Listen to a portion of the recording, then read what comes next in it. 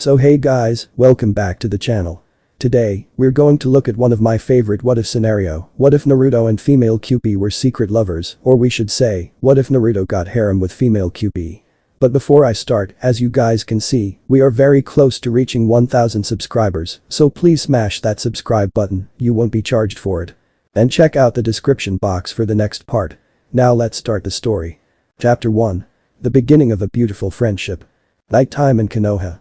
Uzumaki Naruto, 8 years old, was taking a leisurely walk through the quiet walkways of the clan's district, admiring the beautiful full moon in all its glory on this night. He was heading home to his crappy apartment from the Nara compound, the residence of one of his close friends, Nara Shikamaru. He had been invited over for dinner with the Naras and to play several shogi matches afterward with the pineapple-haired young heir. The blonde found it hilarious to see his incredibly lazy friend, a bona fide genius, be both fascinated and frustrated by his unconventional tactics, even though he ended up losing each match anyway. He considered it a victory on his part if he forced the pineapple-haired lazy ass to take his famous thinking pose, in which he sat still with eyes closed and his hands together in an odd gesture during the match. Smiling fondly at the memory of Shikamaru, Naruto wondered how he managed to turn his life around quickly and made friends so soon after that fateful night. Despite Inoichi's best efforts, he still remembered everything, every drop of spraying blood, the sound of his wrist tearing open with a jagged blade of the rusty and discarded kunai he found in an alley, and his surrogate grandfather crying over his bloodied body. He had no idea how, but he knew as soon as he woke up that the memories planted in his head were fakes, and the real ones remained. The fake events were just foreign objects in his mind that he recognized immediately. Naruto could have thrown a huge fit with the Hokage for messing with his head, but he understood why upon seeing his surrogate grandfather's anxious face. The third simply wanted the young boy to be well and happier. He then did a better acting job than the Hokage ever did to assuage the old man's fears about his mental state. After the third left the room, Naruto then spent all day in the hospital bed thinking about what happened the night before and decided to push down the pain and loneliness just a while longer for his surrogate grandfather's sake. The crushing depression he felt about what he attempted didn't make that decision easy, though. He wondered how to even begin, and it wasn't long until he remembered that tall and blonde ponytailed man he saw in his fake memories.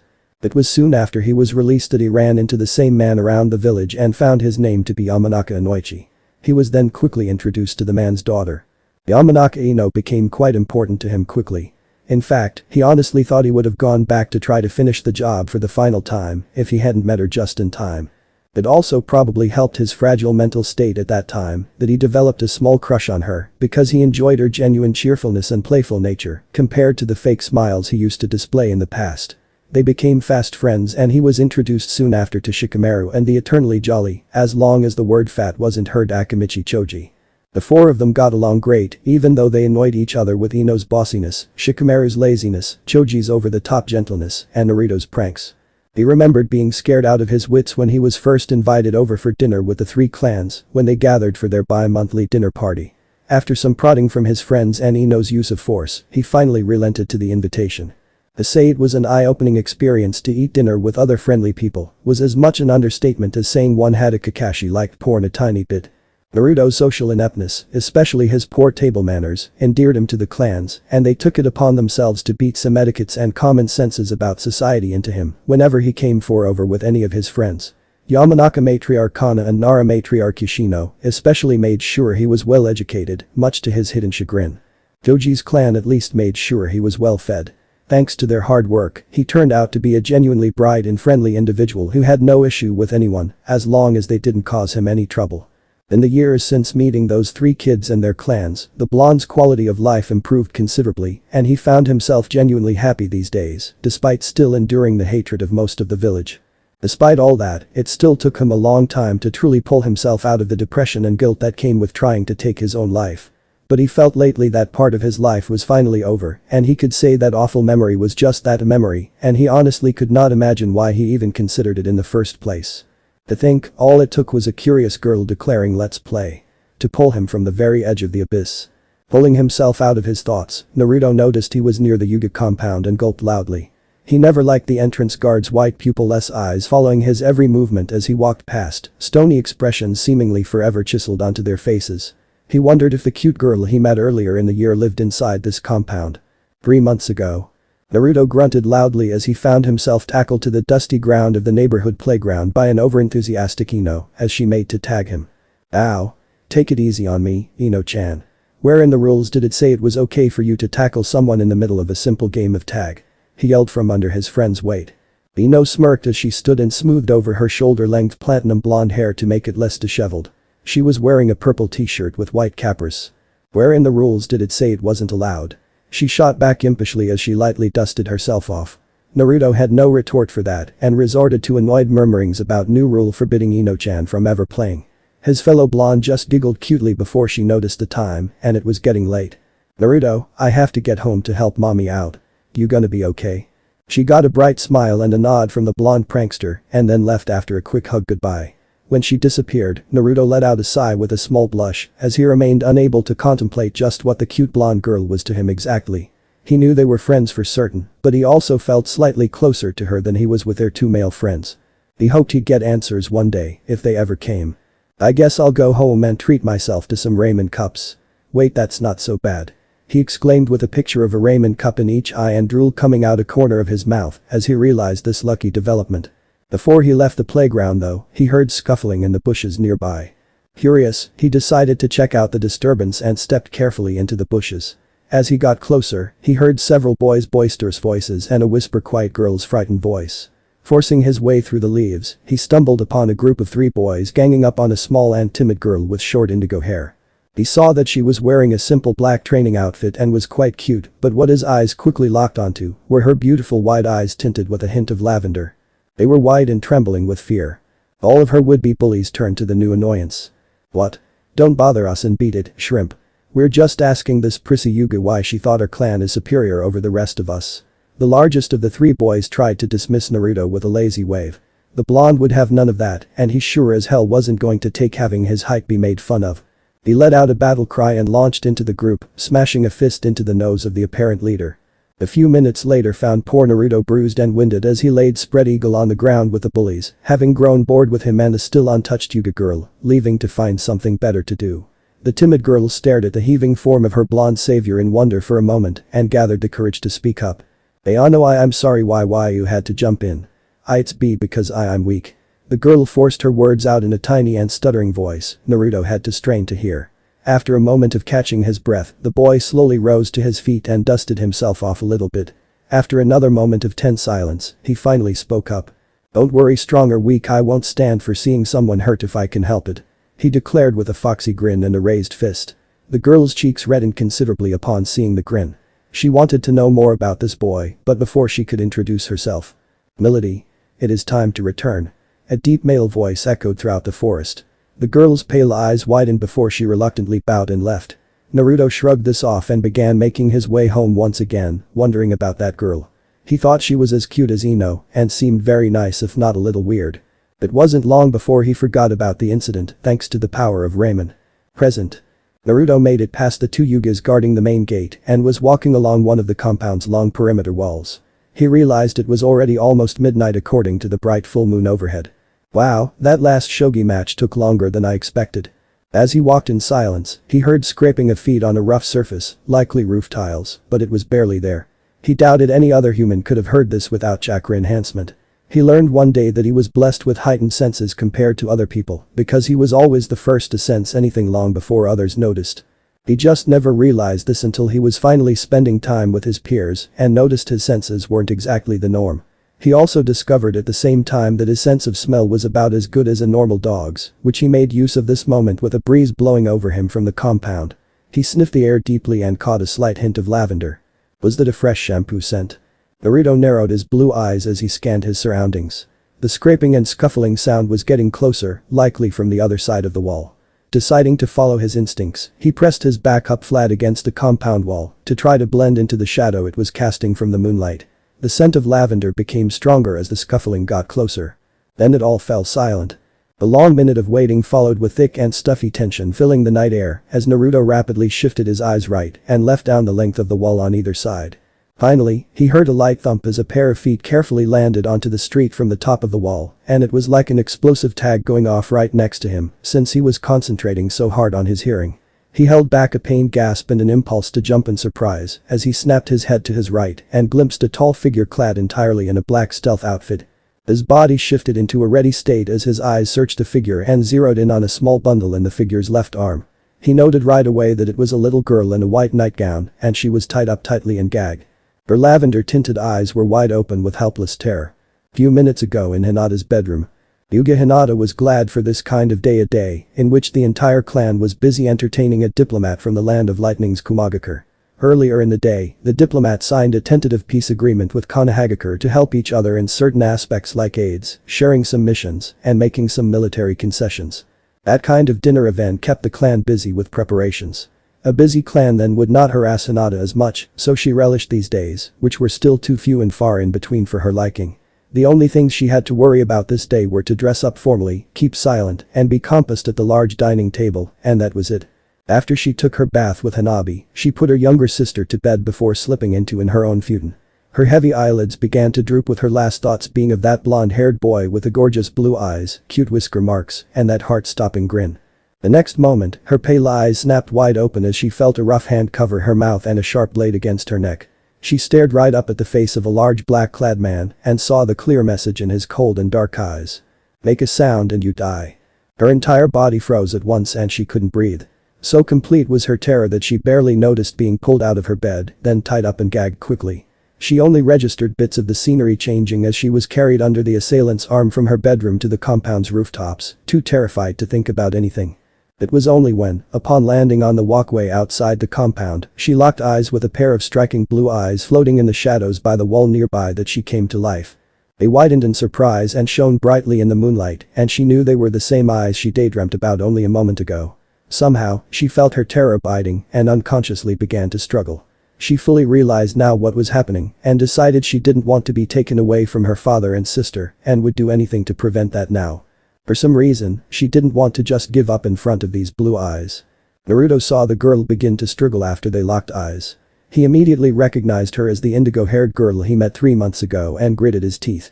This was a bad situation and he knew he was no match for that black figure. He didn't smell a single trace of this man, a good sign of an experienced shinobi.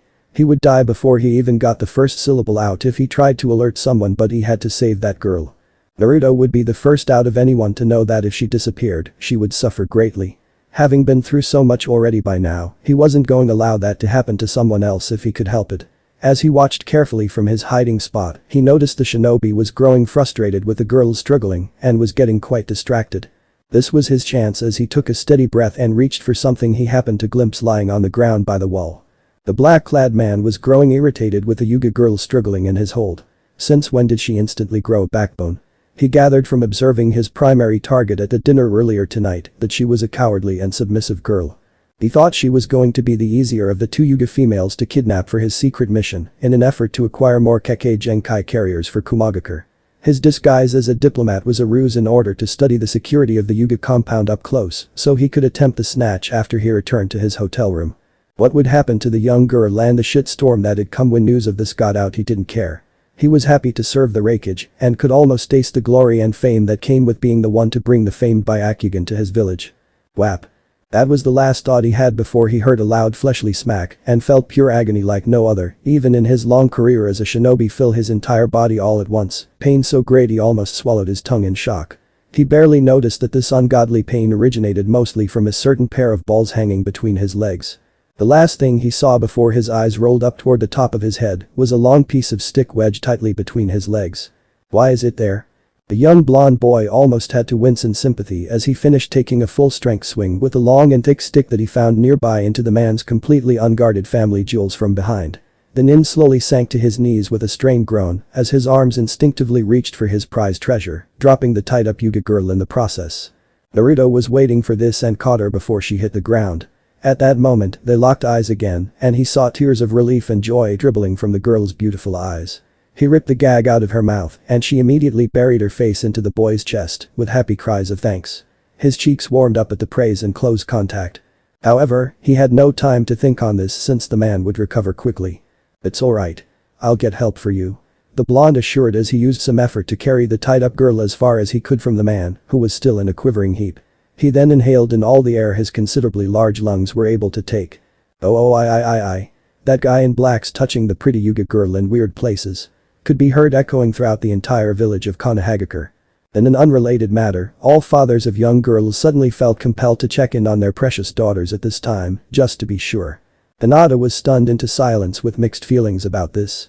She was blushing at being called pretty, but she was also embarrassed by the possible misunderstandings about having been touched in weird places, whatever they were.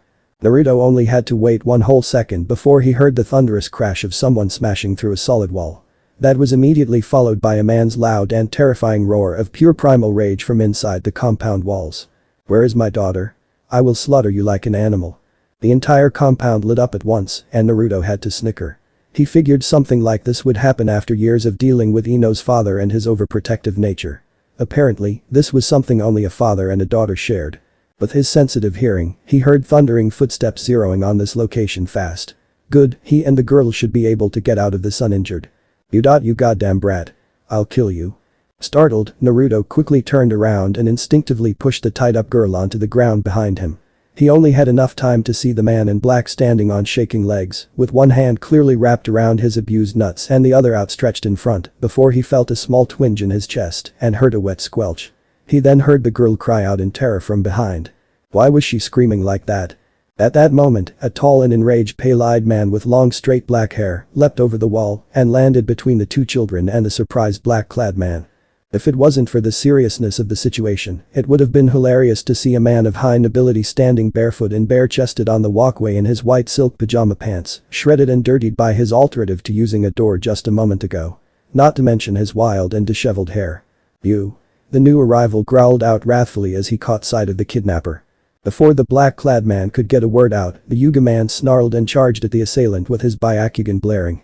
In under a second he struck multiple times with fatal precision, as all chakra-enhanced strikes were aimed at the forehead, throat, lungs, kidneys, and heart. It was all over so quickly when the black-clad man fell, already dead, into a broken heap with so much dark blood pooling underneath that the moon reflected off it easily. Naruto had to admire the way that powerful man quickly dealt with the kidnapper. This man also had to be the girl's father too, from the relief clearly displayed in his eyes upon seeing the girl safe and sound, if only tied up for the moment. Though the blonde couldn't understand why they changed to extreme alarm upon shifting their gaze to him. Before he could say anything in greeting, his head instantly became light, his eyelids felt heavy, and it felt like he was falling slowly to the right. He didn't understand this. He should have been perfectly alright. Was this why the girl behind him was still crying out in anguish? He watched rather than felt as his body hit the ground in slow motion, first with his right knee, then his hip followed by the shoulder, and finally his temple tapped against the cold pavement of the walkway. He couldn't fathom why he wasn't able to move his limbs anymore now. Finally, after a moment of panicked confusion, he used all his waning strength to glance down at his twining chest and finally found the cause. A small kunai was embedded into the very center of it, almost up to the handle, courtesy of the black-clad man before his brutal death. It was this damn thing. I need to pull it out. He thought, clearly going into total shock. But no matter what he tried, he couldn't muster the strength to move even a finger. He needed to remove this bothersome thing so the girl wouldn't have to cry any longer than necessary. His eyelids drooped even lower, despite his best efforts to keep them open. He felt himself being gently turned and laid on his back. He finally took a good look at the Hyuga man that moved him. He looked like a stern and stoic man. However, at this time, he could see clear concern in the man's pale eyes, with the veins bulging around them. He also could hear the man's quickened breathing, apparently trying to work on his grievous injury. He also glimpsed the tear-streaked face of the cute Hyuga girl he just saved standing behind the man, apparently freed from her bindings now. "Please, you need to stay alive." The pale-eyed girl cried out in anguish as her entire body trembled at the sight of so much blood gushing from the young blonde boy's chest. That was when it struck Naruto as his breathing became shallow and his throat began to flood with blood, making each labored breath that escaped sound like a wet gurgle. His wound was definitely fatal. There was no coming back from this one, he was sure. He didn't even feel anything as he watched the man quickly pull the kunai out with a wet snick, ripped his shirt off, and wadded it up to apply pressure to the gushing wound. The man then shouted something unintelligible at some far-off location, apparently addressing other people that must have arrived recently. Naruto's last sight was the heart-wrenching vision of the indigo-haired girl's tear-streaked and grief-stricken face, still desperately imploring for him to stay alive with her beautiful lavender-tinted eyes. His last thought came before total blackness took him. Damn it, I'm not coming back from this one, and this time I don't want to go talk about irony. I wanted to be able to grow up and protect my friends, but I guess I won't be able to do that now. At least I saved that cute girl. That was better than most people could do. Hinata and Hiashi.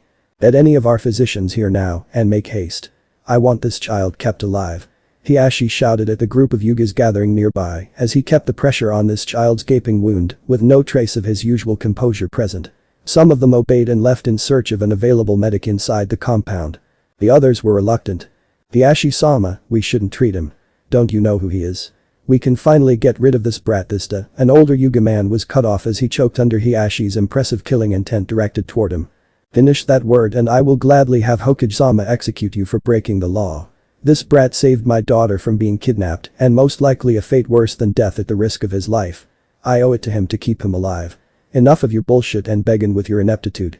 He roared at the trembling Hyugas, his Byakugan blaring with promise of a painful fate for anyone who dared to object further. Only his younger identical twin brother opted to step up to the boy's body in an effort to help him out. Brother, his blood flow is slowing down too quickly and his chakra network is fading. What can we do now?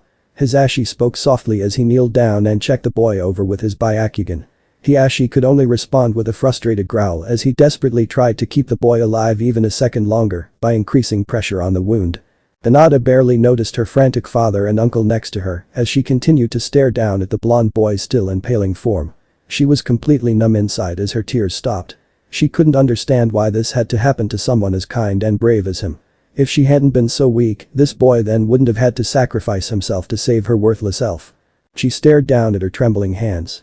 It felt like she had the boy's blood on them, even though they were perfectly clean. Before she could spiral lower into total despair, she heard an unnatural yelp of surprise each from her father and uncle. Before she could glance up to see what happened, she was yanked backward by her nightgown's collar, her father's blood-soaked hand clenching tightly onto it. Landing some distance away from the boy's body, all three were shocked to see bright red chakra burst from the body and surround it as if it was protecting the boy. Hiashi and Hisashi had to deactivate their Byakugan lest they became blinded by the dense and pure chakra radiating from the boy. They also had to resist the familiar and overpowering presence in the atmosphere as the other Hyugas scrambled to get away from the body as quickly as possible. The clan head heard his daughter cry out in shock. "Father, what is this? Is it hurting him?" Hinata exclaimed with none of her usual stutter, pulling hard at her father's death grip on her collar in an instinctive effort to protect her savior from whatever it was. Her father shushed harshly to get her to calm down a bit and took a moment to stare at what was happening before them. He shared an astonished expression with Hisashi before replying. "No, it seems to be healing the wound as if it was nothing." He murmured in amazement as he observed the young child's gaping wound beginning to close. Inside Naruto's mindscape, Naruto opened his eyes to find himself lying on his back, submerged up to his ears in shallow water. He quickly sat up in confusion and clutched at his chest, only to see no sign of the wound he supposedly suffered, and his shirt somehow remained intact. He knew that was real, so why did he end up here suddenly unhurt? He had a look around and saw that he was in a long, wide, and dimly lit hallway that seemed to stretch on forever into pitch black darkness in either direction. The walls were old and crackling with large dark red and blue pipes snaking along them in odd patterns. He noted the red pipes were glowing bright red compared to the blue ones. What is this? Is this where people go when they die? Confused, he forced himself to rise and shake some of the excess water off. As he glanced at both directions the large hallway stretched into, he could feel something tugging at him a little one way. Having nothing else to go on, he decided to follow the sensation. After what seemed like hours of wading through the shallow water, the hallway suddenly opened up into an enormous room. Red and blue pipes covered nearly every inch of the walls on both sides and even the ceiling, but that wasn't what caught Naruto's attention, as he could now feel a very powerful presence in here. Walking further into the room revealed a giant set of iron bars blocking further progress into the darkness beyond. A closer inspection revealed a paper with seal written on it stuck high up on the center bar. He felt anxiety flowing through every single inch of his body. Something told him this was neither heaven nor hell. "You catch on quick, boy." A loud and authoritative voice boomed through the large cavern-like room. The young blonde yelped in surprise and fell back to land unceremoniously on his backside, splashing the shallow water everywhere. There was silence for a long moment before the booming voice broke into a mirthful chuckle, seemingly shaking the entire room with each exhalation. "Haha, it has been a while since I've had a good laugh. Please do not be frightened. We are in your mindscape and I wish to have a discussion with you, Uzumaki Naruto." The voice continued, rolling throughout the room like thunder. It took a moment for Naruto to regain his composure at hearing and feeling the presence beyond the iron bars. "Oh, okay, but may I ask for your name since you apparently know mine?" The young boy carefully inquired upon the mysterious presence. He heard what sounded like a pleased growl. "Respectful, I like that. I will tell you my true name soon, but for now, I'm afraid you know me by another."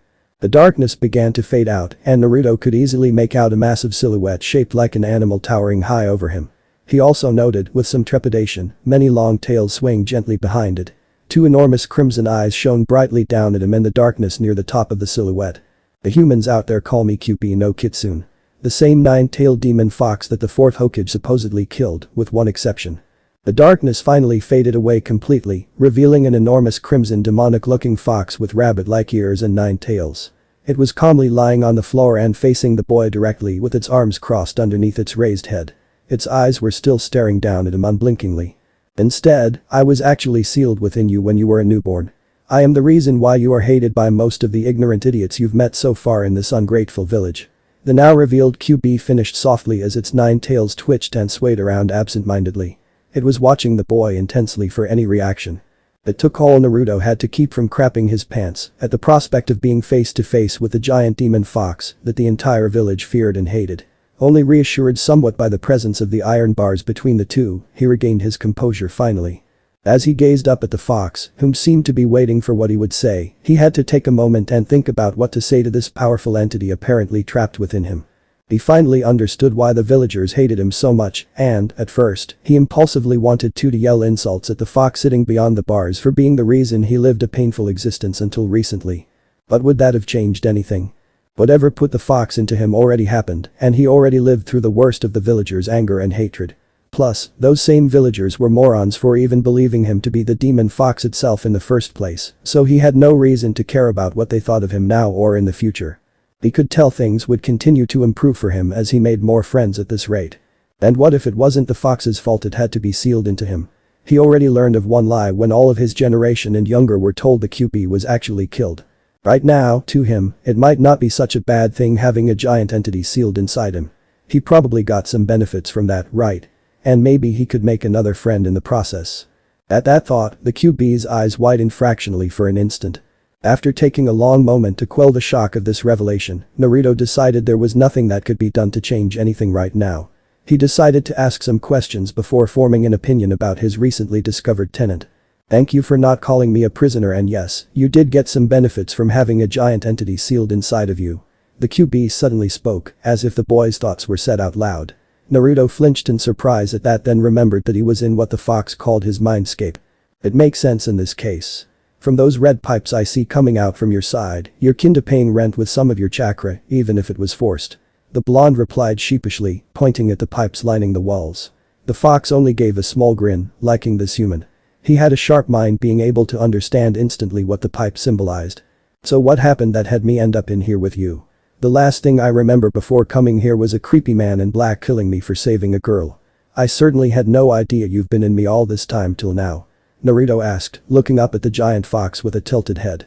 "When you were dying, I pumped some of my chakra throughout your system and it increased your healing rate exponentially. While I'm working on that, I decided to pull you into this room so we can finally meet face to face and have a discussion." It spoke with an annoyed tone on the last word, as if it was going to confront the boy about something. Naruto gulped, having a feeling he knew what the Kyuubi was pissed about. As if to signify the changing mood, the fox's massive tails began to move around a little forcefully, splashing the shallow water everywhere. "Now I would like to tell you about my end in regards to how this seal works between us. As long as I am inside you, my chakra is absorbed little by little into your body, and I cannot break out of the seal at any time without killing you," the fox explained while pointing at the paper seal on the bar with one of its tails. "While I'd admit I'm not too put out by that notion, I realized it's best for me to work with you and keep you alive until the end of your life this time. The reason for this is the seal connecting us both is designed so that if you died for any reason aside from old age, I'd die as well, and it probably would be long and painful, too." Naruto winced. The fox became more agitated as it narrowed its sinister crimson eyes at the cringing blonde, bared all of its teeth, got up on all 4 legs with thunderous footsteps, and its tails thrashed loudly behind it. They were raising a deafening racket in this large room. "So imagine my rage when I watched you try to kill yourself 4 times in quick succession some time ago, and I desperately worked my ass off to keep the both of us alive. Every god damn time." The all-powerful Kyuubi roared as it punctuated the last 5 words with an intense slam of one of its powerful tails onto the floor, shaking the entire room each time and causing large waves everywhere with the shallow water. The fox's angry roar knocked the boy off his feet and blew him back several meters to tumble through the choppy water. After the outburst, the fox exhaled loudly and seemed to calm down as it returned to lying down. Naruto, while a little wary this time, slowly stood up from the calming water and shook the excess off to face his tenant again, while remaining silent with a guilty expression. The Kyuubi sighed slowly and a small smirk tugged at its black lips. "You're lucky that I healed you on a whim this time. After what happened, I decided I wouldn't heal your moronic ass ever again as long as you kept contemplating suicide. That'd mean I'm trapped inside a weak container and I'd rather just die with you and deal with the hassle of coming back to life a few decades later. I almost considered not saving you this time since going up against an experienced shinobi the way you are now would be considered a form of suicide by many people, myself included." The Kyuubi grinned at Naruto's annoyed scowl at being called suicidal for doing what he thought was right. "Still, you did do it to rescue that human child and you actually did not want to die, so I decided to interfere and make a deal with you. I want to help you get strong enough to keep the both of us alive, as well as protect all of your friends, Uzumaki Naruto." Naruto became alarmed about the notion of making a deal with a demon, especially when it was the most powerful being in existence. He decided to make sense of something before he would decide to accept or not. "Go ahead and ask your questions." The Kyuubi snickered at seeing the boy fault at having his mind read again. "Damn it. Anyway, I only have one question. Why did you attack Konoha?" he asked firmly, before gulping a little as he saw the giant fox narrow its eyes angrily. Its tail shifted some as it took a deep and calming breath. Apparently it was a sore subject. "A masked man with a Sharingan ripped me out of my previous container and put me under his control with that accursed Kekkei Genkai. I was then taken to your village and forced to rampage through it until your fourth Hokage came and sealed me into you, and that's how we got here.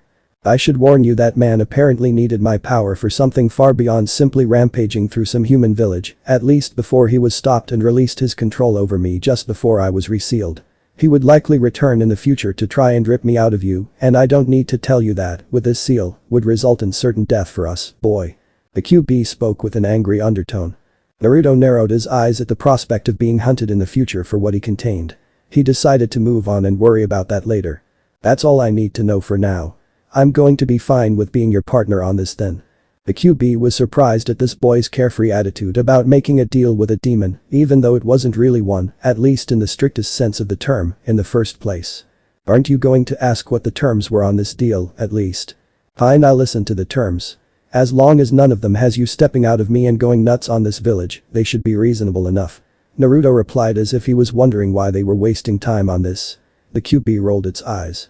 "I'll tell you anyway so you won't bitch at me in the future about anything that comes up. Now, your benefits in this partnership are that you receive all of my help in making you much more stronger like a container of the Kyuubi no Kitsune should be. That includes, but is not limited to, physical training, learning to control your chakra efficiently, receiving my fire affinity, and several of my own personal fire jutsu, my knowledge of tactics and strategies, jinjutsu, taijutsu, kinjutsu, and the ability to control your own tailed beast transformation after you've trained long enough. I will also help you with most of the jinjutsu cast upon you by dispelling them with my own chakra.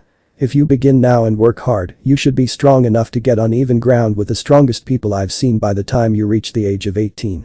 The Kyuubi had to hold back a smirk at seeing the boy's expression of wonder and amazement. "I have 4 terms of my own in this partnership. First, you unlock all of your senses to me so I can see, hear, smell, taste, and feel whatever you come across in the outside world since it gets boring in here. A simple agreement between us is all the intent it should take for the seal to allow me to actively link up with you. Up until now, I could only find out things about you by reading your memories.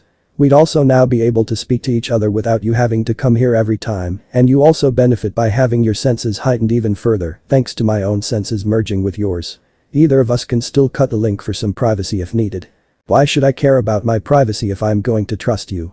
Believe me. When you get older, you'll want all the privacy you can get." The fox retorted with a snicker. The blonde just tilted his head in confusion, but shrugged. "Sure. Let's agree to that. It sounds like a great help for us both." The Kyuubi grinned. "So be it. We should be able to link up now." Indeed, they both felt something shift slightly in the air around them, as if some unknown force just responded to their conversation non-verbally just now.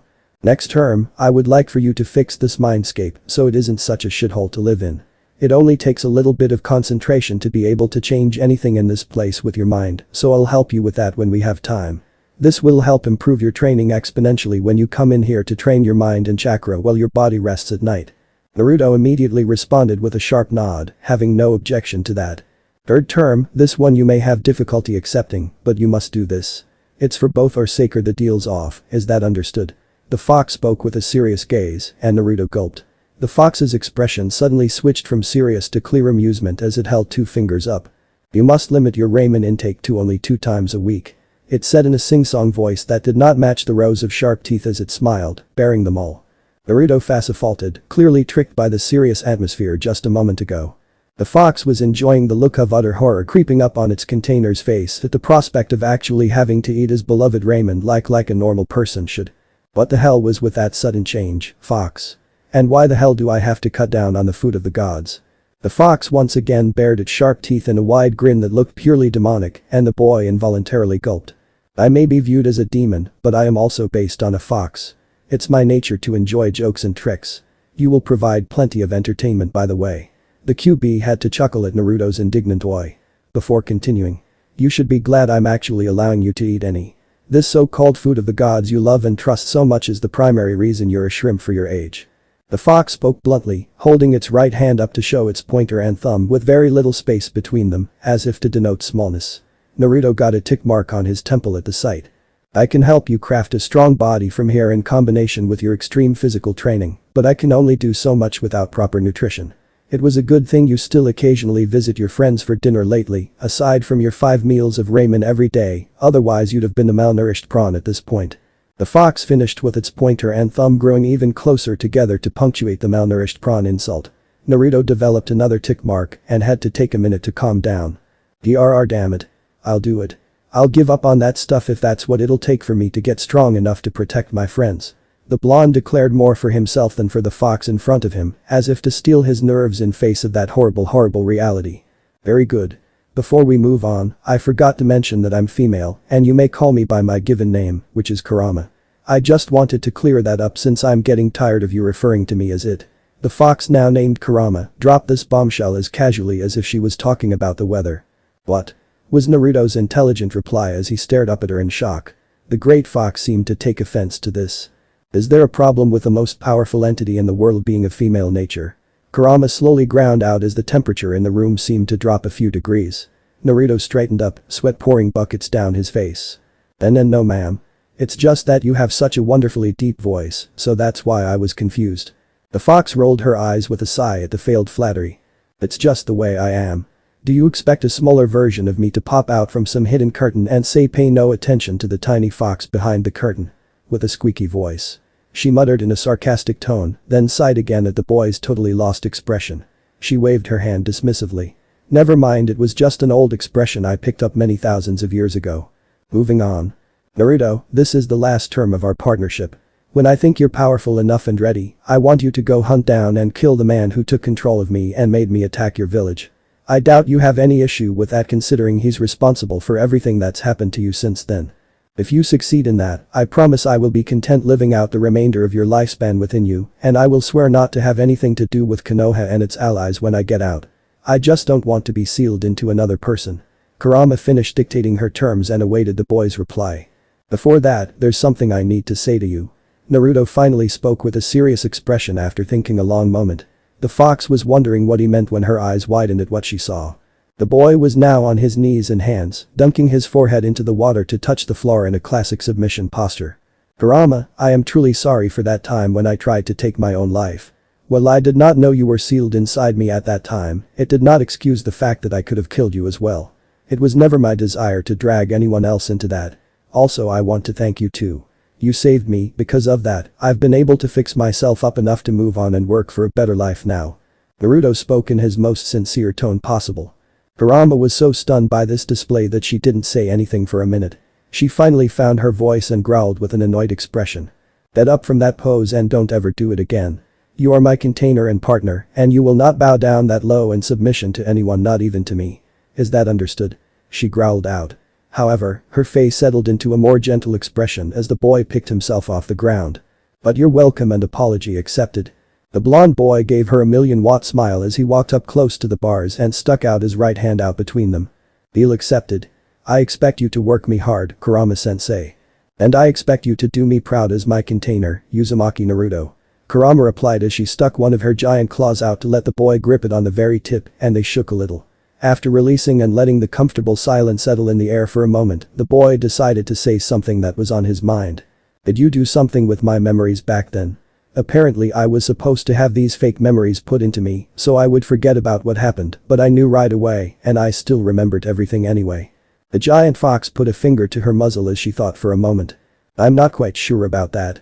It may have been something to do with my chakra interfering with the effects of whatever that man with the long ponytail did to your mind.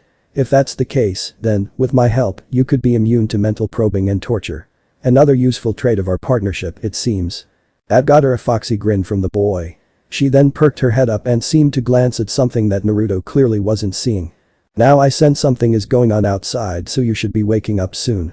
I'm done healing your wound and only a few minutes have passed out there. Be careful, as you'll be weakened for a while.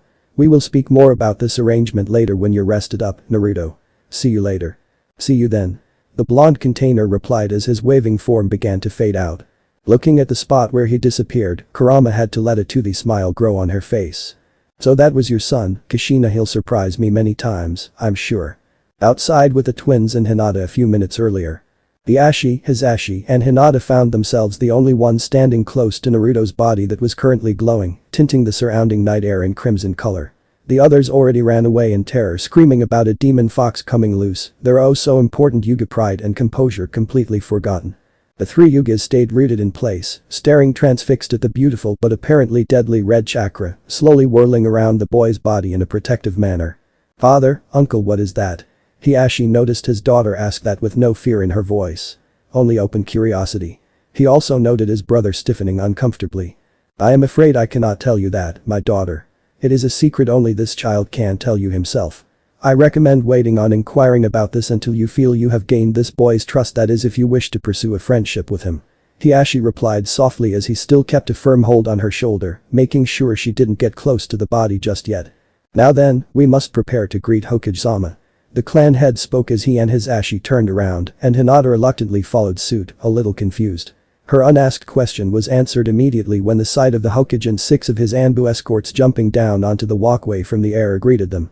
The third's face was grim as he surveyed the scene, from the broken body of the black-clad shinobi to the 3 Hyugas and finally to the crimson glowing body of the Kyuubi Jinchuriki. What happened here? He asked calmly, but his tone did not hide his tension at seeing the Kyuubi's chakra floating around the boy's body. A few minutes of explanations brought everyone up to speed. They were also dismayed to discover the kidnapper when one of the Anbu investigated his body, turned out to be the diplomat sent from Kumo. The Hokage rubbed his temples at the upcoming headache as he'd have to deal with an international incident when word of this eventually reached Kumagakure. In the meantime, 3 of the Anbu were now standing guard in a triangle formation around Naruto as the crimson chakra continued to twirl around him. After a few minutes of anxious waiting, everyone noticed the red glow was beginning to fade away and the chakra eventually shrank until it finally retreated fully into the boy's body. The Hokage and everyone else held their breaths for what seemed like eternity until they saw the boy stirring awake. The old man stepped closer until he was just out of the boy's range with his escorts tensing into readiness. Naruto-kun, is that you? Are you okay? Groaning, Naruto opened his eyes to see the very concerned face of his surrogate grandfather. Hokage Jiji, what are you doing here? He murmured tiredly. The third let out an explosive breath of relief as he discreetly signaled his Anbu to stand down. Only Naruto would call him that, and this was definitely the same boy he came to know and care for. He'd have to put off his discussion about the red chakra, at least until he was able to get alone with the boy soon. He noted the young Hyuga girl bravely stepping up. "Ano, what's why your name?" Hinata asked with barely any stuttering, surprising the twin brothers a little. I'm Uzumaki Naruto. It's nice to meet you. The boy replied with a tired and sheepish smile as he sat up. Well, Naruto-kun, my name is Hyuga Hinata and I want to thank you for rescuing me once again. I'm glad you do not seem to be hurt anymore now. Hinata quietly stated before she quickly reached in for a hug. It was all Naruto could do to not jump in surprise at being suddenly hugged by someone other than Ino and her mother. After getting used to it, he thought it felt very nice and warm. Hinata, on the other hand, was blushing scarlet at such an impulsive action. Both hid their slight disappointment upon letting go of each other. I would like to see you again soon when you recover, if that is permissible with my father. Hinata shyly stated as she glanced at her father. Hisashi nodded slightly in approval before turning to his twin brother. Hisashi, please return to the compound and inform them that all is well. Take my daughter with you as well, and guard her and Hanabi until I return. Hiashi requested of his younger brother. He got an affirmative nod in return and turned back to Hinata. My daughter, you should get back to check on your sister and Tomo-san. I am sure they are worried about you. Afterward, get cleaned up and await my return before you retire to bed. I will remain here for a moment longer. Hiashi commanded of the little Hyuga, who quickly bowed her head to everyone and made her way back into the compound with her uncle. Hiashi then kneeled down next to the tired boy. Uzumaki-san, my name is Hyuga Hiashi and I am the head of my clan. I wish to express my heartfelt gratitude to you for saving Hinata. You are welcome to come by the compound anytime my daughter wishes to meet with you. I also have to admit it was very clever of you on how you alerted us to the kidnapping. Hiashi remarked with a slight twinkle in his eyes. Naruto had the decency to look sheepish. It was all I could think of. I've seen how protective parents are of their children, especially a father and his daughter.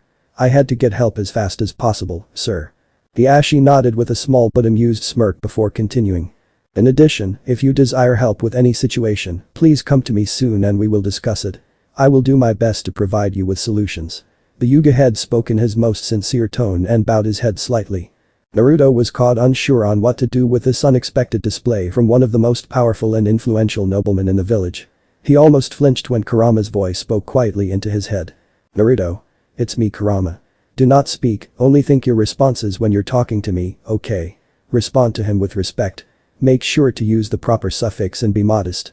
We're going to need his support in the future if we want our lives to be a bit easier, and it's important we secure it now. Gotcha. Naruto thought quickly and took a moment as he considered his response. Hiashi-sama, thank you for your generous offer. I just did what I had to do when I came across that guy, even if it hadn't been your daughter in his clutches. Anyone else would have done the same, I'm sure. Excellent response, Naruto. Nonsense, Uzumaki-san. You were there and that is all that matters now. My offer will always be available indefinitely.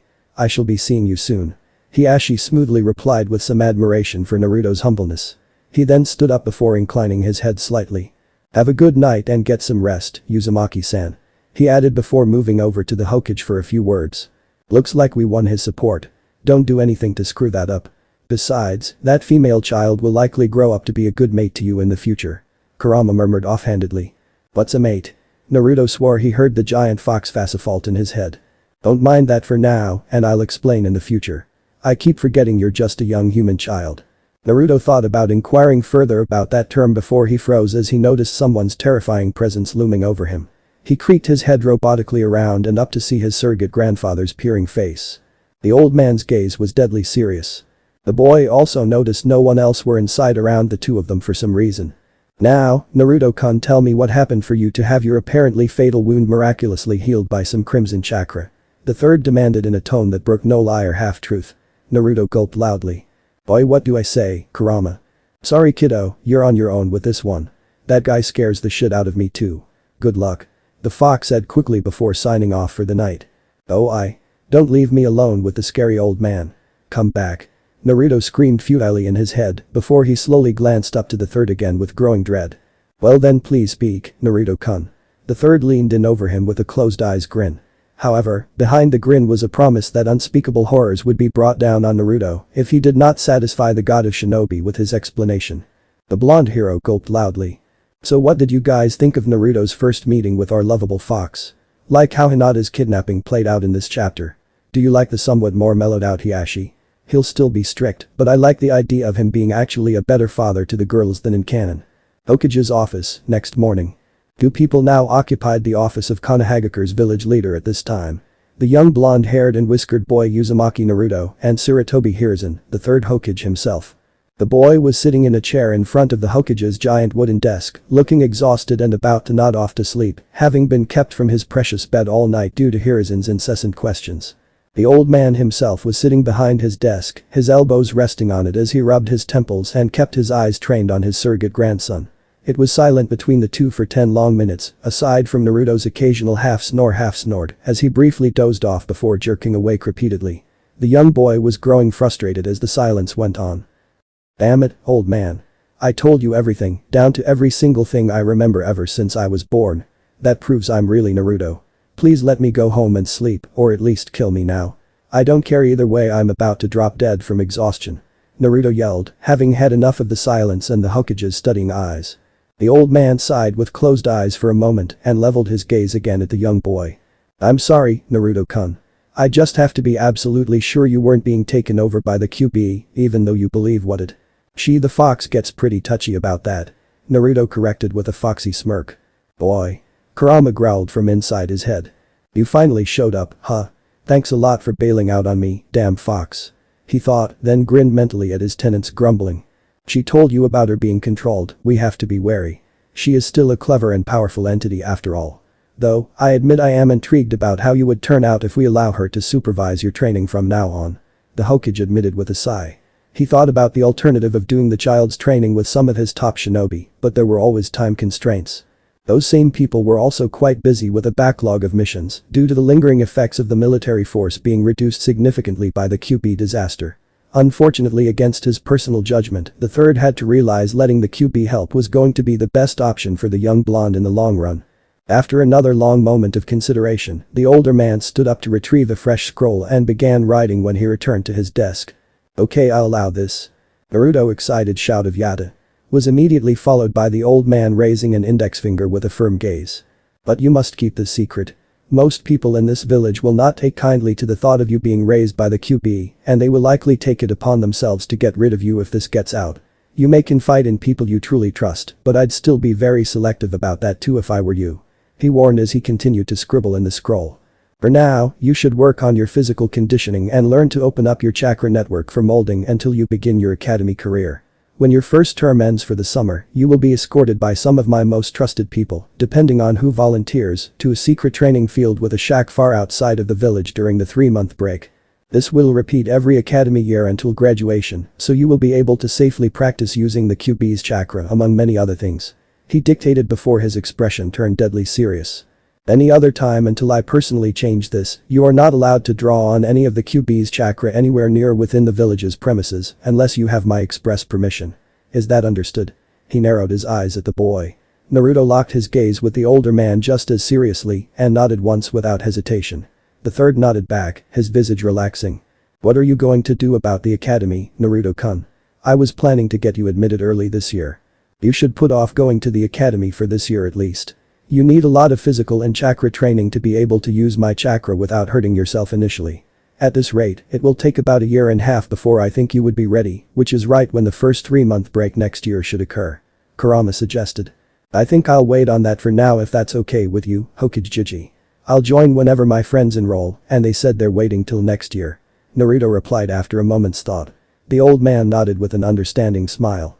Let me add that, for now, I would be happy to help provide you with training aids, some low-level jutsu scrolls, and some weapons, should you need them in the future. Just come to me and we'll discuss any of that, okay? He got a happy nod before continuing. For now you will be allowed access to training ground 42, since no one is using that. However, you will need a special permit since you are not a shinobi yet. The Hokage finished writing in the scroll and called for an Anbu to appear. Take this to Commander Dragon, please. The third commanded, and the masked nin saluted as he took the scroll and disappeared in a swirl of smoke. I need to learn that. The boy bounced excitedly in his chair while the Hokage chuckled. Naruto, ask the old fart if that training field will have some steep cliffs for climbing. Kurama suddenly spoke, and Naruto reluctantly relayed what the fox asked, having a bad feeling about this. Despite his misgivings, Hiruzen had to smile. That fox knew what she was doing, after all. Yes, there is a large and deep ravine that should suit what you are looking for, Kyuubi-san. I will be sure to include a little something with the training aids when you are ready to have Naruto-kun start on that. The Hokage replied for the fox's benefit. Naruto was confused. And somewhat scared as he saw his surrogate grandfather's knowing smile, and he could feel the fox inside him grin wide in response. A third cleared his voice. I apologize for keeping you here this long, Naruto-kun. I will let you get on your way now, since I have things to take care of in regard to the kidnapping attempt last night. You also need to recover your health, so come back in 3 days for your permit. Have a good day. He stated with a polite dismissal. The blonde boy just nodded with a grin and quickly ran out of the room with a wave. The god of shinobi sighed tiredly as he turned in his chair to look out over his village through the large window behind the desk. He knew the entire village would be buzzing loudly when the news of the Hyuga kidnapping attempt reached everyone. What are you going to do now, san? Naruto. So what do I do? Naruto thought as he sped through the streets toward his apartment, a little embarrassed with getting stares from the villagers this time. He was still topless after he lost his shirt last night, after all. As the old fart said, you need rest. Just get something to eat that's not ramen and get to sleep all day and night. We will get started on organizing your training tomorrow morning. Kurama spoke thoughtfully. Naruto was a little crestfallen since he wanted to get started right away and he wasn't actually feeling tired, but he'd trust her. He stopped by a market that was forced to treat him as a normal customer thanks to the Hokage's interference and bought 2 disposable bowls of cereal and milk. Arriving home, he quickly ate then dived onto his bed, already asleep as soon as his head hit the pillow. He hadn't realized just how close to extreme exhaustion he was. Kumagakure, Raikage's office. The very large, dark-skinned, and muscular 4th Raikage grunted as he lifted a dumbbell weighing 500 pounds while sitting in his desk's chair. This powerful shinobi named A was deep in thought as he wondered how the Hyuga kidnapping he ordered went. Gaining more Kekkei Genkai users was his father's last order before appointing him the new Raikage. Then that tough old bastard went and got himself killed defending Kumo's retreat against 10,000 Iwa troops after that damn village decided to disband their alliance at the end of the Third Great Shinobi War.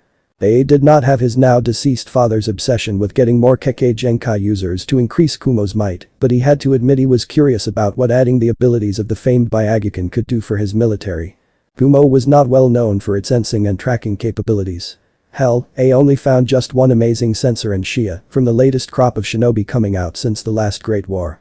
When this peace treaty negotiation came up, the Raikage decided to take a chance and made the order to sneak one of his retired jounin into Konoha as an ambassador. Now all he could do was to just wait for any news to come back to him. There was urgent knocking at the office's door. A carefully put the dumbbell down onto the floor, which creaked loudly under the weight, since he didn't want to get berated by his lovely new secretary for destroying his office again. After a loud grunt of enter. A chunin in charge of the messenger hawks burst in, breathing hard with a scroll in hand. Raikage-sama, there's bad news from Konoha. What?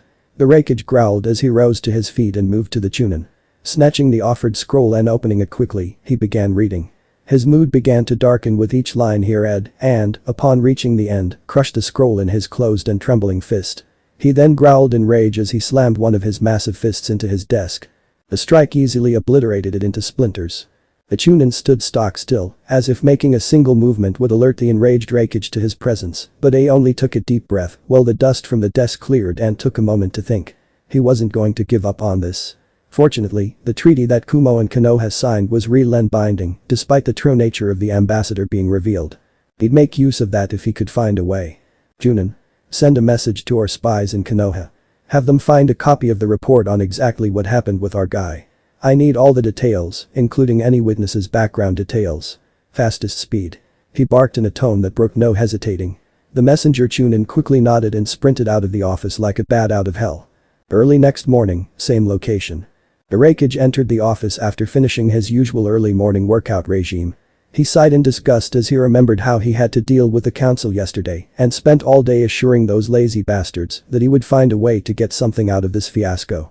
He was so close to using his lariat on all of them and then adopt Konoha's style of military dictatorship. The council's pressure was part of the reason why he pulled the trigger on this kidnapping attempt. Now he was already realizing his father might have happily dumped the Raikage title on him and rushed to death just to avoid dealing with the council ever. And all the damn paperwork. He sat behind his new desk to absent-mindedly lift some dumbbells and shake out evil thoughts about decapitating pompous asses. After about 30 minutes, there was a knock at the door. Another loud enter. Revealed the same messenger chunin. Raikage-sama, we got the information from our spies in Konoha. These were sealed into the Hawk's message scroll. The man spoke quickly as he presented just 2 scrolls. A raised an eyebrow. Did they not have time to gather more files on other witnesses? No sir. There was only one legitimate witness at the time of our ambassador's death. There were 2 others present, but they were the clan head and his daughter, so their accounts could be dismissed as biased in any court. The Raikage's other eyebrow joined the first one at this interesting development. He took the 2 scrolls then sent the chunin out. He laid them out on his desk and took his time reading over the detailed account of exactly how it happened and then looked over the witness's file. A's eyes widened at the interesting history of this person. His lips began to form a smirk as he reread the Konoha Anbu's report, and his many years of shinobi experience told him that it seemed to have left important parts out in some areas. Apparently there were some secrets involved with this incident that they could not carelessly put on an official report for even their own shinobi with high enough clearance to read over. No matter, it would be their downfall. Without the whole truth, this report suddenly had holes. It was a long shot, but A would take this as he buzzed his secretary into the office via the intercom. "Mabui-san, get me the diplomat that worked with Konoha in the past and clear my schedule for this morning. I have a long list of things to discuss with him," the Raikage ordered. The now named beautiful dark-skinned young woman affirmed with a silent nod and moved to make arrangements. A then leaned back into his chair and sighed. "This is truly an underhanded tactic. I almost actually feel bad about this but I need to succeed in this to make the inevitable international shitstorm from the attempted abduction worth it." He began to grin. "If this works, we may actually get an intact body of the strongest and most pure male Hyuga. That would provide solid results in our research compared to a female Hyuga who was viewed as weak by her own clan. Especially if we managed to extract some semen before it could decay. Same time in Konohagakure. I can't believe I slept that much. You're right about me needing it, Kurama." Naruto muttered out loud as he yawned and stretched his body as much as he could in his bed on this early morning. He slept most of the day away yesterday, only getting up to eat and relieve himself. "I am always right. I do have one question, though. Just what is that abomination you have on your head?" Kurama remarked in his head, curious about the interesting-looking nightcap her host was wearing. It looked like an odd toothy monster eating the boy's blonde hair. "Boy, don't diss Mr. Nightcap. It protects me from bad dreams and keeps my head warm.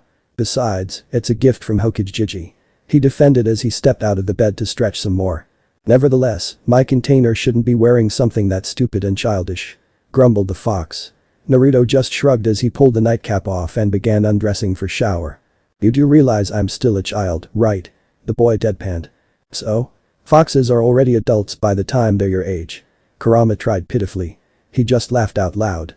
"Your fox logic won't work on a human and the hat stays." He smirked upon hearing an annoyed snort in his head. After showering and eating an actual healthy breakfast of milk, fruit, toast, and oatmeal, Naruto dressed in his training outfit of a black loose sleeveless shirt with a Uzumaki spiral drawn in red on the back and white shorts. "So what do I need to start with?" the boy thought, getting down to business as he stretched to make his body loose. "Unfortunately, your body is pitifully underdeveloped thanks, once again, to your hopefully former ramen addiction." Kurama paused for an angry snort from her container before continuing. "Any real physical conditioning will just break your body at this point. We will build up your endurance and muscles as you eat healthier before we begin on any actual conditioning and your shinobi training. It won't take much time, as I will be working to make efficient use of your body's improved nutrition. It shouldn't more than 2 months for you to be in good enough shape. Until then, we'll start with something easy. Maybe 10 laps around the entire village and 2 sets of 50 crunches, push-ups, and squats each 2 laps. The fox couldn't help but smirk evilly at the boy's horrified expression at the list of the easy exercises. "We will flesh out more of your exercises from there as time goes on. Now get going and no talk back. Chop chop." The hidden Anbu guarding Naruto eventually wrote in their daily report that they heard their charge loudly cursing a damn fox as the boy left his apartment for his long morning of tort exercises. Later. It was noon when our blonde hero was dragging himself up the stairs to his apartment. "Damn fox, you put me through hell today." Naruto whined as he painfully fished for his keys in his shorts pocket. "I know I particularly enjoyed your creative vocabulary on what you were going to do to me when I asked for 2 more laps. I'll be looking forward to more tomorrow," Kurama replied, snickering at the memory. Naruto let out a pained groan as he opened the door, shuffled in, and fell forward flat on the entrance hallway's floor. A moment later, the 2 Anbu guards hidden next to the still open front door could hear snoring. 2 huge sweat drops formed in the air above where the 2 invisible guards were hiding. After listening to the boys snoring for 5 minutes, the guards shrugged at each other and one of them briefly shimmered into visibility to gently close the front door. An hour later, the blonde woke up with his stomach grumbling.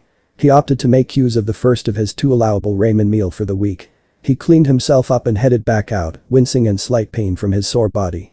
Arriving at Ichiraku Ramen, he was greeted by one of the few people that saw him for who he really was, Tucci, owner of his favorite ramen stand.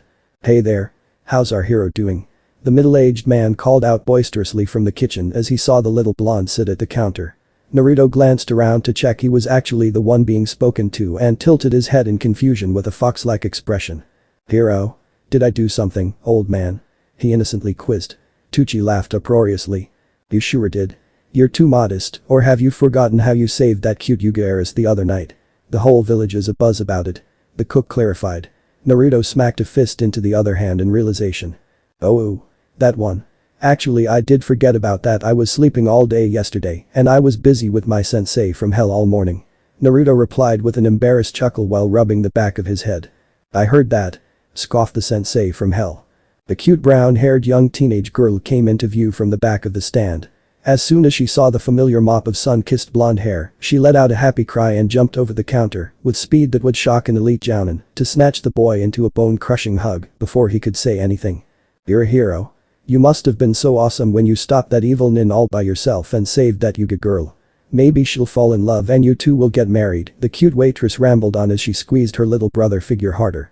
"Am-chan, you're killing our favorite customer, you know," the amused Tucci pointed out to his daughter. "Huh?" was her reply before she looked down to see the poor boy's blue face suffocating between her already budding watermelon. She yelped and pulled Naruto away from her chest before apologizing sheepishly.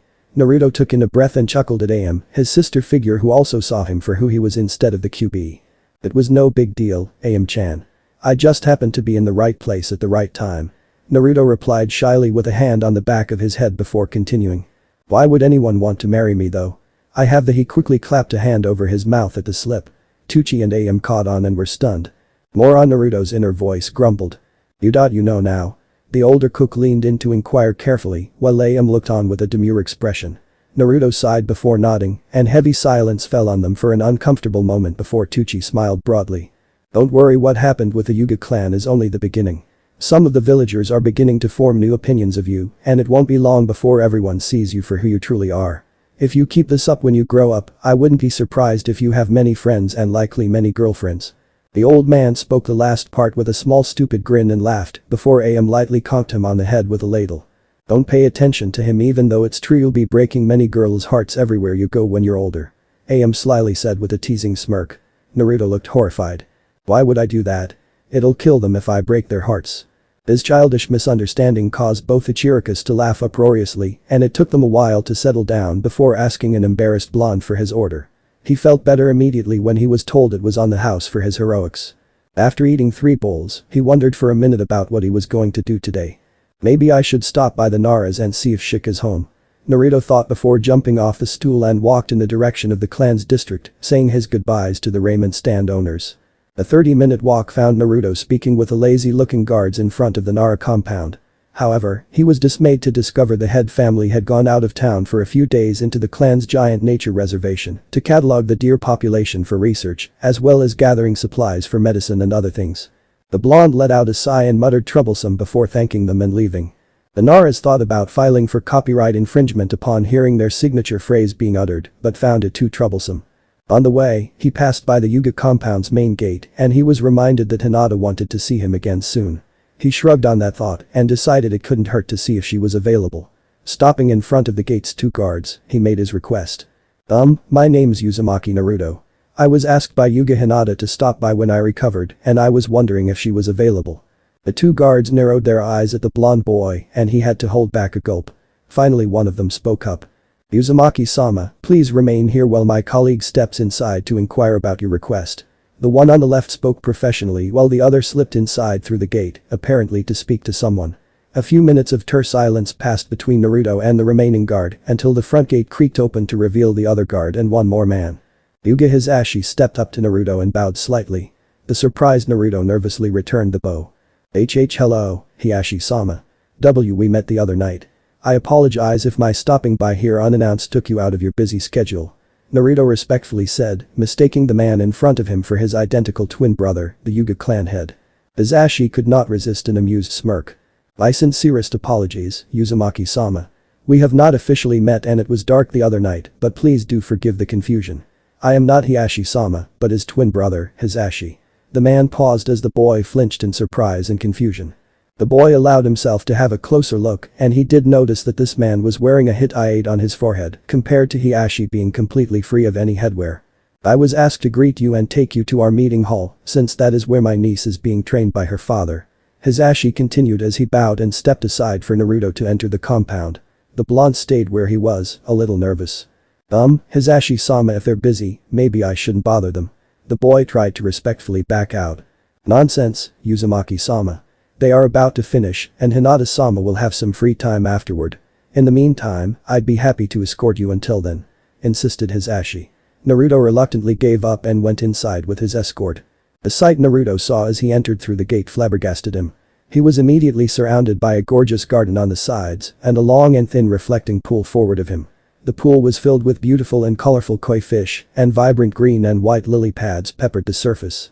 The inner gardener in him squealed like a fangirl as he observed all kinds of rare plants and flowers in the garden surrounding the entrance. This was a clear display of the clan's wealth and also their appreciation for the beauty of nature. As Naruto followed Hisashi around to the left side of the long reflecting pool, the garden opened up wide for him to see many impressive traditional Eastern-style houses littering the enormous compound. This was like a small village within Konoha. The long and narrow reflecting pool seemed to almost split the entire compound estate in two, with several ornate wooden bridges, allowing access to either side. However, Naruto seemed to notice the odd discrepancies between the houses on the left side of the pool and the ones on the right. He also noticed that he was being taken to a giant traditional meeting hall at the other end of the pool, opposite the main gate. Hisashi-sama, he tried to speak before Hisashi politely interrupted him with a shake of his head. Uzumaki-sama, please do not refer to me with sama. I am not the head of this clan. My brother is. He replied politely with a small smile. Okay Hisashi-sen then. I know I'm being rude asking this, but I noticed that there are a lot of small houses on this side of the pool, while there are fewer on the other side, yet they're bigger and fancier. Is there a reason for that? Naruto inquired as he continued to see the differences. Hisashi smiled gently at the boy's observation. Usually a child like him would be staring into the pool the whole way, not even bothering to look around and notice the subtle darkness of this clan. Even the more mature and adult guests were only interested in the more luxurious offerings. Uzumaki-sama, since you may be coming here to visit more often, I am inclined to give you a brief history of this clan. That way, you will understand some of the things we do here. Hisashi spoke as the two walked slowly alongside the pool to the meeting hall. Since this village was founded and our clan moved here, our Daijutsu, the Byakugan, was revered about as much as the Uchiha clan Sharingan. In the beginning, we had to deal with our enemies trying to capture members of this clan to put the Byakugan to their own use, which is what you just saw happen with the Kumonin the other night. Almost immediately, the clan leaders of that time came up with a seal. It would effectively protect our Byakugan from capture by permanently sealing our eyes if they were removed forcefully or death occurs. It worked brilliantly. With this method, it was almost impossible for any enemy to capture the Byakugan. It incurred a high cost, however. Hisashi paused to take a breath. Naruto was paying full attention. What cost is that? The boy wanted to know more. Total subversion for the ones who carry the seal. There are two groups in this clan. The main and the branch lines. Whoever has the seal belongs to the larger and more populous branch line of this clan. Hisashi explained as he pointed to their left at the large collection of small but well-kept houses, then pointed to their right across the pool at the more luxurious houses. Those who doesn't have the seal belong to the smaller but more powerful main line, and they are in charge of the entire clan. The main members usually are raised to control this clan, deal with politics, and other more important functions. The branch members are allowed some freedom, but they must obey whatever any main member commands. If disobedience occurs, the main member may decide to use a special hand seal to incur unbearable agony as punishment on the branch member. This can even lend to mental damage or death. Ever since the beginning, we have been separated, the branch family forever serving and protecting the main family. Hisashi finished and glanced down to see an upset-looking Naruto. That's too cruel, no clan should have to be like that. I never had a family or a clan, but I can't imagine relatives being forced to serve me just because we were born into this. We should all be equals. He muttered with a sad expression before looking up at Hisashi. Hisashi-san, you're a main member then. I mean, your brother is the clan head so it makes sense, right? Hisashi shook his head with a sad smile, much to Naruto's shock. I am of the branch line and I serve my brother. The seal is here. Hisashi replied as he pointed to his forehead covered by the hit I ate. My brother came into this world a few minutes before me, and that was the difference between us because we are even in skills, intelligence, and other attributes. The main family groomed him while I was branded with the seal. In addition, because I was a few minutes late and ended up on this side of the pool, my son, despite his potential as an incredible Hyuga prodigy, was automatically branded. My two nieces will eventually have to face the same fate as my brother and me someday. When Hanabi-sama is old enough, the clan elders will determine who would be the true heiress of the clan, and the other will be moved to the branch family. Hisashi explained, and he could see the little boy was about to have an angry outburst. The man decided to interfere by holding a placating hand on the boy's shoulder to calm him down. Naruto had to hold his anger in, and then he looked downcast and shook his head in frustration. Uzumaki-sama, I am sorry this has upset you, but I wanted you to understand a little of this clan's traditions. When you see something here you may object to. Whatever happens here inside these walls, it generally would be best to not interfere and leave it for the clan's business. Now we are here. Hisashi pointed out as they arrived at the main meeting hall's large double doors. Hisashi opened one of the two doors, allowing Naruto to step inside, and followed him in. They moved down a hallway, and they could hear grunts and fists striking flesh. Hisashi opened a smaller set of doors, and Naruto finally caught sight of the training area. It was apparently set up as either a meeting or dueling hall, with 3 cascading rows of wooden benches surrounding a very large flat square area set against the back wall. Naruto could see a small indigo-haired girl in a black skin-tight training outfit attempting to land a hit on a tall man wearing white training robes in the middle of the stage. They were obviously sparring. The boy felt a hand on his shoulder, and he glanced up to see Hisashi silently nodding his head toward a particular section of seating.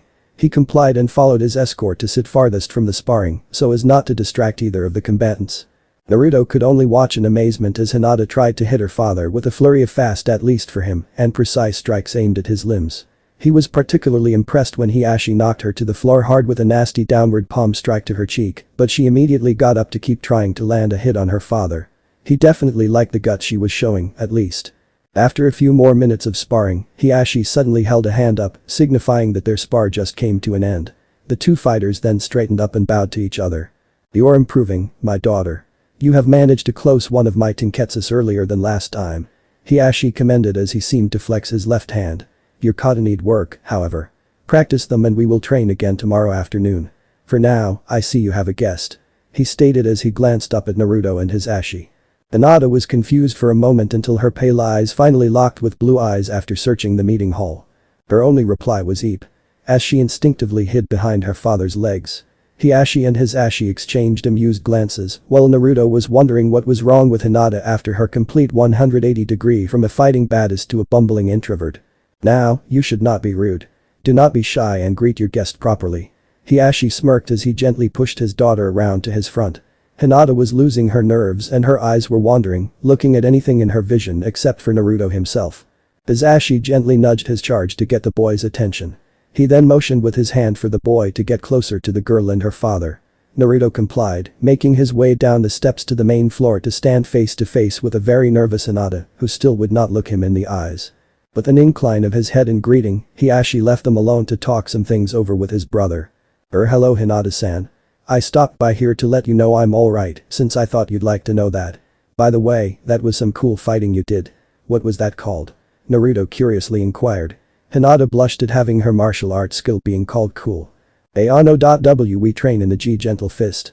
We use it to strike W with chakra to I inflict internal damage instead of external like most other fighting stances," she bravely replied, but still unable to look him directly in the eyes. "That's incredible. I guess that's why I saw the Kumo guy fall apart even though there was no damage on the outside. Your dad was really awesome," Naruto exclaimed before he realized something. "Wait, when I met you at that playground, you could have fought those bullies off, couldn't you?" The question made Hinata flinch visibly and a cloud seemed to form over her head. "I'm sorry, and Naruto-kun, I just don't like hurting anyone if I can help it," the pale-eyed girl mumbled as she looked dejectedly down at the floor while poking her 2 index fingers together. "Well, that's no good. I'd hate for you to be hurt and if you could defend yourself, you should do it," Naruto admonished gently with a serious expression and there was clear concern in his deep blue eyes. Hinata could not help but blush at that. I suppose you're right. I'll try my best next time," she replied with a shy smile, finally locking her eyes with his. Naruto gave one of his trademark foxy grins and nodded in approval. "So your uncle told me you have some free time after this. Do you want to play together or something?" He then tried to offer, hoping his new friend would say yes. Hinata nodded quickly. "Oh no, I'd like that. Just let me clean up and get changed," she replied with another blush and quickly made her way toward the changing room. Naruto looked after her departing figure until she was no more before he turned to the twin brothers. "Hisashi-sama and Hisashi-san, was that really the same person that hugged me out of nowhere the other night? Maybe she's got a twin like you too?" he curiously inquired as he was pointing in the direction of Hinata. The twins exchanged amused grins. "I will admit that was a very rare occurrence for my daughter. She is rather shy and unwilling to stand up for herself in most situations. That was why I was impressed when I was told she actually made it difficult for the kidnapper before you rescued her," Hisashi admitted. The blonde boy put a finger to his chin and his eyes squinted fox-like as he became deep in thought. "She didn't do anything like that until she saw me sneak up behind the nin. I wonder why she suddenly tried so hard at that moment," he innocently said.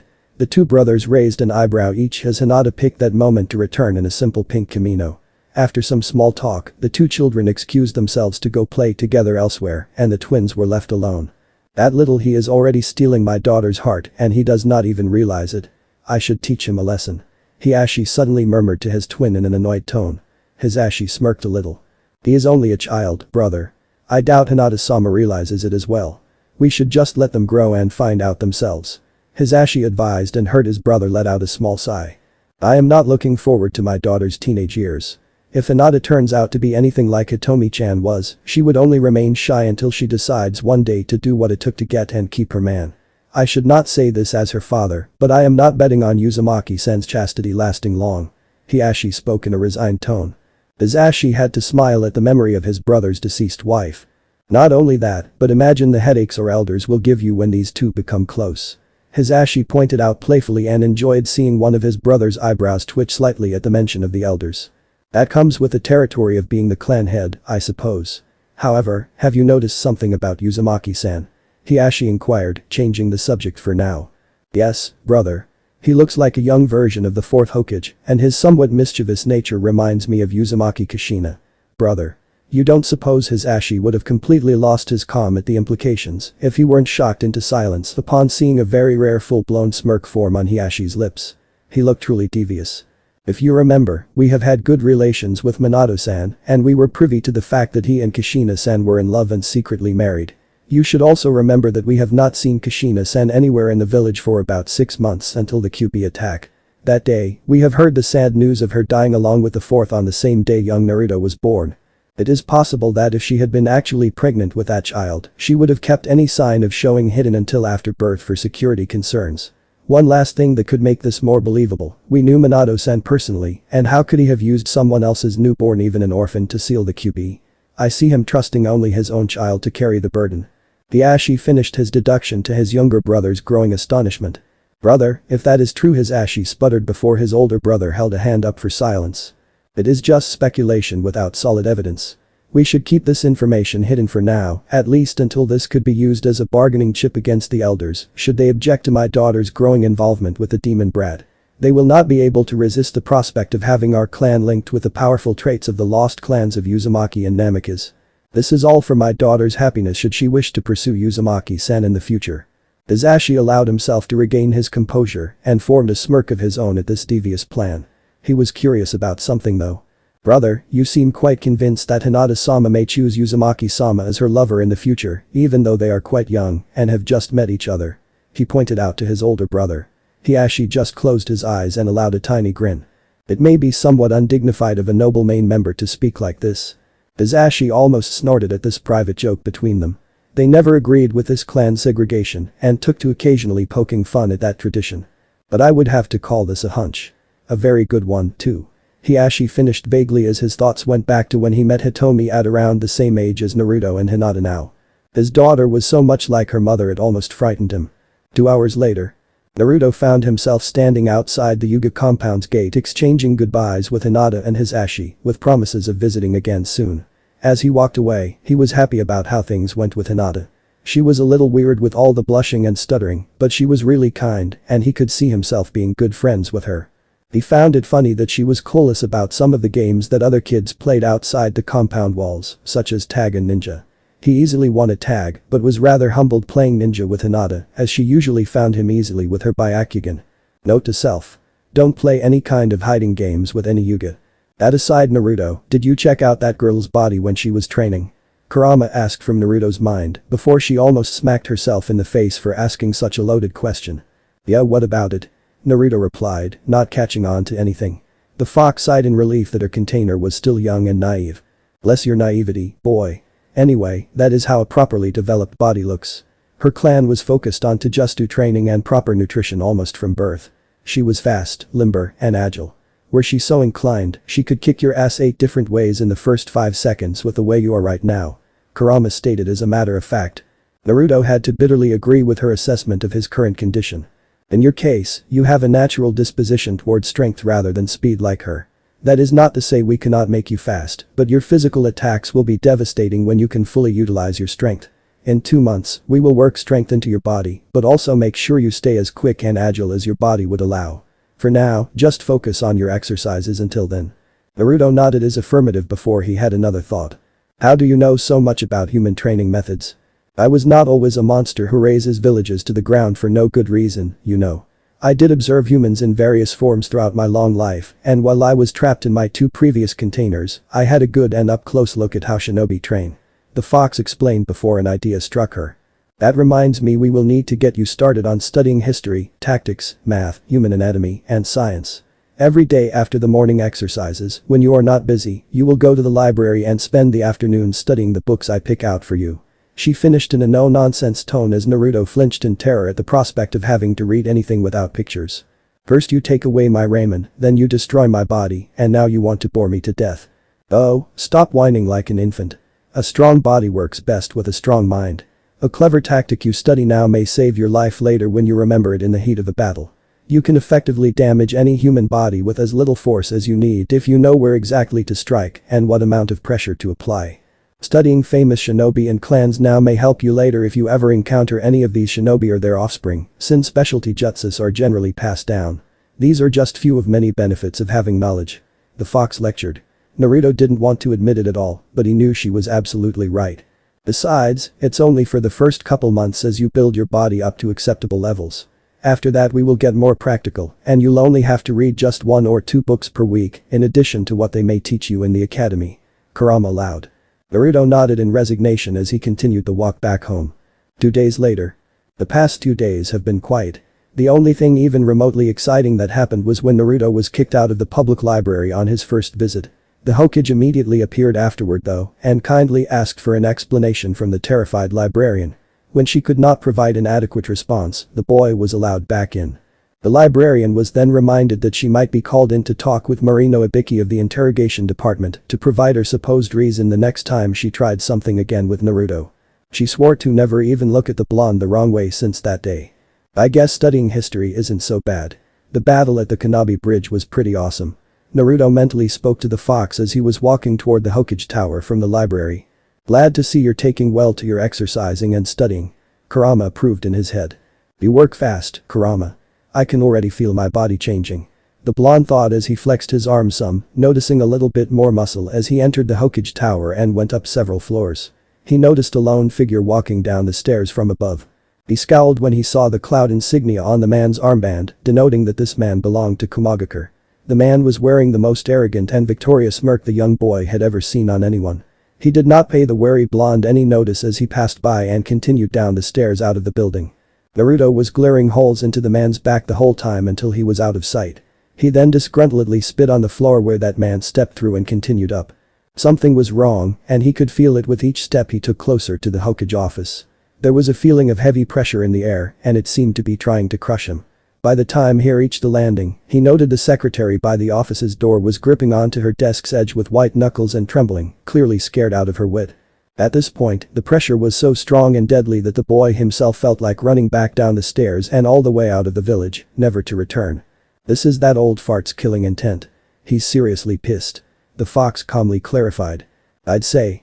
I want to faint and he's not even directing it at me.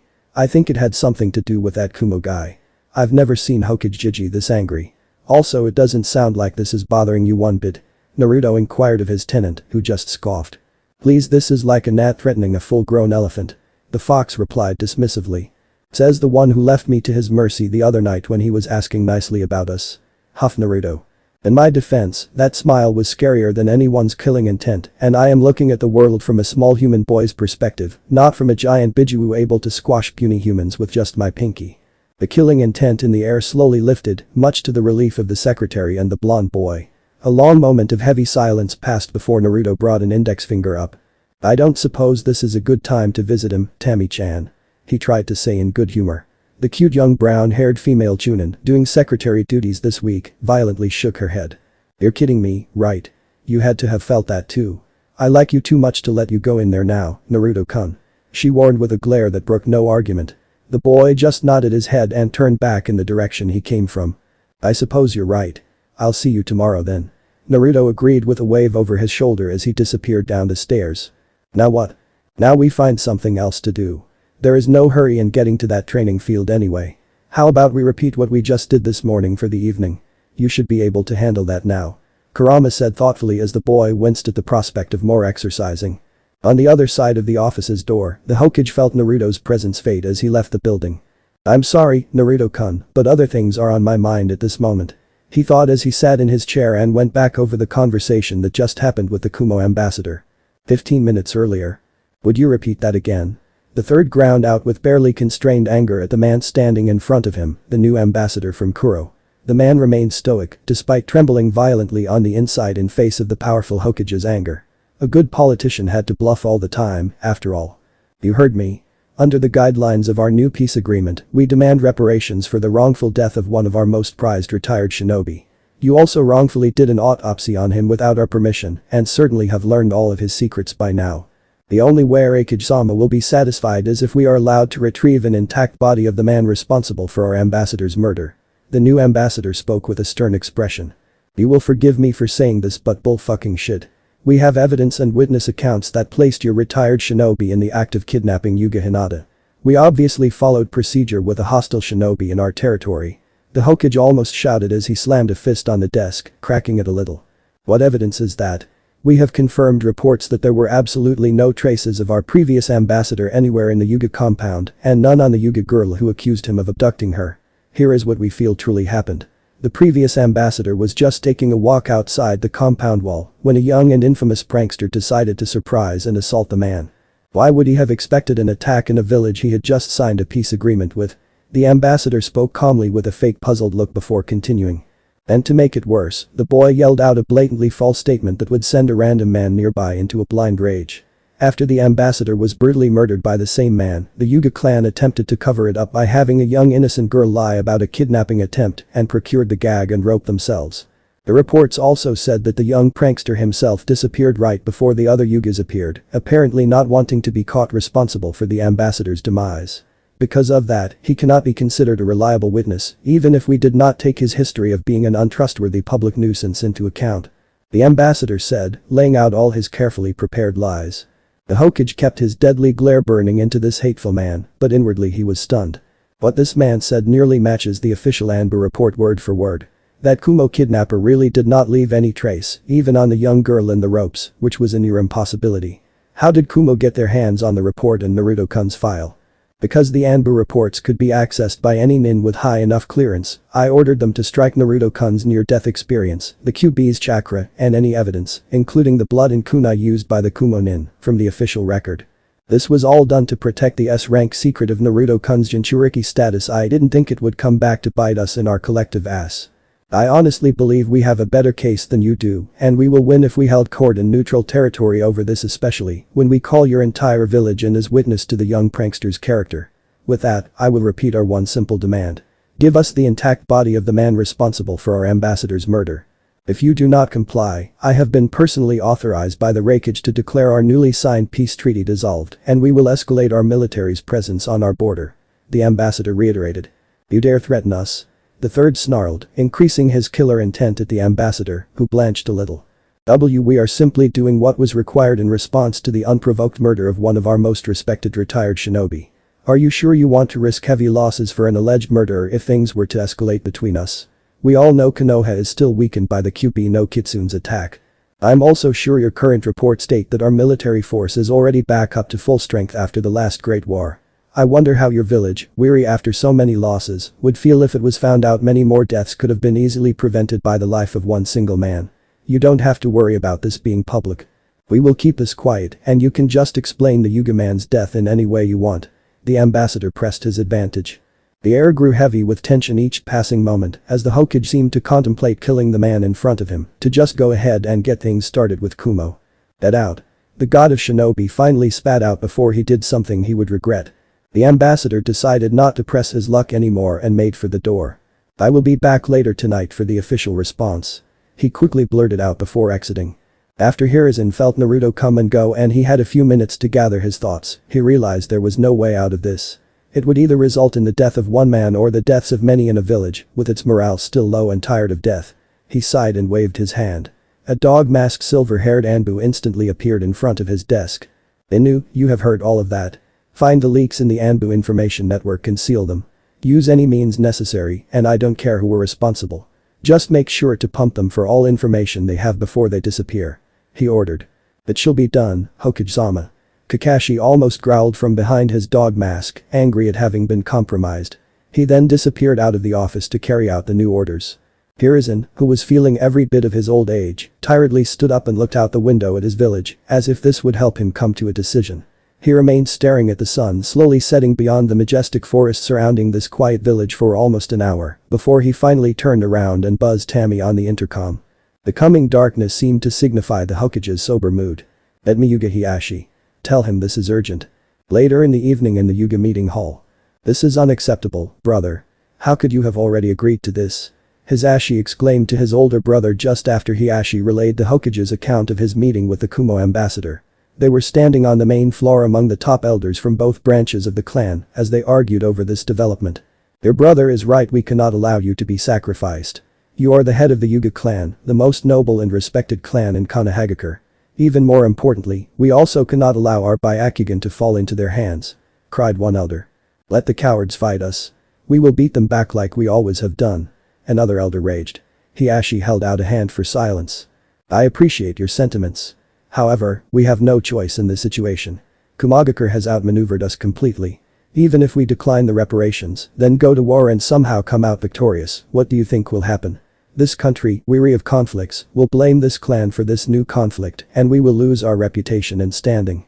This is my fault, since I have killed the man in blind rage without any thought to the consequences afterward. I have failed one of my own teachings in always accessing any situation with a calm heart and mind. For that, I must pay. Hiashi stated calmly, obviously prepared to meet his fate. This does not mean you should just give yourself up. You have a responsibility to rule over our clan and ensure its continued prosperity. Hisashi tried to reason with his older brother, but he and the other rebellious elders were suddenly struck silent by a large blast of killing intent. That is enough. This has already been decided. Our loyalty is to the village first and the clan second. It was, has been, and will always be that way for as long as this village stands. I will not allow myself to be the one person responsible for the possible destruction of our home and our children's future. The clan leader paused to calm himself. I only came here to inform you of my decision and offer my goodbyes, not to allow any of you to change my mind. I have already spoken of what I need for all of you to do after my death and I expect all of you to carry out your tasks. Hiashi then directed his gaze at his twin. The same goes for you too, my brother. You must understand why I have to do this and I expect you to raise my daughters alongside your son to be strong in my stead. Now I do not have long and I wish to spend my remaining time with my daughters before I leave to face my fate. I wish you good fortune after this dark day. Farewell. He finished his speech. He then immediately walked out of the hall, pointedly ignoring several still protesting elders in his wake. Hisashi clenched both of his fists hard enough to draw blood and gritted his teeth. It is you who do not understand that this clan will fall apart without you. The elders will panic and try to use both your daughters to gain more power and influence with others who would take advantage of the confusion. I cannot imagine them ever being happy when they may be used as political tools any day. Worst of all, I will be powerless to stop all this because of this damnable seal. He almost growled at that thought before his expression softened some. I can feel this clan is inching ever closer to the day when this segregation would end and my son will be one of the first few to be set free. However, I fear that will never come to pass without you as clan head to oversee this. For once, the clan truly needs you more than the village does and I will go against my own fate in order to save you and this clan, brother. Hisashi left the hall with a determined gait, heading for his house. Hisashi's house, a few minutes later. Neji knew something was wrong tonight. His father hadn't come back home yet and the entire compound was in an uproar. He had a bad feeling about tonight, as if his life would change forever after this. It was just like the night before he lost his mother on her last mission when he was younger. The front door opened swiftly to reveal his grim-faced father entering. Hisashi then immediately went into his bedroom to get changed from his grey robes into a set of pitch-black mission robes, as if he was getting ready for a night mission. Neji was watching all of this with increasing trepidation. Is something the matter, father? He tried to get his father's attention, but Hisashi continued his preparations, seemingly ignoring his distressed son. Only when he finished a few minutes later did he turn toward and kneel down in front of the young boy with an expression that seemed to say he was going off to a battle he would not return from. Neji's lips began to tremble and tears were now streaming down his cheeks. Neji, my son, I need you to know that I am extremely proud of you. Despite that damnable seal on your forehead, you continue to excel and outshine everyone else in this clan, even your two cousins. It is because of that you will be able to live on and grow stronger even when I am not around. Tonight, I am going out to make a choice I can be truly proud to call my own after having been mocked by fate my whole life." Hisashi then gripped his crying son's shoulders tightly. "Someday, you will be freed from your curse and you will be able to make any fate your own. In the meantime, continue growing strong and do your best to protect the clan and those that are precious to you. Do you understand me?" Hisashi implored of his son. Neji was stunned at his father's unusually passionate speech, but he didn't dare say anything for he believed if he did, then his father would take that as the cue to leave and not return. Unfortunately for him, Hisashi continued anyway by tightly hugging his son with a whispered "I love you" before releasing and rising to leave. Neji did not want this and quickly latched onto his father's leg tightly. "No. Father. You can't." His pleading was cut short by his father's soft chakra strike to the back of his neck, completely unseen. He instantly relaxed and fell limp in his father's arms. As he was gently laid on the living room's couch, the last thing Neji saw before his eyes completely closed was his father putting a blanket over him with a serene expression, like how one would put his son to bed any night.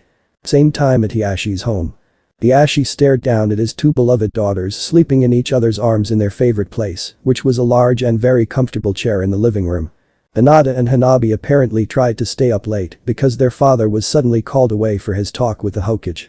They wanted to greet their father when he came home finally, but they fell asleep before that. Hiyashi smiled forlornly. He did not want to leave them, but he wouldn't allow them to experience war if he could help it. He reached down to gently rub Hinata's forehead. She shifted a little under the touch and ended up resting her cheek on the top of her younger sister's head.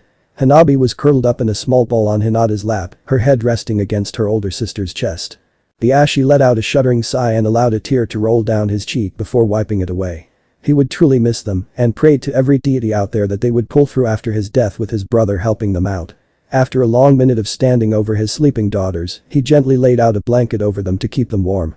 After one more reluctant glance, he then quietly left the living room and was about to make his way out when he was stopped by a female voice. "Will you be coming back, my lord?"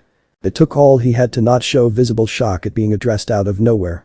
Slowly turning his head to glance in the direction of the voice, he found one of the female branch members, Hyuga, standing off to the side wrapped in a simple sleeping yukata with her arms crossed underneath her ample bust. Her fingers were nervously gripping her elbows. Her long and luscious black hair, reminding Hiyashi of Kushina's memorable red hair due its incredible length and volume, was braided now for sleeping and hanging loosely over her shoulder. She was an incredibly beautiful woman even for the usually high standards that all Hyuga women easily met. She was also kind and motherly, which was why he personally selected her as the primary caretaker for his daughters after Hitomi's unfortunate death. She did an excellent job raising them since that fateful day, and he had come to truly admire her loving, yet slightly mischievous nature. None of that was present on her terrified expression as he stared unblinkingly at her for a long moment. "Yes, I am." That didn't seem to calm her at all as she nodded jerkily with hitched breaths. He didn't think she was convinced at all and let out a small sigh. "Amo-san, I do not believe I have told you yet that I am eternally grateful to you for helping raise my daughters. I feel we would have been lost without you around and they truly do consider you to be their mother now, if not by blood at least." Amo took a shuddering breath as she allowed several tears to escape her pale eyes. "Why you honor me with your kind words, my lord. I truly do feel blessed to have been invited to serve your family and I can only hope I did Lady Hitomi proud in her stead." Hiyashi closed his eyes and smiled fondly at the memory of his deceased wife. "Believe me when I say you have done much more than that. Please continue to watch over my daughters," he stated sincerely and bowed his head gratefully to the now trembling caretaker. "I must go." "My lord." Tomo whispered brokenly as she seemed to reach her hand out for him, who was already walking with his head high through the door out of the house. He didn't look back. Letting out a choked sob with her outstretched hand now covering her mouth, the caretaker slowly turned her head to gaze lovingly at her charges, who were still sleeping in each other's arms looking adorable and peaceful. "Your father can be a terrible liar sometimes," she muttered with a faint smile as tears continued to stream down her cheeks. After bowing to the gate guards, Hiyashi slowly made his way alone down the long and dark walkway leading from the compound into the village. It was nearly midnight as he slowed his pace. He did not need to be at the Hokage Tower for a good while and he would enjoy this final stroll before his upcoming death. It was interrupted, however, when he suddenly stopped after a few minutes of walking and instantly activated his Byakugan. "Whomever you may be, you cannot hide from my all-seeing eyes. You may as well come out now," he quietly declared to a nearby lone tree on the side of the road. The tree's dense leaves shook and split open to reveal a black-clad man leaping down upon Hiyashi's ready form. The Ashi effortlessly dodged a preemptive palm strike from the landing assailant before he rushed in to disable the man. He would not make the mistake of killing his opponent this time. He would just merely beat this man to within an inch of his life instead. He opened with a blindingly fast flurry of two-fingered chakra strikes, which his attacker easily parried or matched blow for blow. Dancing around each other like a pair of graceful performers, the two combatants descended into a beautiful and almost quiet exchange of blows and parries that went on for a long minute, with neither party landing a successful hit. It wasn't long before Ashi realized he was facing a gentle fist user, and an excellent one, too. He was also irritated to find that his Byakugan couldn't penetrate through the man's head wrappings, preventing his attacker's identity from being revealed at this moment. Somehow, this man had access to the anti-Byakugan seals usually used by Anbu for their masks. You aim to defy your clan head's wishes. Why? He quizzed tersely as he increased his tempo to try to overwhelm his attacker. The black-clad man remained silent, however, and easily matched his pace before shoving him back to get some distance. This was so he had room to spring into a fast combo that just barely managed to overwhelm Ashi's defense, leaving him with a numb right arm.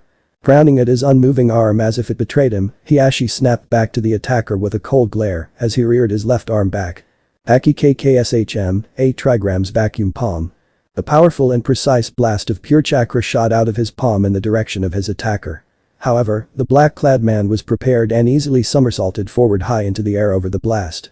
Crack. The blast instead hit the tree the assaulter was just hiding in, breaking the tree's top half off, and it crashed to the ground with a loud thump. Meanwhile, the airborne man easily sailed over his opponent, twisting in the air to avoid one more blast of vacuum palm that continued harmlessly into the night sky. He then landed behind Ashi, who was already whirling around and striking out to meet this man's assault. However, it was still too much as the assaulter easily rushed in under the strike and deftly disabled his opponent's remaining arm with several more Jukin strikes. Ashi stumbled back with a growl, not willing to give up even with his arms sealed. He tried to spin to activate his Kaiten, revolving heaven. However, his attacker already anticipated this as he quickly dashed in to gracefully land a flurry of Jukin strikes along the length of his left leg. Almost stumbling onto the ground in an undignified heap, Ashi barely managed to remain standing on his good leg with nothing but the full extent of his pride. He let out a defeated sigh as he watched his attacker relax and straighten up to slowly remove the head wrapping. If I had known it was you from the beginning, I would gone through this scuffle much more carefully and differently. It is rather irritating to have my every move predicted rather effortlessly. The black-clad man finished removing everything, revealing himself as the identical twin of Ashi. Is Ashi?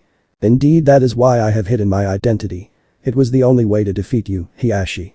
The clan head snorted slightly as he allowed his brother to gently help him over to the tree trunk he just broke in half a moment ago. Do not patronize me. You have always been slightly more skilled than I. I find that interesting, because I believe the opposite. Ashi retorted with a small smirk as he helped his twin sit down against the tree trunk in a dignified manner. Ashi would not be able to get to some help on just one leg without crawling, which would be bad for the clan head's image, so the only thing he could do was to wait and recover his mobility. Ashi squatted down next to him with a regretful sigh. Forgive me, my lord. I feel I must disobey your orders. Ashi, why are you doing this? You know they will not just give up on this. You should not have stopped me unless you want to be responsible for the death of thousands. Ashi tried to reason as he stared his brother in the eyes, despite his immobile body.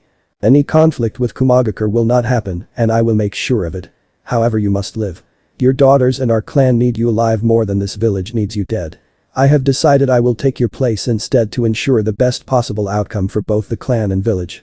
Ashi's eyes widened slightly as his brother continued. Since I am your identical twin, they will likely not have noticed the switch until after the reparations have been confirmed through the official channels. By the time they discover the ruse, there would be nothing they could do without making fools of themselves internationally. As a result, we will be able to keep the Byakugan out of their hands. This is what I have chosen to do in order to protect our clan, and especially our own family. Ashi explained with a determined expression. What if you are wrong and they decide to go to war anyway? You will have died for nothing, Ashi. What about your son? Ashi tried to reason once more, his desperate eyes locking with his twin's steady eyes. Ashi broke eye contact after a moment, slowly stood up over his brother's form, and stared longingly back in the direction of the Hyuga compound. The people in Kumo would have to be imbeciles to go to war over a false body. Deception is a large part of a shinobi's job after all. We just have to get them to think they have won until it was too late. They then would not be able to do anything without looking like fools. Ashi let out a slightly exasperated sigh before continuing. For a man with all-seeing eyes, you are blind to how much your daughters need you without Hitomi-sama around. Only you would be able to truly ensure their freedom and happiness, since I will not be able to do much as long as I carry this seal on my forehead. Ieyashi had to agree with that assessment, but there was no one else he trusted more than his own brother. Neji is mature and capable already, and you know as well I do that he will be able to handle himself just fine. My only request in regards to my son is that you help guide him into becoming a strong and honorable man in my absence. Hisashi finished and smiled like a prideful father at the thought of his son, before his expression turned somewhat sad. Forgive your little brother his selfishness. All my life, I felt like I have been mocked by fate, especially when my beloved son, and once-in-a-lifetime prodigy, was branded simply because I was a few minutes late in our own births. Tonight is probably my one chance to make a true choice to die the way I choose, doing what I want, which is to ensure the best outcome for the clan, and more importantly, the best future for our children. He spoke thoughtfully while Ieyashi could only listen in silence. Before I take my leave, I want you to understand this, Ieyashi. I may have resented my fate, but I never resented you at all our entire lives. I will always be proud to have served the true head of our clan and, more importantly, proud to be your brother. Hisashi ended his heartfelt speech by moving calmly in the direction of the Hokage tower, never looking back while leaving his final words behind. Goodbye, big brother. Ieyashi could only sit in silence, his head following the departing figure of his twin. He already lost his desire to plead for his younger brother's return. How could he continue when he had seen nothing but fierce resolution in those pale eyes? As his immobile body remained propped up against a lonely tree next to this lonely stretch of the dark walkway, his quiet voice carried out into the still midnight air that just barely reached Hisashi's ears. Goodbye, little brother. 15 minutes later in an empty park near Hokage Tower. Wow, that was rough. I took way too long finishing those exercises this time. Naruto thought as he leaned back on a park bench, exhausted from his latest round of exercises. That is to be expected with your body still recovering from this morning's routine. You did well, actually. Tomorrow you will rest both your mind and body. Either spend the day at home or go out with your friends. Kurama decided in the boy's head. He nodded, glad for the brief reprieve. Uzumaki-sama. A voice surprised Naruto into sitting upright on the beach as he snapped toward the source. He saw that it was Hisashi coming into view, easily recognized by the Hittite adorning his forehead. Hisashi-san. What are you doing out here this late? I should be asking the same of you. It is more odd for a young child to be out here compared to an adult merely taking a stroll. Hisashi inquired with a raised eyebrow as he stopped nearby. Naruto put on a sheepish grin and scratched the back of his head. I'm sure you've realized I'm not like most kids. I was just resting after finishing my exercises and was about to go home when you showed up. Hisashi nodded, satisfied with the explanation. I see, Uzumaki-sama. I am on my way to see Hokage-sama for a mission, so I shall see you around. He politely dismissed the conversation as he made to walk past on the way to the Hokage tower. Naruto had something on his mind he wanted to ask, though. Hisashi-san, if you have time, I have a question. He called out in an apprehensive tone. Hisashi stopped to glance back at the blonde and inclined his head to show he was listening. I was thinking about what you said the other day about your clan's history and the seal. If it was so bad, why hadn't anyone come up with a better seal? Something that everyone in the clan can use to protect the Byakugan without all that pain and control. Naruto carefully inquired in a neutral tone. Hisashi was surprised by this question and had to take a moment to think over his answer. I am not exactly sure, Uzumaki-sama. My best guess is that, in the beginning, the clan was proud of the seal as it protected their pure bloodline from being stolen and tainted by their enemies. They did not realize the implications that they just laid the foundation for a truly segregated system the clan is using now. By the time the branch members became dissatisfied with the way things have become, the entire clan were already set in their ways. It is now tradition to use the seal, and they all just accepted it as the way of life. I suppose that is why not many have thought about modifying the seal up until now. He offered and Naruto could only furrow his eyebrows together in deep thought. You know, Uzumaki-sama, you are not the first one to ask me this. Hinata-sama asked me a similar question not too long ago. The Hyuga added. The blonde glanced up at him with a raised eyebrow. Hinata-chan did. So she doesn't like the system either? Hisashi shook his head. She never has. She is kind, does not enjoy having servants, and she hopes to one day see the use of the seal banned. Wow. I was going to say that, since I might be Hokage one day, I was going to fight to get this seal banned and have them find another way. However, it looks like it'd be a lot easier when Hinata-chan get to be the next head of the clan and we could work together. Naruto muttered thoughtfully as he cupped his chin and squinted his eyes fox-like. Hisashi raised an eyebrow and kneeled down in front of the boy to level his pale-eyed gaze with a pair of blue eyes. What makes you believe you might be chosen as the Hokage? I just began training, but I'm going to be the strongest shinobi ever. I have to if I want to protect my precious people. And when you become the strongest shinobi in the village, you become the Hokage, right? It's just natural. Naruto replied as if this was the most obvious thing ever. The Hyuga was instantly reminded of the fourth Hokage at this reply. He raised his other eyebrow. Then broke into a chuckle. Naruto was a little unnerved by seeing a compassed Hyuga chuckle heartily. Maybe that's why they wear such stoic expressions. It's pretty disturbing. I agree wholeheartedly. The older man suddenly ruffled the blonde's hair, much to his cry of chagrin, and stood with an amused grin. Uzumaki-sama, you will have to work hard then, since there are many powerful shinobi out there, but I believe you may be able to do it as long as you have your precious people to think about. My son, Neji, will be incredibly strong, and he might aim for that Hokage seat someday as well. You two may likely end up being rivals. The man had to smirk deviously at the boy's slightly affronted expression at the thought of someone being as strong as him in the future. However, I also have high hope that the two of you will get along eventually and be good friends. Now, I need to go, so be sure to get home safe and have a good evening. Hisashi finished by bowing slightly and turning in the direction of the Hokage tower to begin walking again. Hisashi-san, can you tell me what this mission is? Naruto quickly blurted out. The older man stopped for a moment and spoke without turning around. I cannot tell you, but I can say it is to protect my own precious people. Goodbye Uzumaki Naruto. Naruto watched the Hyuga disappear into the darkness toward the Hokage tower, feeling a slight bit uneasy. Boy, let's go home. There's nothing to do out here. Kurama suddenly spoke up. Naruto frowned, but just shrugged and began making his way toward his apartment.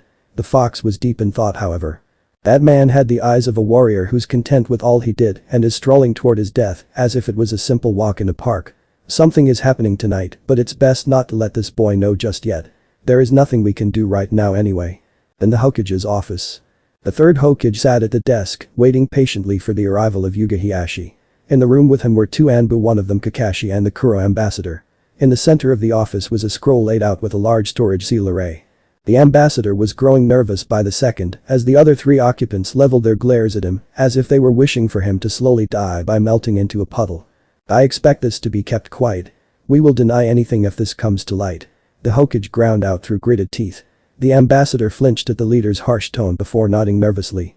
When you retrieve the body, you will sign this statement that declares you have retrieved your so-called reparations for Kumagakure and we will not speak of this ever again. Is that understood? The third continued as he pointed at a piece of paper on the desk, his glare intensifying. Believe me, we want to keep this quiet on our ends too. I will sign as soon as I have confirmed it was Hyuga Heihachi himself.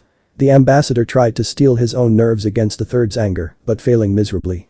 It felt like eternity for him under the unbearably imposing presences of the two Anbu and the Hokage until the office's door finally clicked and creaked open to reveal Hisashi Hyuga. It took the Hokage all he had to keep his face schooled in a neutral expression, even with the massive shock he was experiencing. The Anbu were lucky they had their masks on, and it took considerable effort to keep their bodies from showing any reaction. What the hell is going on? Why is Lord Heihachi's twin brother here? Was the singular thought of the three as they easily recognized him by the hit I-8, always covering the seal on his forehead. Lord Hyuga Heihachi reporting. Hisashi said shortly with a scowl. The Hokage saw something in the new arrival's pale eyes that made him think he should at least play along. He really hoped this man knew what he was doing. You have come, Lord Heihachi. You do understand why you are here, correct? The ambassador asked nervously, visibly relieved at having a distraction, as Heihachi walked to the center of the office. Yes, I am to die and give up my body for my crime of killing one of your retired shinobi for no reason. Let us just get this farce with so I do not have to deal with any of you thieving cowards a second longer. Heihachi retorted dismissively as if the Kumo man was even less than a cockroach to him. The ambassador bristled at the tone and insult but said nothing, not wanting to cause any more problem than necessary when they were so close to their goal. He then took out a photo of the real clan head to compare to Heihachi's visage. The 1 minute the ambassador spent studying and comparing between the photo and the person was the longest ever for Hisashi, the Anbu, and the Hokage. It's a match. Take your hit I-8 off and we will proceed. I'm sure Hokage-sama would prefer to keep the insignia here. The ambassador suggested, and another new bout of tension was rising in the air. They knew they would be found out if Hisashi took the hit I-tie off and revealed the hidden seal. If it is all the same to you, I am doing this as a duty to protect Konohagakure from an unnecessary war. I would prefer to die knowing I have served my village to the very end, so please allow me to keep my hit I ate on until after my last breath has left the body. Hiashi coolly replied without missing a beat. The ambassador took a moment to think before silently nodding. Everyone almost exploded with relief, but they had to keep up the charade. Hiashi kneeled formally on the floor next to the sealing scroll and closed his eyes as if in meditation. A long moment of grave silence persisted in the air before the dog-masked Kakashi decided to begin preparing for the inevitable. However, the Hokage stopped him. I will do this one. It is my responsibility, since I allowed this to happen. He grimly said as he slowly moved behind Hiashi and took a small quick injection syringe from the anbu. He then gripped the kneeling man's shoulder tightly and leaned his head down next to his ear. I am really sorry for allowing this. You will receive the highest honors, and your clan will forever remember you as a hero. He whispered, his voice breaking slightly. Hiashi only nodded once with a serene expression before he felt a small prick at the base of his neck. He felt a calming numbness overtake his entire body almost all at once. It was welcoming actually. His last thoughts were of his older brother and nieces, his deceased wife, and finally, his son. He let a small smile grace his face. In just 3 seconds, his body fell limp in the Hokage's grip, devoid of all life. Hyuga Hisashi had just passed away instantly and painlessly as a hero to his clan and village. Sarutobi Hiruzen silently and gently laid the body down onto the sealing array with trembling hands. After a moment of silence out of respect, he slowly removed the hit I-8 to reveal that the seal disappeared, having already worked its magic sealing Hisashi's Byakugan and all of its secrets. The people in Kumagakure would not be able to learn anything from this man's body now. The third then sealed the body into the scroll with a loud poof. The ambassador silently walked over to the desk to sign the statement. As he set the pen down and turned around, he cried out in surprise as a hand suddenly grabbed him by the neck and swung him into a wall, cratering it inward. The ambassador was trying to let out a strangled cry of protest when he was frozen solid by the Hokage's glare and killing intent. Hiruzen's face was old and wrinkled, but his eyes looked virulent, cold, and calculating, as if they were the eyes of Shinigami looking at its newest soul to eat. The ambassador felt like he truly would die any moment just looking into his powerful gaze. You may have won, but this will be the last time.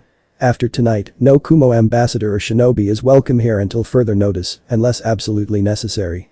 That means you will leave the village's premises within 10 minutes of this conversation, or I will have you imprisoned for open hostility. In addition, if I ever see one single Kumo-nin set foot anywhere in our country without express permission from our people for any reason at all, you tell your Raikage, I will personally come and show them exactly why I have lived this long, and why I am known as the Kami of Shinobi. The third Hokage spat out before he harshly tossed the terrified ambassador to the floor with a loud crash.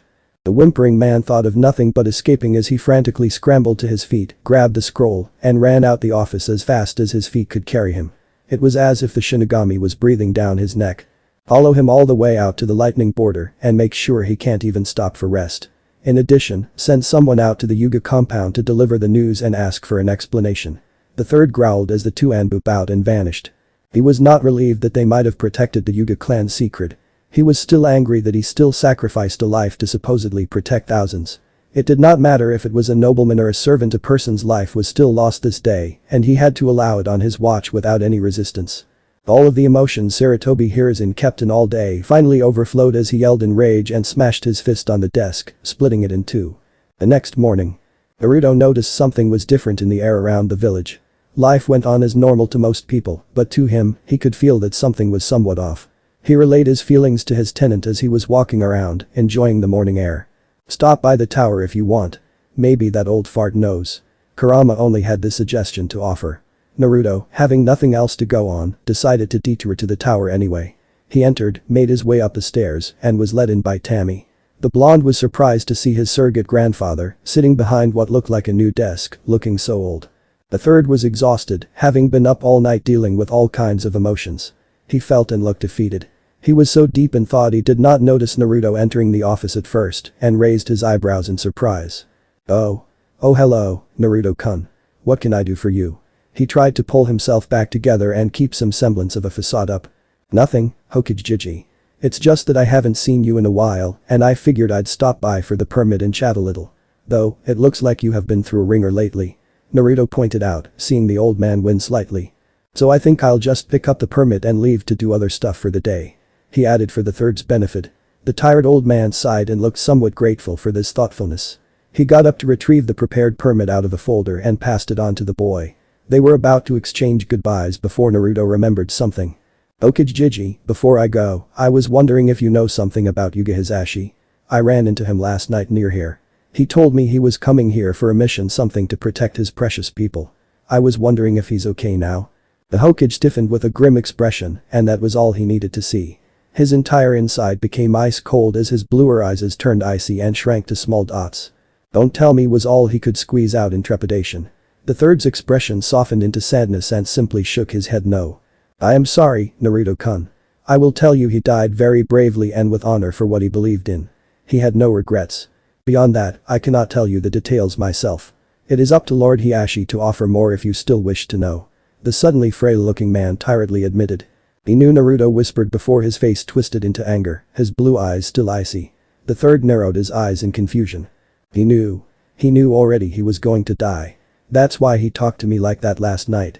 Why did you let him go? If you knew it was going to happen, why didn't you protect him like a Hokage was supposed to?" The boy shouted at his surrogate grandfather in tearful rage. He didn't want to stick around to hear any excuse and sprinted out of the room, leaving a crushed old man behind. "I'm sorry, Naruto-kun. You will come to learn this is easily the worst part of being a Hokage." The exhausted and crestfallen village leader quietly whispered to no one in particular. Later at the Nara compound. "Na" was all Naruto made out from a very faraway voice in his dazed confusion. He just couldn't seem to stop going over what happened with the Hokage this morning in his mind. It was like an infinite loop. "Naruto!"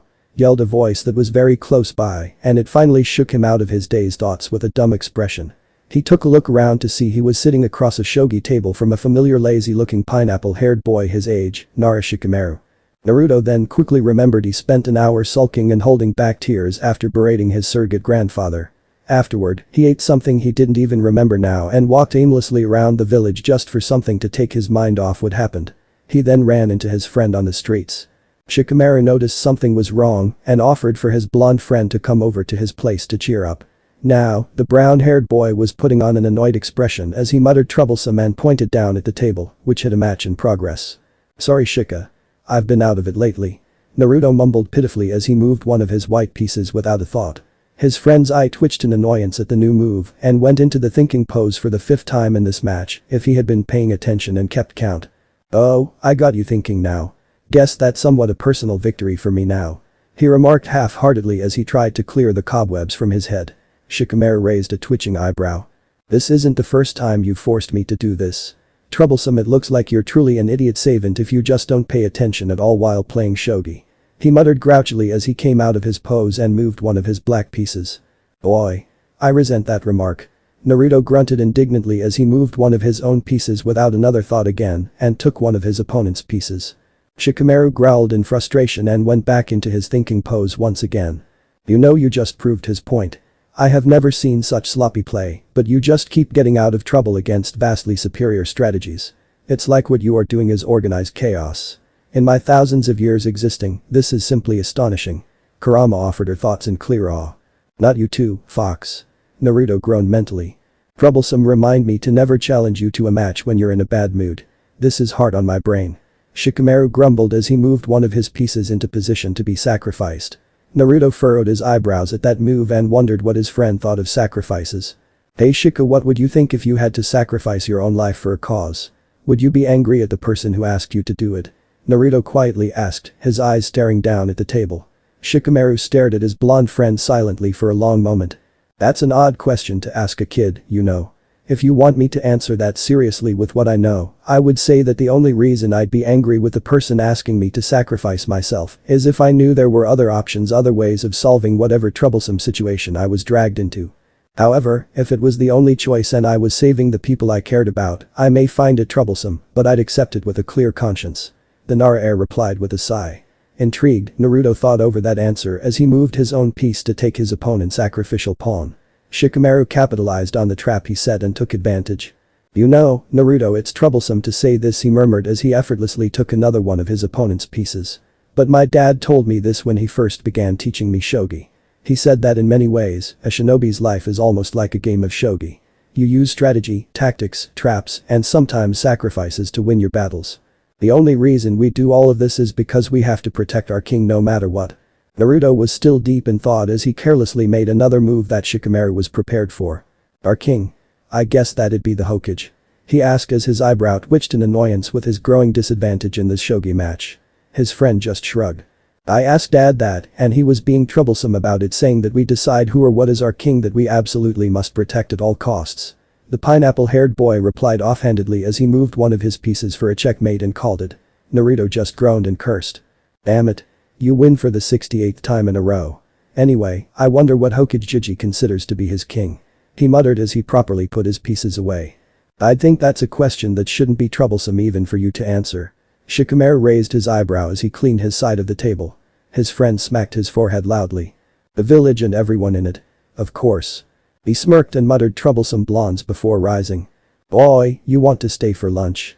Mom will be glad to have you over. He shrugged as if he didn't care if his friend stayed or not. Naruto's stomach growling was the answer. Several hours later, outside in the clan's district. Remind me not to go back there for a meal, Kurama. Yoshino-san didn't go easy on me with the etiquette's lessons today. Naruto groaned tiredly as he left the Nara compound. She's doing you a favor. What she was trying to show you today was how to eat properly with nobles. Everyone and their mothers know you're a favorite of the Hyuga clan head now, and that bossy female probably figured she'd get started on helping you impress anyone if you were invited to any formal dinner. The demon fox reasoned. I guess I can live with that. It's just that I'll never understand why there were 4 different forks. And 3 different glasses. I'm underage and I can't even drink 2 of them, anyway. The boy and the fox continued chatting within as he walked his usual route past the Hyuga compound. The blonde took a moment to pull out of his inner conversation to check things out at the front gate. He saw the guards were dressed in all black and he could feel that the entire clan's mood was subdued even from outside the compound. He then bowed his head in condolences toward the guards. A little surprised, they returned the bow nevertheless. The boy then continued past at a slow pace, deciding he would give it a few days before it was alright to stop by. Uzumaki Naruto. A tight voice rang out from behind. Turning around in confusion, Naruto's eyes landed on a lone and slightly larger boy standing in the middle of the walkway 10 meters away.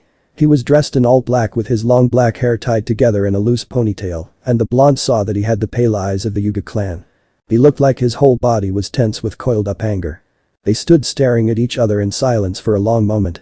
One boy was trying to figure out who this Hyuga was, and the other was trying to burn holes through his blonde counterpart with blazing eyes. Yeah, that's me. I don't think we've met. Naruto inquired with a confused eyebrow. The boy quickly shifted into an aggressive kata of the gentle fist. You do not need to worry about my name. You will not need it after this. The boy snarled as he sprinted toward the bewildered blonde with killing intent. Naruto. He intends to kill you. Just get away. You can't beat him now. Kurama yelled into her container's mind. Naruto was so flabbergasted by the situation and the yelling that he just stood there as he took the angry boy's first strike square in his throat. The blonde was blown back, spitting out blood as he went down hard on his back. He was in so much blinding agony just trying to breathe and clutching at his throat that he didn't notice the long-haired boy had moved to stand over his body and began a flurry of 2-finger strikes at many tenketsu all over him. He could do nothing but scream hoarsely with blood coming out of his mouth as even more incredible agony slowly enveloped his entire being while his attacker continued the enraged assault. Finally the angry boy stopped and straightened up, breathing heavily. Uzumaki Naruto, I have left your vitals for last because I want to make you understand that you will suffer as long as possible for my father's death. The boy growled down at the battered blonde. Realization finally struck Naruto. Wire and Neji. He painfully tried to get out through his blood-flooded throat as his entire body continued to scream in agony, not being able to move at all. The long-haired boy now named Neji flinched at hearing his name and narrowed his eyes angrily. Who told you that? He snarled, his Byakugan blazing. Hizashi ga. Was all Naruto could force out before he was struck hard in one of his kidneys. The pain he felt before was nothing compared to now, and he nearly passed out from shock. Don't you dare say that name in my presence. You do not deserve that honor. It's your fault my father sacrificed himself in his brother's place. If you hadn't interfered with the fate of a weak person like my cousin, it wouldn't have led down a different path toward the death of someone truly strong, like my father. Neji spat out, his eyes blazing even harsher. Naruto, despite the extreme agony, frowned. Hhousekan yusatt hada about Hinata. He pushed out through the pain, more dark blood pouring out of his mouth. She is weak. I have decided that weak people like you and her should not interfere with the fates of the strong. The Hyuga replied with a sneer. Be bullshit t. Yus should be protecting her arg. Naruto screamed out and gurgled again as Neji slammed a charka strike into his left lung. A weak and dead person does not get to tell me anything. Neji's face darkened ominously before he prepared to go for the finish. Naruto, we're going have to break your promise with that old fart. I'm going to pump my chakra into you, a lot of it. You're not ready and you may go berserk with the power, but it's the only chance. Kurama was cut short by an ear-splitting scream of agony that was not coming from the Naruto, but from the Hyuga boy instead. Neji was screaming at the top of his lung to the high heaven as he clutched at his forehead tightly and was about ready to tear his hair out. He fell down next to his blonde victim and flopped like a fish in unbearable pain. Naruto was stunned and utterly confused at this abrupt change in the situation until he noticed an approaching man wearing the same black funeral robe as Neji. It turned out to be Hyuga Hiashi holding one of his hands up in a seal. He also looked pissed as hell. The boy quickly connected the dots. The clan head had just activated Neji's cage bird seal to stop him. That's enough, please. He tried to force out as loudly as he could and was relieved when he saw Hiashi release the hand seal a second later. Neji's screams ceased abruptly and he was now gulping for air, apparently unconscious. The Hyuga clan head glared at one of the gate guards nervously approaching the three. At this moronic boy to confinement and leave him there for a month. No visitors except for me. He snapped harshly as he made his way over to Naruto and kneeled down. The guard quickly scooped up Neji's unconscious body and carried him away into the compound, while the clan head then activated his Byakugan to scan the blonde's body for any major damage. Nothing looks fatal and you are already beginning to recover, thanks in no small part to your. Naruto noticed the pause about his tenant. Incredible healing most likely, Uzumaki-san. You were fortunate when the guards reported my nephew running out after you a few minutes ago, and I decided to investigate. I think this is what you call a case of deja vu, since I've had to look over you the other night as well. Hiashi spoke softly as he continued to scan the body. Naruto had to hold back a chuckle. Please don't make me laugh. I hurt all over. He grunted with a pained smile. That is what most people generally say after their first time facing the gentle fist. I truly apologize for this unforgivable behavior from one of my clan members. Hiashi said sincerely with his head bowed before letting out a weary sigh.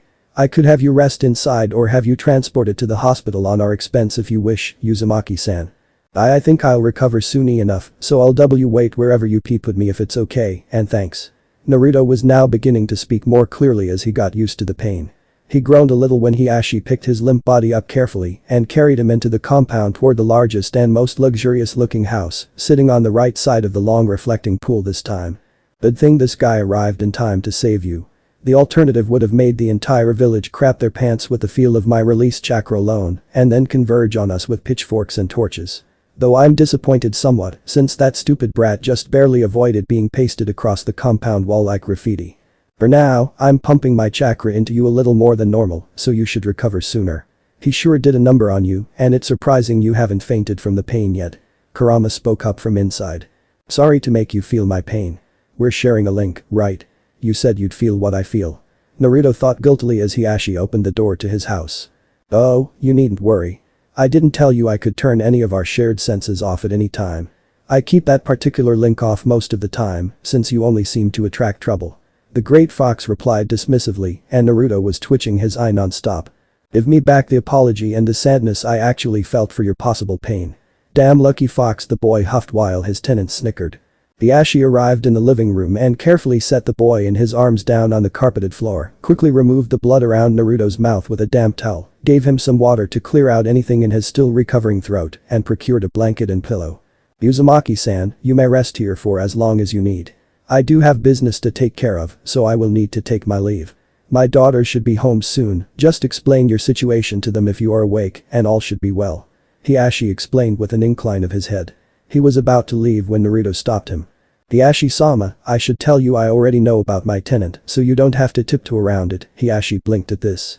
And I'm sorry about your brother's death. I can tell you two were close from the other day. He forced himself to speak without stuttering in pain. His host allowed a sad nod after a moment's pause. We shall speak more of this when you recover. For now, just get some rest and I shall be back before too long. The clan head replied as he stepped out. Naruto decided to heed his host's suggestion and closed his eyes. 3 hours later. Naruto could still be heard gently snoring away on the floor. The relative silence of the living room was finally broken by the front door, sliding open to admit two young girls wearing all black, one clearly older than the other by several years. "Ni-chan, can we play games after dinner?" Hanabi childishly asked as she tugged at the sleeve of her older sister's black kimono. Hinata sadly smiled and rubbed a hand on her younger sister's head. "I don't think we should do that so soon yet, Hanabi-chan. This is a day of mourning for our uncle. She replied as the girls made their way further into the living room. Hanabi had an impatient scowl on her face before it turned into curious scrutiny as she noticed Naruto on the floor. Who is that? She pointed at the boy. Confused, Hinata just followed the direction her little sister was pointing in and yelped in shock as she noticed the still form of her savior. And then Naruto-kun. She cried as she immediately kneeled by the blonde and activated her Byakugan to see what was wrong. She gasped in shock as she observed what looked like minute amount of the same red chakra she saw the other night, mixing in with Naruto's dense and dark blue chakra inside the body. She also noted some of his tenketsu were recently closed forcefully, but was also relieved that they were slowly opening back up. He was attacked by one of us. What happened? She worriedly thought as Hanabi kneeled down next to her. Naruto? The one who beat that bad guy? Hanabi inquired as she searched over every inch of the boy with her gaze. Hinata only nodded in response, and the little girl grinned wide. Then I'll call him Ani-chan, since he saved you. Despite the serious situation, Hinata had to smile at her little sister's antics. Hanabi was already taken with Naruto apparently. While the girls were contemplating how the blonde ended up injured and resting in their home, their father had just entered the living room, back from whatever business he was taking care of. I see you have discovered our surprise guest, my daughters. Hiashi announced, surprising the two girls with his voice. Hanabi recovered quickly, ran up to her father, and latched onto his leg cutely. Father, why is Ani-chan here? She somewhat demanded as Hiashi patted the top of her head. He had to hide a smirk at his youngest daughter, already calling his new favorite blonde such an affectionate nickname. He wouldn't have to worry about both of his children getting along with Naruto now. He also noticed Hinata had the same expectant look on her face as her little sister, awaiting his explanation. Uzumaki-san was attacked by a stupid young boy with a misguided grudge about his father's death. He was unable to move, so I decided to have him rest here until he recovers. He finally admitted with his eyes closed in exasperation. And Neji-san did this? Why would he blame Naruto-kun for uncle's death? Hinata's stutter disappeared mid-sentence as she showed a flash of anger in her eyes. Hiashi did not miss this. This boy is already doing wonders for Hinata's self-confidence. Note to self. Fabricate reasons to get them together more often from now on. He thought offhandedly as he prepared his response. It was a misguided decision on my nephew's part to direct his anger about the loss at this child. Unfortunately, I do not think he will ever let this go until they meet in battle in the future and finish it. He spoke with resignation in his voice. That's terrible for Naruto-kun. Hinata whispered as she dreaded the thought of her new friend being hurt again, especially by one of her relatives. Hanabi showed an angry yet cute expression as she devised plans to tell Neji off for this. I am going to prepare some dinner since Tomo-san has the day off. In the meantime, please leave Uzumaki-san to sleep in peace and get changed for tonight. Hiashi requested of his daughters, and they obeyed with Hinata leaving the blonde alone somewhat reluctantly. Some time later. Naruto smelled something lingering in the air before he slowly opened his eyes. It smelled like curry. On that cue, his stomach growled loudly. His eyes opened wide quickly at that sound and sat up, only feeling a little tender from his earlier beating.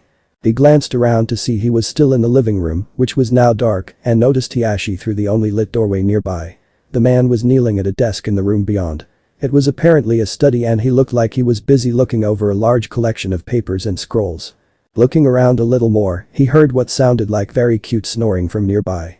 Following the sound, he saw two girls cuddled together in the large living room chair just a few feet from him. They were wrapped in a blanket and he saw one of them was Hinata.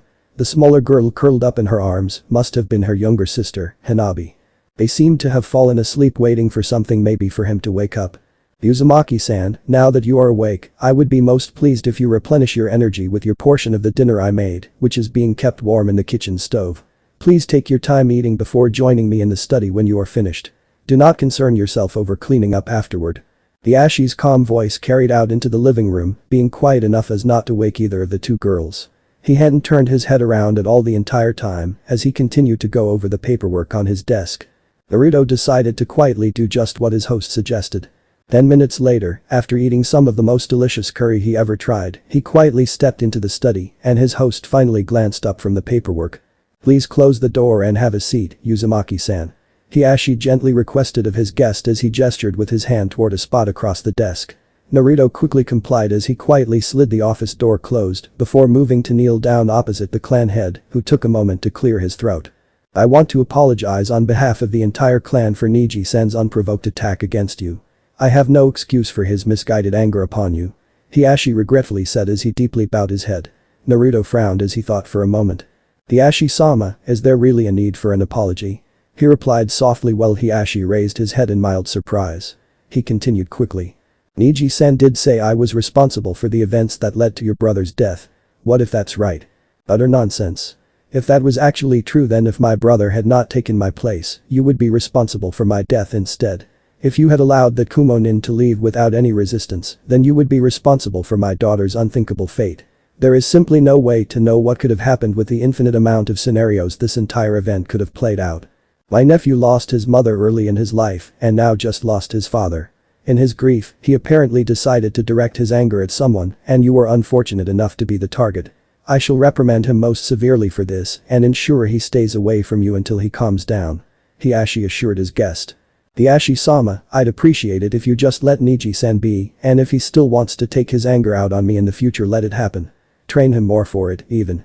I'll take it all and beat it back tenfold into him until he finally moves on," Naruto declared with a steady voice after a moment's thought, stunning the clan head.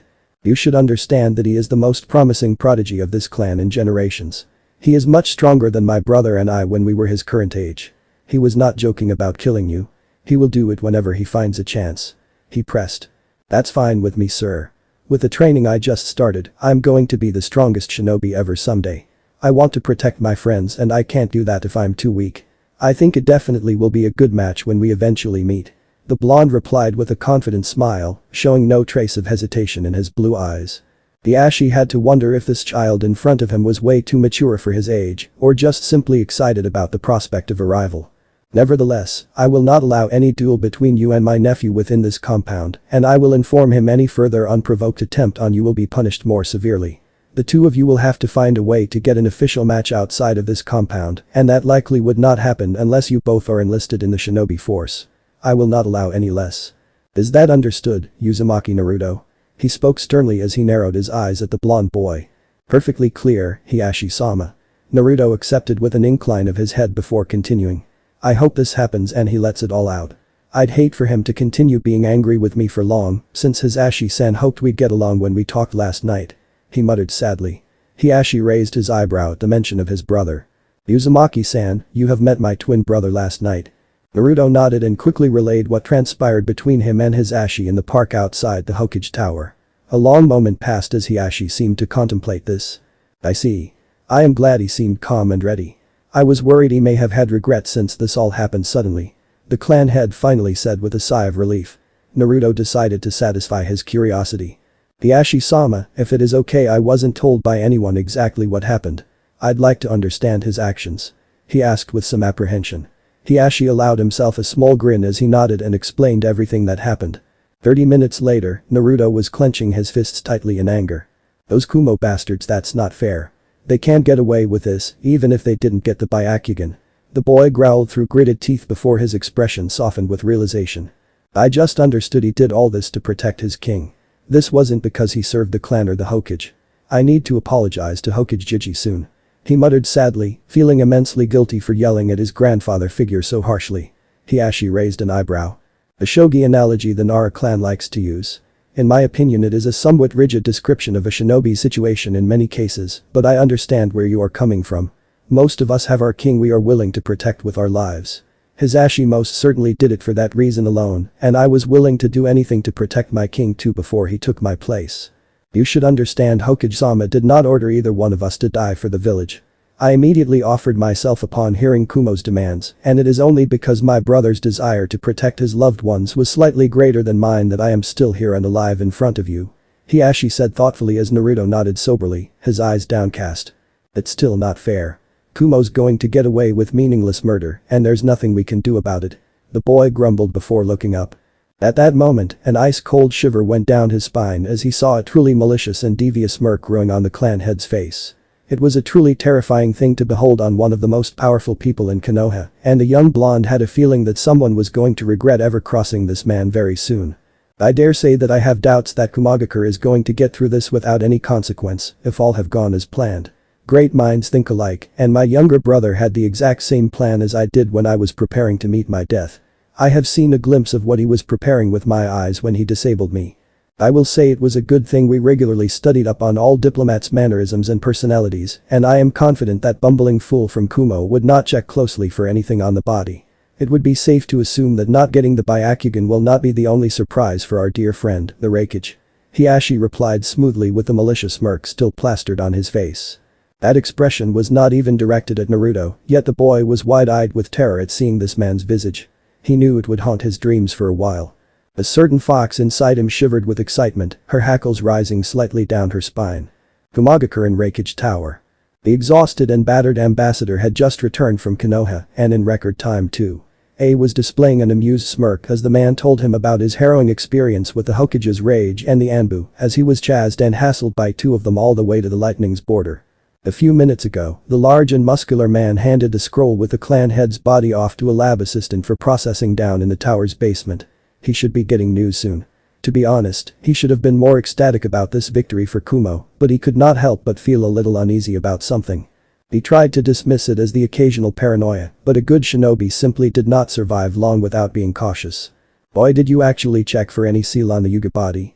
he suddenly asked the ambassador out of nowhere. "Yes, I did on the forehead, right. It wasn't there when they removed his hit I-8. The ambassador replied. A scowled. There was that paranoia rearing its ugly head, and it was here to stay. Was this before or after death? Our reports on the seal says that it will disappear shortly after death. He replied with deadly calmness, having a feeling he knew the answer. The ambassador gaped at him in stunned horror, and his mouth flapped like a fish with no sound coming out. The Raikage clenched his fists and gritted his teeth just as the feeble man finally spoke. It was after death ga. He choked out when the fourth Raikage moved with insane speed to grab him violently by his neck. The huge man loomed large over him, leaning in close with an angry snarl. You goddamn fool. That was why they easily let this happen with only token resistance. That clan head had an identical twin that was branded and could have easily substituted with him. The clan head also has never been known to wear any type of hit I-8 inside the village. And you signed the fucking paper confirming that this body is Hiashi Hyuga, not his twin. Now we can't even raise some uproar about this, else we look like the jackasses here, not them. You're the worst ambassador ever. He raged at the man shrinking in his grip with each word. He groaned in disgust at this man's cowardice and stupidity before swinging the now former ambassador around to throw him out through one of the floor-to-ceiling window panes at the back of his office. It shattered with a thunderous crack and the mountain wind blew in harshly, blowing papers everywhere and ruffling A's Raikage Haori. The large man grunted and spat out the window as he listened to the man's scream fading 20 stories down. A faint thud followed. He didn't care if the man survived or not as he sat down in the chair and leaned back with the wind buffering his tightly wound platinum blonde cornrows around. Resignedly awaiting the bad news from the lab as he rubbed his temples in preparation for an incoming migraine. What he did not expect was a massive explosion shaking the entire building. It even shook him out of his chair. After the explosion died away, A immediately rose to his feet and gritted his teeth. He figured he could guess where exactly the epicenter was as he turned his lightning armor on with a shroud of crackling lightning covering his entire body. In the next instant, the office's door was obliterated into tiny pieces as the Raikage charged through, tearing up a gouge in the floor underneath him as he instantly flickered to the stairwell. Using a combination of amazing acrobatics and his armor's super speed, he bounded like a lightning down the 20 flights of stairs to the basement level. He made the basement door his next victim as he skidded to a stop upon arrival. He had just gone down 20 stories from his office to the basement in under 5 seconds total. It was chaos. Half the people were running around in panic and the other were running damage control with smoke, fire, body parts and broken equipment everywhere. An entire room in the center of the basement level had all of its walls blown out into other rooms. They then deactivated his lightning armor and glanced at a bruised and battered person sitting next to him on the floor who just became aware of the Raikage's arrival. What happened here? He asked with a neutral tone and his gaze was steady on the destruction, though he probably already knew. A very powerful time delay explosive tag. Hidden on the Hyuga specimen. It was activated when he appeared. Out of stasis from the scroll. The disheveled lab worker stammered in broken sentences as he tried to shake off his daze. The large man sighed heavily, totally exhausted with everything. He tried everything and still lost, yet he could not even bring himself to get angry with this. He brought this on himself by trying to deal a cheating hand. They just returned the same favor tenfold and he was the one worse off in the end. He would bet the Hokage never knew of this. It was likely prepared by this Hyuga on his own. He might as well cut the losses now before it got silly between the two villages. The fourth Raikage of Kumagakure let out a defeated groan as he began helping the people in the basement level deal with the destruction. At least he had a very solid reason to tell the council to back the hell off about kidnapping more Kekkei Genkai holders. Back with Naruto and Hiashi. Naruto stared at the clan head unblinkingly with mouth agape and eyes wide open. The fox was very impressed, which was saying a lot. The Ashi's devious smirk had been replaced by a neutral grin, as if the last few minutes were forgotten. The Ashi-sama, if I may speak freely, your brother was a vicious and evil bastard.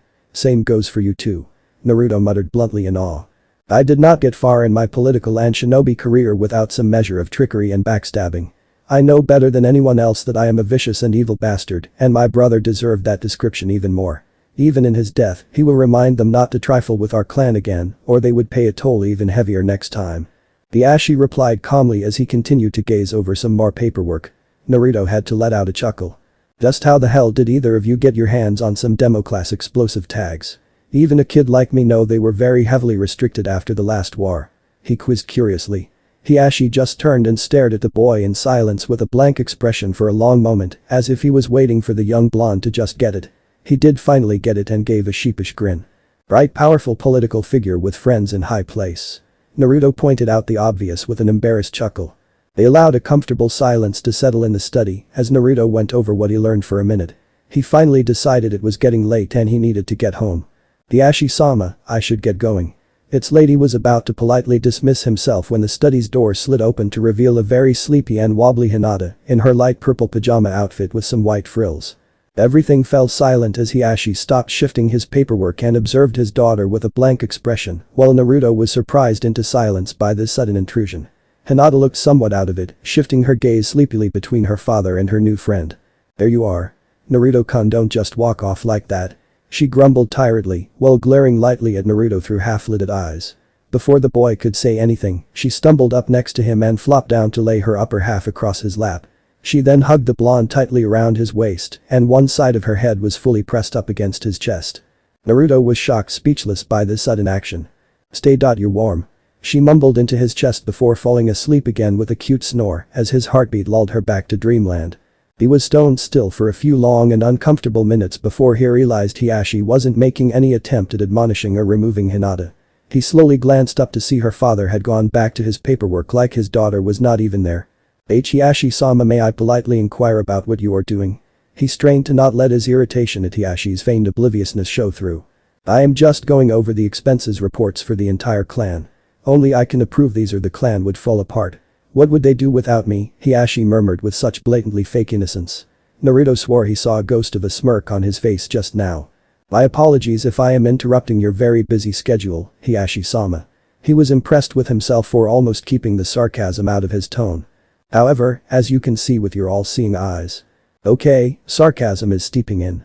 One of your precious daughters is cuddling up tightly against me, and I can't move. The boy finished urgently, his cheeks red with embarrassment. I have noticed this, but thank you for pointing it out. However, I am very busy and cannot spare even a second. You will have to wake her if you wish to leave, or wait until I have finished and I can put her to bed then. Hiashi replied coolly without missing a beat. Naruto narrowed his blue eyes, he just knew Hiashi was smirking like a dastardly madman on the inside. He sighed in defeat, but he wasn't going to play the clan head's game. He would just wake Hinata, who was sleeping with a heart-wrenchingly adorable expression, then apologize for rousing her and leave.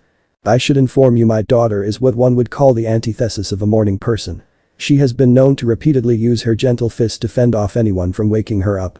Her caretaker and I can attest to that, Hiashi warned calmly, as if he knew what his guest was thinking. Naruto stared quizzically down at Hinata's cute expression. How could she be so dangerous? He has to be bluffing. He decided to take a chance and tried to shake her shoulder just a slight bit. Before he knew it, there was a sharp whoosh and he stiffened and sweated comically as he now noted a small girl's hand in a two-finger thrust just an inch from his nose. The only thing that saved him was Hiashi effortlessly catching the hand by her wrist as if was nothing. Hinata's hand immediately went slack and slipped back to her body as Hiashi let go and went back to the papers with an amused smirk on his face. Naruto trembled and sweated at how close he came to getting a strike to his face, and this girl was now innocently cuddling up tighter against his chest. Okay, I've changed my mind, this girl is dangerous. I am afraid my hand might slip next time, so I strongly recommend you do not risk another chance. She seems to be very attached to her sleep this night, Uzumaki-san. Hiashi spoke in a very amused tone. This truly was an entertaining evening for him. Hyuga, Hiashi, you truly are a vicious, evil, and sadistic bastard. Was Naruto's sole thought as he sat stone still with this cute and dangerous girl curling up even more and tightening her grip around his waist. He decided he didn't want to risk another stray Tenketsu strike this day because these hurt like hell. I love this. Devious and ruthless, this might be a man after my own heart. Kurama exclaimed with a mock flutter of her eyelids and broke into laughter at her container's suffering. It was 2 hours before a very tired and nerve-wrecked Naruto left the compound for his home, with a damn fox cackling at his luck the whole way. 2 days later in the Hokage's office. In the warm radiance of the rising sun breaking into a certain office this morning, Konohagakure's own third Hokage was found sitting behind his large and ornate desk. Now that things have settled down after his Ashi's unfortunate death, the grumbling old man was being forced to face his greatest enemy, the tall stacks of papers on the desk waiting for him to painstakingly go through. He was a little disappointed that he wasn't going to be reading his copy of the latest installment in his student's Icha series for a while longer. Before long, Hiruzen decided to give his sore writing hand a break and enjoy a mid-morning smoke. As he just got done preparing his long pipe with some new tobacco, the office's door banged open loudly to reveal one blue-eyed and whiskered blonde boy. Holding the pipe still halfway to his slightly open mouth, the old man's eyes followed the young boy's march into the office until he stood ramrod straight in front of the desk. Uzumaki Naruto had an uneasy expression on his face as he was clearly bothered by something. The Hokage, still holding his pipe, was wondering what was wrong when his surrogate grandson suddenly bowed deeply at the hips, surprising him quite a bit. "Hokage Jiji, I'm sorry for what I said the other day. It wasn't fair to you, especially after I learned more about what happened. I've finally understood this wasn't easy for you and that you had no choice." He sincerely and regretfully spoke with his head still low. Hiruzen smiled gently as he put his pipe down. "It's alright, Naruto-kun. I believe how you feel about this is truly the correct way in my own opinion. I constantly wish that I could protect every single person under my command and make sure they all got back to their loved ones," he replied gently before sighing woefully. "Unfortunately, there are times where I must risk their lives on missions in order to protect the village as whole. Nothing would make me happier than to see every one of them return relatively unharmed from their missions, and that is the case most days. However, there are some days this did not happen, and that is the part of being a Hokage that I must accept. I don't like it, but it's what I must do in order to ensure the rest of this village's protection and safety. Even so, I shouldn't have said all of these awful things," Naruto insisted as he rose from his bow. The third waved his hand dismissively with a smile to show that there was nothing to forgive in the first place. "Well, that's over with. Tell me, how's it going with you lately? I hear you've been attacked by a wayward Hyuga the other day." The old man changed subjects, hoping to prolong his reprieve from the paperwork. Naruto raised an eyebrow. He wasn't sure anyone else other than Hiashi saw that incident, and he was confident the clan head wasn't the type to just go tell anyone about a troublemaking relative. He figured it was those two Anbu guarding him that recounted the scene to this man. "Boy, care to tell me why my followers didn't jump in when Neji beat my ass to within an inch of my life? He was about to strike a fatal blow, too," he asked bluntly in an irritated tone. The Hokage had to cough violently after he took a surprised intake of breath at this revelation. "I'm sorry about that, but they noticed Hiashi-san coming, so they decided to stay back and let the scene play out," he finally admitted after coughing a few times before putting on a curious expression. "But how did you know they were there? You never gave any indication of noticing them up until now." Naruto shrugged and just pointed at his nose then his right ear. "I can smell them, and I fall asleep to the sound of their heartbeats nearly every night. I noticed them a year ago or so," he stated matter-of-factly, and the old man was shocked to hear this. Even an Inyazuka would be hard-pressed to sniff out the hidden Anbu. The blonde then smirked. "My senses became even better since that night with my tenant, though. Like for example," he turned to point at a spot by the giant bookcase near the office's door. "I could smell that guy over there had bacon and eggs for breakfast." He paused to sniff once. "Coffee too. Black, I'm guessing." He then turned to point at the office's lone sofa in the back corner. "That guy is pretty much dipped in sword cleaning oil. I guess he just likes swords a lot," he deduced before finally turning back to the Hokage and pointed up above at the tiled ceiling. "That woman up there used some very fruity smelling shampoo. I guess she thought we're in a tropical area, but I sure as hell don't see any fruit trees around to cover up the smell," he finished. The Hokage sat there, feeling a little dumbstruck and impressed. For a brief moment, he believed this young boy would grow up to be a truly dangerous shinobi before the apparently male Anbu in the ceiling hopped down to appear at the Hokage's side and cleared his throat. It was clear Naruto mistook him for a woman, and the boy let out a sheepish grin. "Sorry Boar-san, I thought you were a woman with that shampoo. No offense sir." He inclined his head slightly. The boar-masked Anbu just shrugged his shoulders and mumbled something about had to use my girlfriend's shampoo before disappearing back into the ceiling. "I put a cube of sugar in my black coffee," a man's voice corrected from the hidden spot by the bookshelf. Naruto flinched and turned his head toward the voice. The use is just 1 cube. Even I know you put in at least 2 cubes to even notice any change in the taste, and I don't drink coffee yet. He defended. The Hokage gave a brief at his kinda nod with a half shrug at this statement. I'm a woman. A feminine voice called out from the sofa, sounding clearly amused. Naruto comically twirled his head toward the sofa in shock before sighing. In a break, it's not like I've learned to tell the differences between men and women by smell yet. Hiruzen, having watched all of this, shook his head in amusement. Well, this boy will at least be dangerous in the future with more practice, I suppose. The humor was short-lived when he heard something very uncomfortable. Oh, you should clean your sword better since I can also smell blood all over you. You must have been fighting someone recently. Naruto innocently offered. The air in the room quickly chilled and cracked as the other men kept stone still, not wanting to make the slightest amount of noise even breathing. They all knew she hadn't drawn blood from anyone for days. Naruto just tilted his head at the suddenly tense atmosphere. Restroom break. A panicked female voice cried out before a whoosh of air was heard, signifying the unfortunate woman's departure from the office. What the heck just happened? The child inquired as he gazed confusedly at the profusely sweating Hokage. He didn't want to answer that and tried to shrug it off, acting as clueless as the blonde boy. It seemed to work when the boy returned the shrug and apparently moved on to another subject in his mind. The man in the room and a certain fox let out a silent sigh of relief. They definitely did not want to be the ones to tell a naive young child about the messy facts of life just yet. Taking a moment to clear his throat after that awkward situation, the aged leader spoke up again. So you didn't answer my question earlier. Is everything okay? Are you doing well with the training so far? He pressed a little, and Naruto smiled broadly. I'm doing great. I'm getting along with Hinata-chan and her dad. They're pretty nice once you get past the stoicism, or in Hinata-chan's case, her shyness. As for the training, the fox is working me hard and fixing up my body. See? He reported as he rolled up one of his t-shirt sleeves and flexed his bicep, which was already showing some significant improvement from just a week ago. The Hokage nodded in approval. I'm glad to see you're working hard, and I hope you will continue to get along with the Hyugas. They will be very important allies if you remain friends with them. He advised. The blonde nodded in response. I know it's important, but I want real friends. I'm not going to do this just to get favors. He declared. He didn't want to be thought of trying to get on anyone's good side for his own sake. That's an excellent principle to follow. I am sure all of your friends will appreciate this. Nodded the third. Naruto returned the nod with a wide grin and turned to leave. Well, I guess that's all I got to say.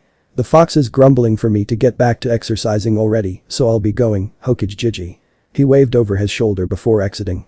The Hokage smiled and set about getting back to the paperwork when he noticed a difference. Did this stack of papers just increase in size when I wasn't looking? He grumbled, directing a nasty glare at the stack that would have set it on fire if it were possible.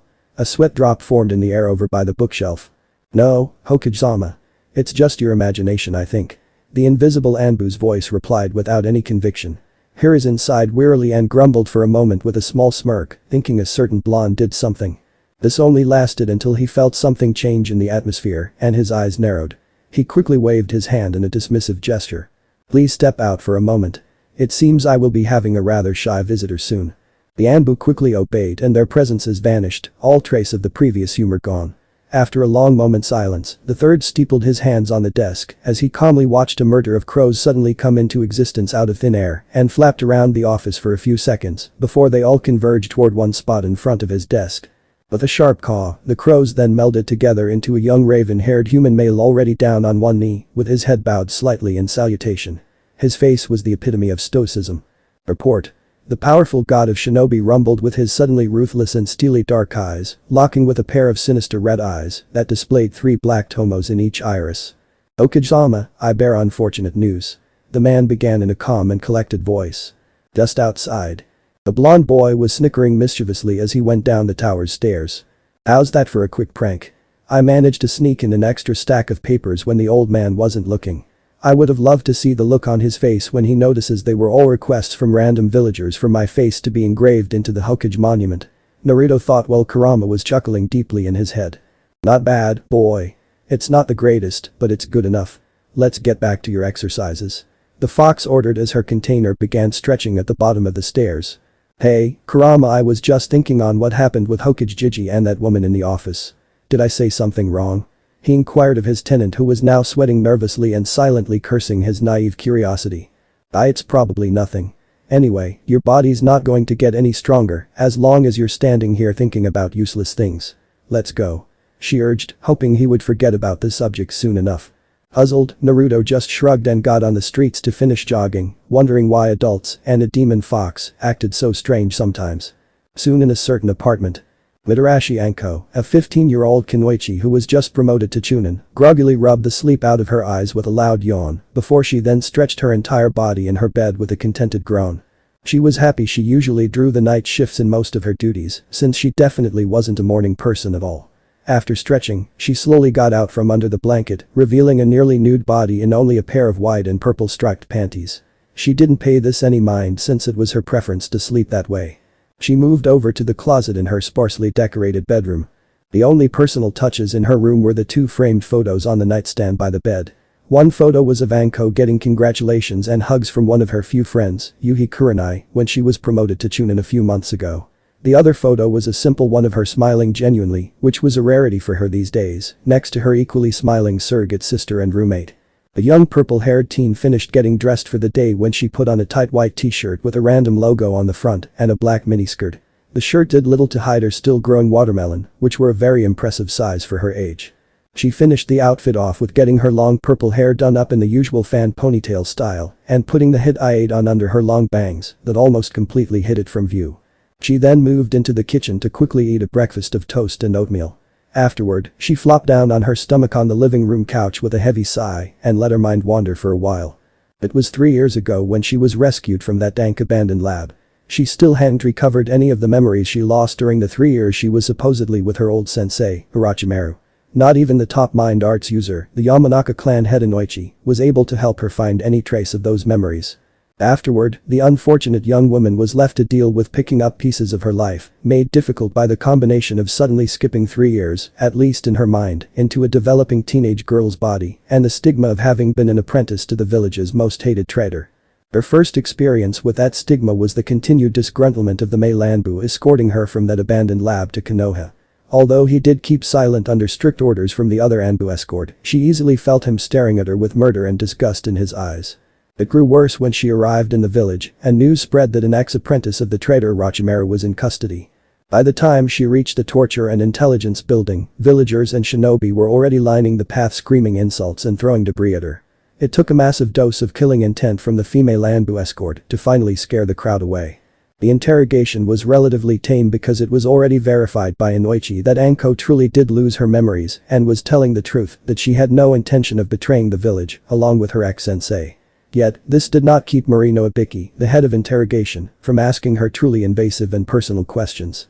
The only good thing from that miserable day was the Hokage himself dropping by and assuring her that he did believe her wholeheartedly and that if she still wished to enter the shinobi force, she was allowed to do so. That put him number 2 on her list right behind the female Anbu who rescued her and comforted her on the way back to Konoha. After being allowed out of questioning, she was escorted to an apartment by the same female Anbu that saved her. Upon arriving, the young teen was surprised to find Nico removing her mask, revealing a beautiful and mature-looking young woman with slatted chocolate brown eyes. Flashback. Anko was rather bewildered by the female Anbu inexplicitly taking her cat mask off in the middle of the living room of the apartment that she was taken to. "Waniko-san." The young preteen managed to blurt out upon seeing her savior's beautiful face framed by long purple hair that seemed just a bit more vibrant in its shine than her own. She swore they shared family blood considering just how similar they looked. "I go by that name when I'm working. Whenever I'm not wearing the mask, you may call me Yugao. Yuzuki Yugao." The revealed woman smiled gently as she introduced herself. "Okay, Yugao-san, but why did you just reveal yourself?" Anko could not get it in her head that someone was actually nice to her after the last few days of dealing with nothing but anger and misery. "It makes sense for me to officially introduce myself as your new roommate, Anko-chan. I studied your file and I noticed you have no relative to stay with anywhere near here. Considering how the past few days went since you entered this village, I feel you could use someone to help you through this horrible time. I also hope we will come to be good friends someday as well." Yugao offered sincerely. This stunned Anko into silence as she stared at her new roommate wide-eyed for a few long minutes. The 16-year-old Anbu shifted uncomfortably under the stare. Perhaps she was wrong about Anko wanting someone to help her. She almost didn't hear the younger teen's response in her growing internal panic. "DT, thank you." Anko barely whispered as she shuffled over to the older woman, her arms spreading out slowly.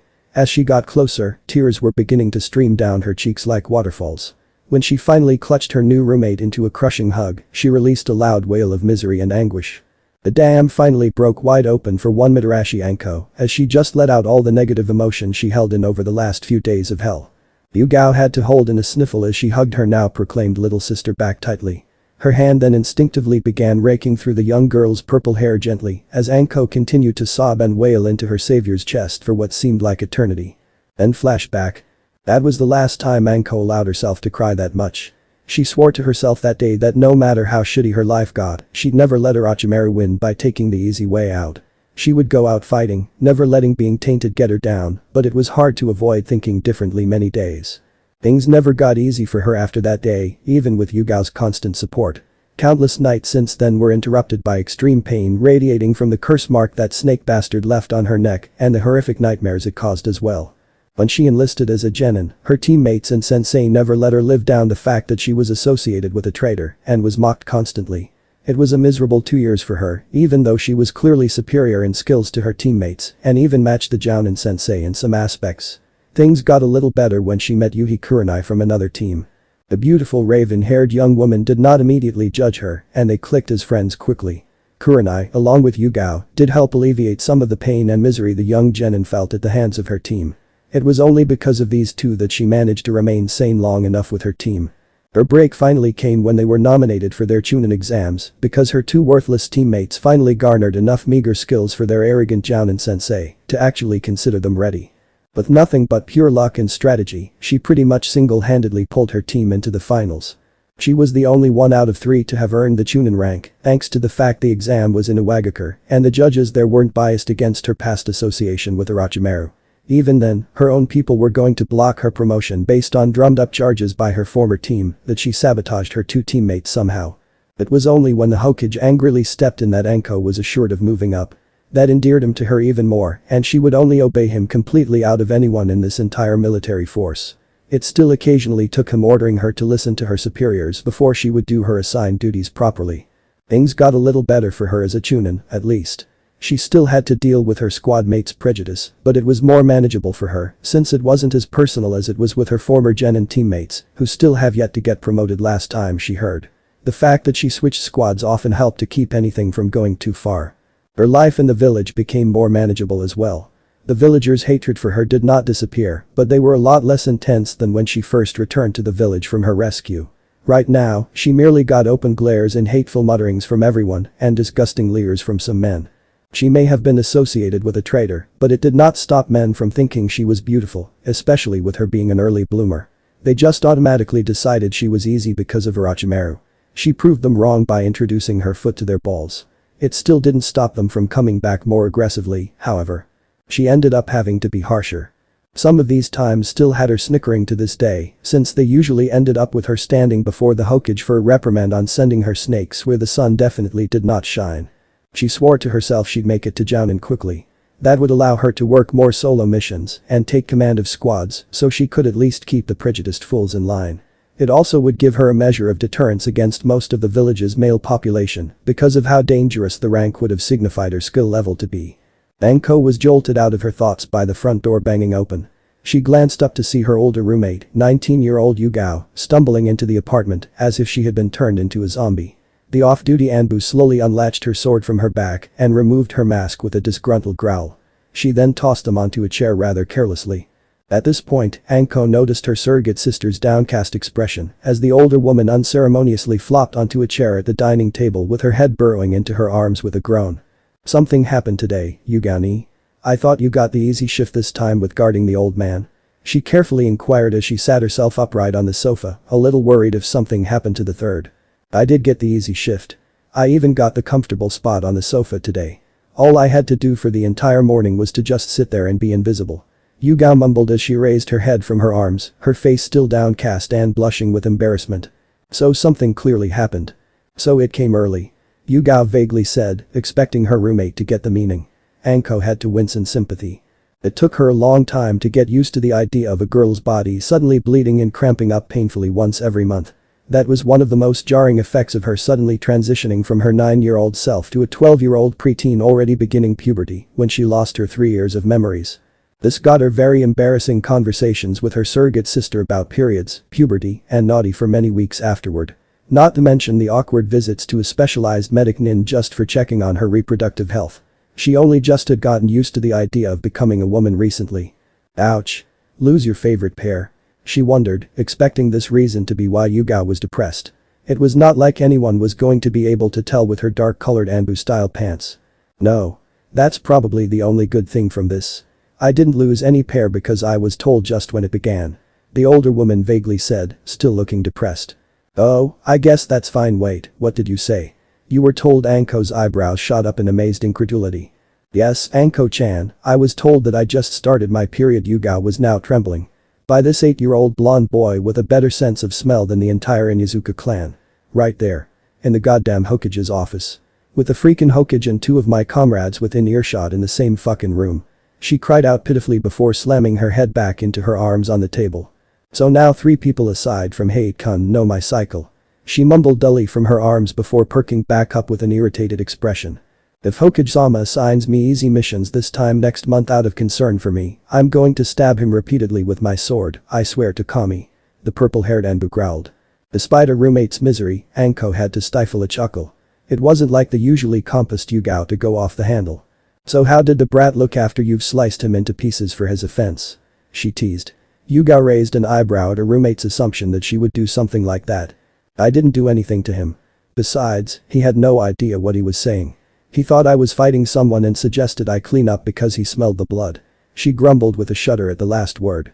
Anko winced, wondering just how that particular and perfectly natural body function smelled to any sensitive nose.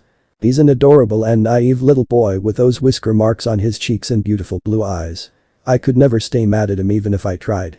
She admitted with a small smile before sighing dejectedly. I'll be okay. I'll probably forget about all this after a week. It just was embarrassing today, that's all. Anko raised an eyebrow at her surrogate sister's impression of the boy. Hyuga generally didn't care for kids because she considered them brats and did not intend to have any kid of her own for a long time. If she ever got around to it, that is. This kid must have been someone special to endear himself to Hyuga rather easily. Who's this kid then? Must have been super skilled or high-class VIP if he can just barge into the old man's office. She asked offhandedly. Hyuga smiled at her roommate's curiosity. No, just a kid that Hokage-sama considers to be his surrogate grandson. His name's Uzumaki Naruto, and I can tell he will grow up to be a very interesting, and probably amazing, shinobi. It's almost too bad he's not close to your age, at least for the time being. You two would get along great when he becomes older and more mature. Hell, despite his naivety, he's mature beyond his age. Hyuga sadly said, knowing exactly the reason why he had to grow up so quickly. Really? What kind of history did he have? Anko inquired, but her roommate shook her head soberly. Sorry, Anko-chan. I trust you, but that's a S-class secret that only Jounin and Anbu are allowed to know. You'll just have to hurry up and get promoted to understand everything about Naruto. She replied mysteriously. Even though Anko had on an impatient scowl, she just shrugged this off and got up to put on her black kunoichi sandals. Sorry to hear about your morning, Hyuga. I'll leave you alone to wallow in your humiliation while I go out to kill time. She declared with a teasing grin. Hyuga just stuck her tongue out at her roommate before returning her head to rest on the table with a groan. Anko chortled briefly as she stepped out the front door. Naruto on a random street in the village. Naruto was panting heavily as he continued to run at a quick pace up the street. He was already used to the open glares from the people on the street, so they didn't even register. However, with his superior hearing, he could hardly ignore the whispering about the demon brat. Some of the things he heard almost made him stumble over in exasperation at their idiocy, like how he was training to get stronger so he could destroy the village. That they were somewhat cowering while muttering that they needed to hurry up and kill him quickly almost made him laugh. However, he was encouraged to hear some positive comments from some of the younger people, like how he saved the Hyuga Harris and would a demon have done that. They also began to notice how he still remained cordial to them despite being openly shunned. He had to smile. Hearing just one of these positive comments made it worth hearing 1,000 insults from the others. He was so distracted by his happy thoughts that he did not notice someone standing in his way. He slammed into the person's leg hard and bounced back onto his back on the hard ground with a pained grunt. Before he could apologize, a large man's hand suddenly grabbed onto the boy's collar and lifted him up harshly. Naruto let out a yelp of discomfort and opened his eyes to stare into the hateful glare of a large male villager. Naruto knew this man as one of those villagers that were most vocal and aggressive against his continued existence. How dare you try to hurt me, you damn demon brat. the man hissed harshly. The boy knew he was in for it, but he had to try to calm the man down. He put both hands up in a placating gesture. "I'm sorry. I wasn't watching where I was going. I was just jogging," he tried to say calmly. The man just shook the boy hard for a few seconds. "Don't think you can trick me with that nice act. I know you're secretly training to destroy this village in the future. Well, I'm going to do everyone here a favor and put an end to that right now," the man declared to the other villagers gathering around him as he drew out a long knife from his belt. The villagers gasped and some of them cheered. "I'm going to make you suffer," the man whispered darkly as he moved the tip of the knife to the blonde's face. Naruto had no choice but to close his eyes with gritted teeth and just hope that Kurama, who was already roaring angrily at the man in his head, would help him survive this until someone interfered. He was still too weak to even defend himself against a villager. However, he never had the chance to test his quick recovery ability once again as he heard a yelp of pain and he was suddenly dropped. Landing hard on his butt, he cried out at this sudden action as he opened his eyes. He was surprised to see a beautiful purple-haired teenage girl with pupil-less light brown eyes gripping the large man's knife hand in place as if it was nothing. Madarashi Anko glared harshly up at the nervous man, who stared at the young girl fearfully before his face began to grimace in pain as the girl tightened her grip on the man's hand. Naruto could hear the slight cracking of bones in the man's hand for a second until he heard a cry of pain. At the sound, the young girl finally let go and the man stumbled back clumsily, dropping the knife in the process. Clutching at the fractured hand with a pained grimace, the man glared balefully at the purple-haired girl. You fucking bitch. Of course a traitor's whore would protect the demon brat. The man spat out, only to wilt under Anko's glare and her rather impressive killing intent. You'd better get it into your idiotic brain if you know what's good for you, and the same goes for all of you. Anko swept her arm out to indicate the other villagers surrounding them. I'm a kunoichi of this village, and my job is to do what I think need to be done to keep the peace and protect its people. I just saw a cute little boy being harassed and about to be cut up by a pathetic retard that seemed to think he was out to destroy the entire village. The purple-haired girl laughed mirthlessly for a few seconds before pointing at the large man. You'd have been more of a danger to this village than this boy could ever be if stupidity is actually contagious. In fact, I should probably lock you up anyway for public safety. She spoke with a malicious grin that sent shivers down everyone's spines. After a moment of holding that expression, she then let out a suffering sigh. I really don't need to deal with this crap, so get the hell out of here before I set my snakes on you. And that goes for all of you too. She raged while sending her killing intent everywhere, terrifying everyone around her. In the next instant, it was just the blonde boy and her alone on the street. Whoa, Naruto muttered in amazement. The teenage girl turned around and gave a silly victory hand gesture before bending down to offer her hand for the blonde to grab onto. The boy gladly took the proffered hand. Thanks, One-san. You saved me, he said gratefully upon getting to his feet. Anko could only grin slowly and rubbed a finger under her nose. It's no biggie. I don't know why they think you're going to destroy the village. You're pretty cute, especially with those whiskers. She teased as she bent over to pinch and stretch one of the boy's cheeks. Naruto could only cry out in indignity as he swatted the hand away. The girl then narrowed her eyes as if she realized something. Wait a minute, blonde, whiskers, and gorgeous blue eyes, are you Uzumaki Naruto? She suddenly asked. Naruto flinched in surprise. Why yeah, I am. How did you know that, One-san? The boy tilted his head in confusion. I heard it from a little purple cat. Did you know you embarrassed a young woman this morning, Gaki? Anko pointed out and then smirked upon seeing the blonde looking seriously affronted. No way. I didn't do anything to any woman on purpose. The boy huffed with crossed arms, thinking someone else out there was slandering his good name. Nah, it's alright you didn't realize. However, I have a piece of advice for you and it's very imperative you listen to this, Gaki. Anko leaned in to speak in a low voice. Naruto, putting on a curious fox-like expression, brought one of his ears in close. Gaki, I hear you have that great sense of smell and it's pretty useful, I'm sure. However, in the future, if you ever smell any kind of blood on a woman and she doesn't look like she's bleeding from anywhere visible, it's probably very important for your sake that you do not bring it up with her out of nowhere, especially with people around. The teen whispered vaguely, confusing the boy even more. Something like that happened this morning, but I don't understand, One-san. If I smell blood, that means someone's hurt and bleeding, right? Naruto tried to press for clarification. The older girl quickly shushed him. In a way, you might be right about us occasionally hurting. However, it's extremely personal for all women. I'm doing you a huge favor by asking you to just ignore that scent and don't ever mention it.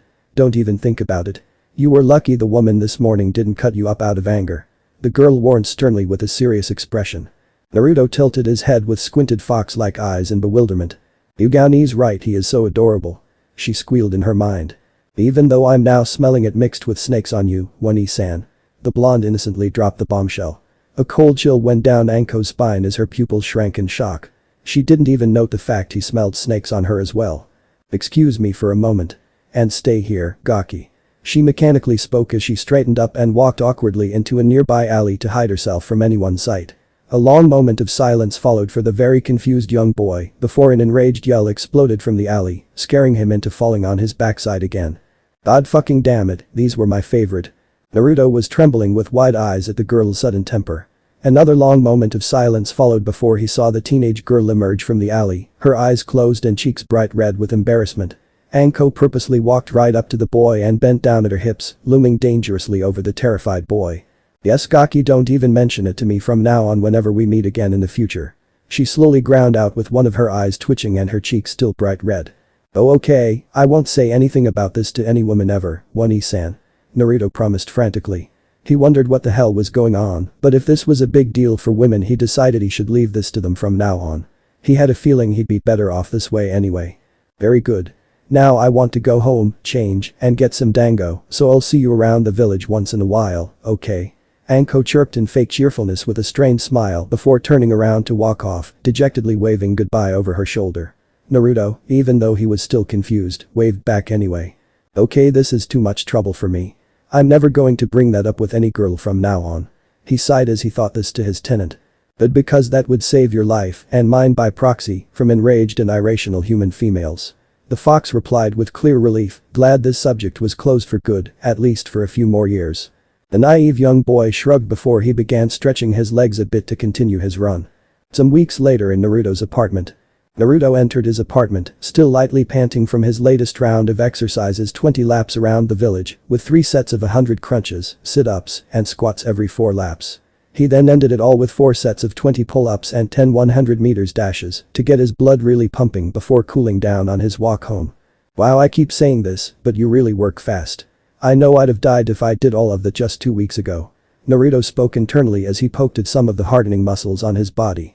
I'd be lying if I said I expected you to reach this point already. At this rate, I might be finished bringing your body up to appropriate levels in just a couple weeks, much earlier than I anticipated. Kurama admitted. She wondered if it was the elite blood of those 2 clans in him that allowed him to adapt and mold his body so quickly for anything. In any case, this amount of exercising is more than enough to get you into shape quickly, so we'll keep the routine the same until we move on to the next level of your training. She suggested. Naruto nodded as he took his sweat-drenched t-shirt off and began preparing some lunch.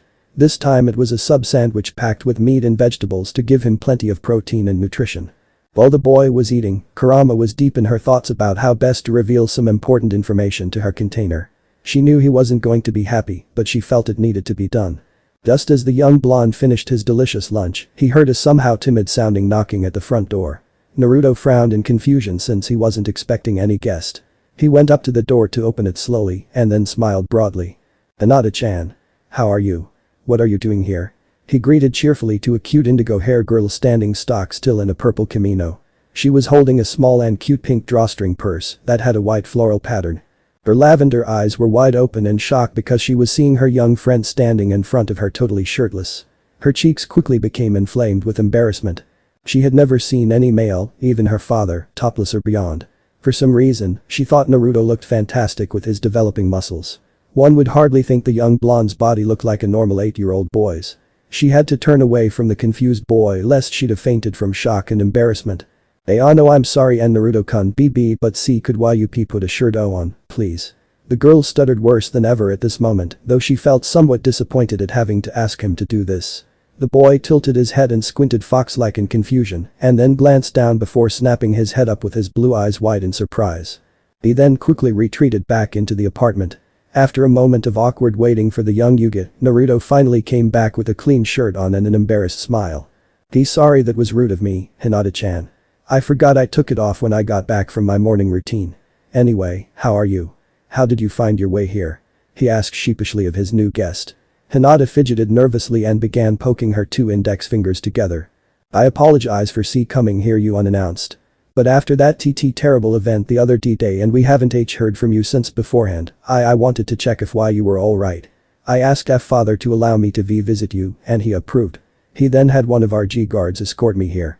He's outside," she explained haltingly. Naruto was not too surprised that a powerful man like Hiashi knew his address. And it wasn't like the demon brat's address was a secret in the village anyway. He wondered about the terrible event though. Does this event have something to do with the Uchiha massacre I heard about? He deduced. Hinata responded with a quick nod of her head. Yes. It's terrible how it just happened out of nowhere, and Uchiha Itachi left only one boy our age alive. Why you live only a short distance from the Uchiha district, and I was worried. She trailed off, her cheek growing red again. Naruto smiled gently at his new friend's caring nature. As you can see, Hinata-chan, I'm alright. How about this, let's go for a quick walk. I want to check out the district, if that's okay with you? He suggested. Hinata put on a small smile and nodded slightly, happy to be doing something with her new friend. The blonde quickly slipped his sandals on before closing the door. Alright. Let's get going. He declared, but not before turning to a seemingly empty space next to the door and inclined his head slightly. Good work, Anbu-san. He chirped cheekily, and Hinata followed suit and bowed to a different spot on the other side of the door. Anopi, please take care of us, Anbu-san. She spoke very politely, not even registering the fact that there were two Anbu guarding Naruto for some reason. Two huge sweat drops formed in the air out of nowhere as the two children walked down the stairs out of the building. Those fucking nose and eyes, how can we even hide from them at all, Sparrow? Grumbled a male voice in the spot to which Naruto acknowledged. At least the brats aren't making it difficult for us, Lizard. Another voice, this one female, muttered dejectedly as the two masked Anbu appeared out of thin air and jumped to the rooftops, preparing to follow their charge. Back on the streets with the children, they were walking shoulder by shoulder toward the Uchiha district as a Hyuga escort followed a fair distance behind them, keeping his pale eyes moving around for any sign of trouble. The escort also discreetly nodded his head at the two Anbu he saw with his Byakugan up on the roof. They returned the gesture. Hinata could tell something was wrong. She noticed nasty glares directed at her, no only at the blonde next to her. This confused her greatly. Did he do something to upset the village with a prank gone too far? Even as she thought that, she knew that wasn't the case. She could tell the glares of disgust and hatred she saw from the villagers went far beyond that. Growing angry at this blatant lack of respect toward her friend, she glanced at the blonde next to her, expecting him to be bothered by the glares and returning them defiantly. Much to her surprise, he wasn't doing anything. He was being deliberately oblivious to this treatment, and she wondered why her usually straightforward and brave friend was letting this pass by without raising a stink. She could only deduce that those villagers had been doing this for so long that he simply had grown used to this, and it now became a habit to ignore all this. How can this be? Why would a kind person like Naruto-kun get this kind of treatment? She thought in despair for her friend. Naruto, as if reading her mind, turned his head toward her and shot her an assuring smile. Don't worry, Hinata-chan. They're just being petty and pissed about something I had no control over a long time ago. He explained calmly, with that smile still on his face. The Hyuga heiress could tell it was forced for her sake. She wouldn't even return the smile as she glared down at the ground. Naruto-kun, can you tell? Her question was interrupted by her friend's loud voice. Alright. We're here. He quickly declared as he sped off toward an unique-looking gate allowing access to a certain part of Konoha. Hinata sighed in defeat. She knew that he interrupted on purpose just now and decided she would have to wait on that question for later. She caught up with the blonde who was staring in through a large closed iron gate into the Uchiha district. The entire area in front of the two children was eerily quiet and it definitely didn't feel right. A place large should at least have had loud noises and countless signs of busy activity at this time of the day. Right now, there was absolutely nothing that told these two children that an entire clan was even living here before the terrible event. The empty streets and buildings were sparkling clean, as if they had to be scrubbed down for a reason. The two children had to swallow at the implication of that notion. I see you two have decided to satisfy your curiosity about the tragic event here. A calm voice spoke up smoothly from behind Naruto and Hinata. They twirled around to face Hyuga Hiashi gazing down at them in his usual clan head's robes. Father. Hinata jumped at the sight of her father. Hiashi-sama, what brings you this way on this day? Naruto bowed slightly. Hiashi returned the polite bow. I was walking this way toward home from a meeting with Hokage-sama. I happened to see you and decided I would collect my daughter for the trip home. Hiashi spoke with a nod to the Hyuga escort, allowing the man to leave on his own for the clan compound, now relieved by the clan head. Father Hinata trailed off sadly at her father's implication that she was to go home with him soon. Naruto smiled and scratched the back of his head. Don't worry, Hinata-chan. I was going to have you go home after this. I have something I need to do today. He assured. Hinata could only nod in disappointment. But man, this is really weird. I wasn't particularly liked by the Uchiha clan, but it's just strange to see an entire district with absolutely no life in it all of a sudden. Naruto murmured to no one in particular as he turned back to face the blocked gate. I wonder if it could have been avoided. Hiashi mysteriously whispered, and the blonde caught that. Hiashi-sama. My apologies, but I should not speak ill of the dead, even though my clan and the Uchiha clan were rivals up until recently. The clan head said carefully. Naruto nodded his head, respecting the man's desire to not speak any more of this. I am afraid my daughter and I will need to take our leave. I hope to see you soon again before long, Uzumaki-san. Hiashi and Hinata bowed their goodbyes before heading off toward the compound, leaving behind a waving Naruto. Alright, Kurama, they're gone. Would you want me to ditch Hinata-chan all of a sudden? Naruto quizzed his tenant. Because there's something we need to discuss and I'd rather that child don't get in the way of that. The demon fox replied bluntly. Sounds pretty serious. Naruto thought offhandedly as he continued to stare into the empty district. Boy, Fox, how do you feel about this? I know you got some strife against people with these Sharingan. He wondered, and Kurama let out a scoff. They had it coming. This clan was cursed, destined to be exterminated one day. It was only just a matter of when since the very first day the clan formed. It was rare to see any Uchiha that is different from the two main types I've observed. The first type are the ones that grew arrogant and complacent with their eyes and relied on them so much they easily got killed in battle early in their lives. The other type desire power so much they would do anything possible to gain an upper hand. I'd keep an eye on that Uchiha brat who survived this. I'd bet he will look for power anywhere possible for revenge against the one who did this, and he might not hesitate to get rid of those that get in his way. The Fox warned, and Naruto nodded his head soberly. Let's go.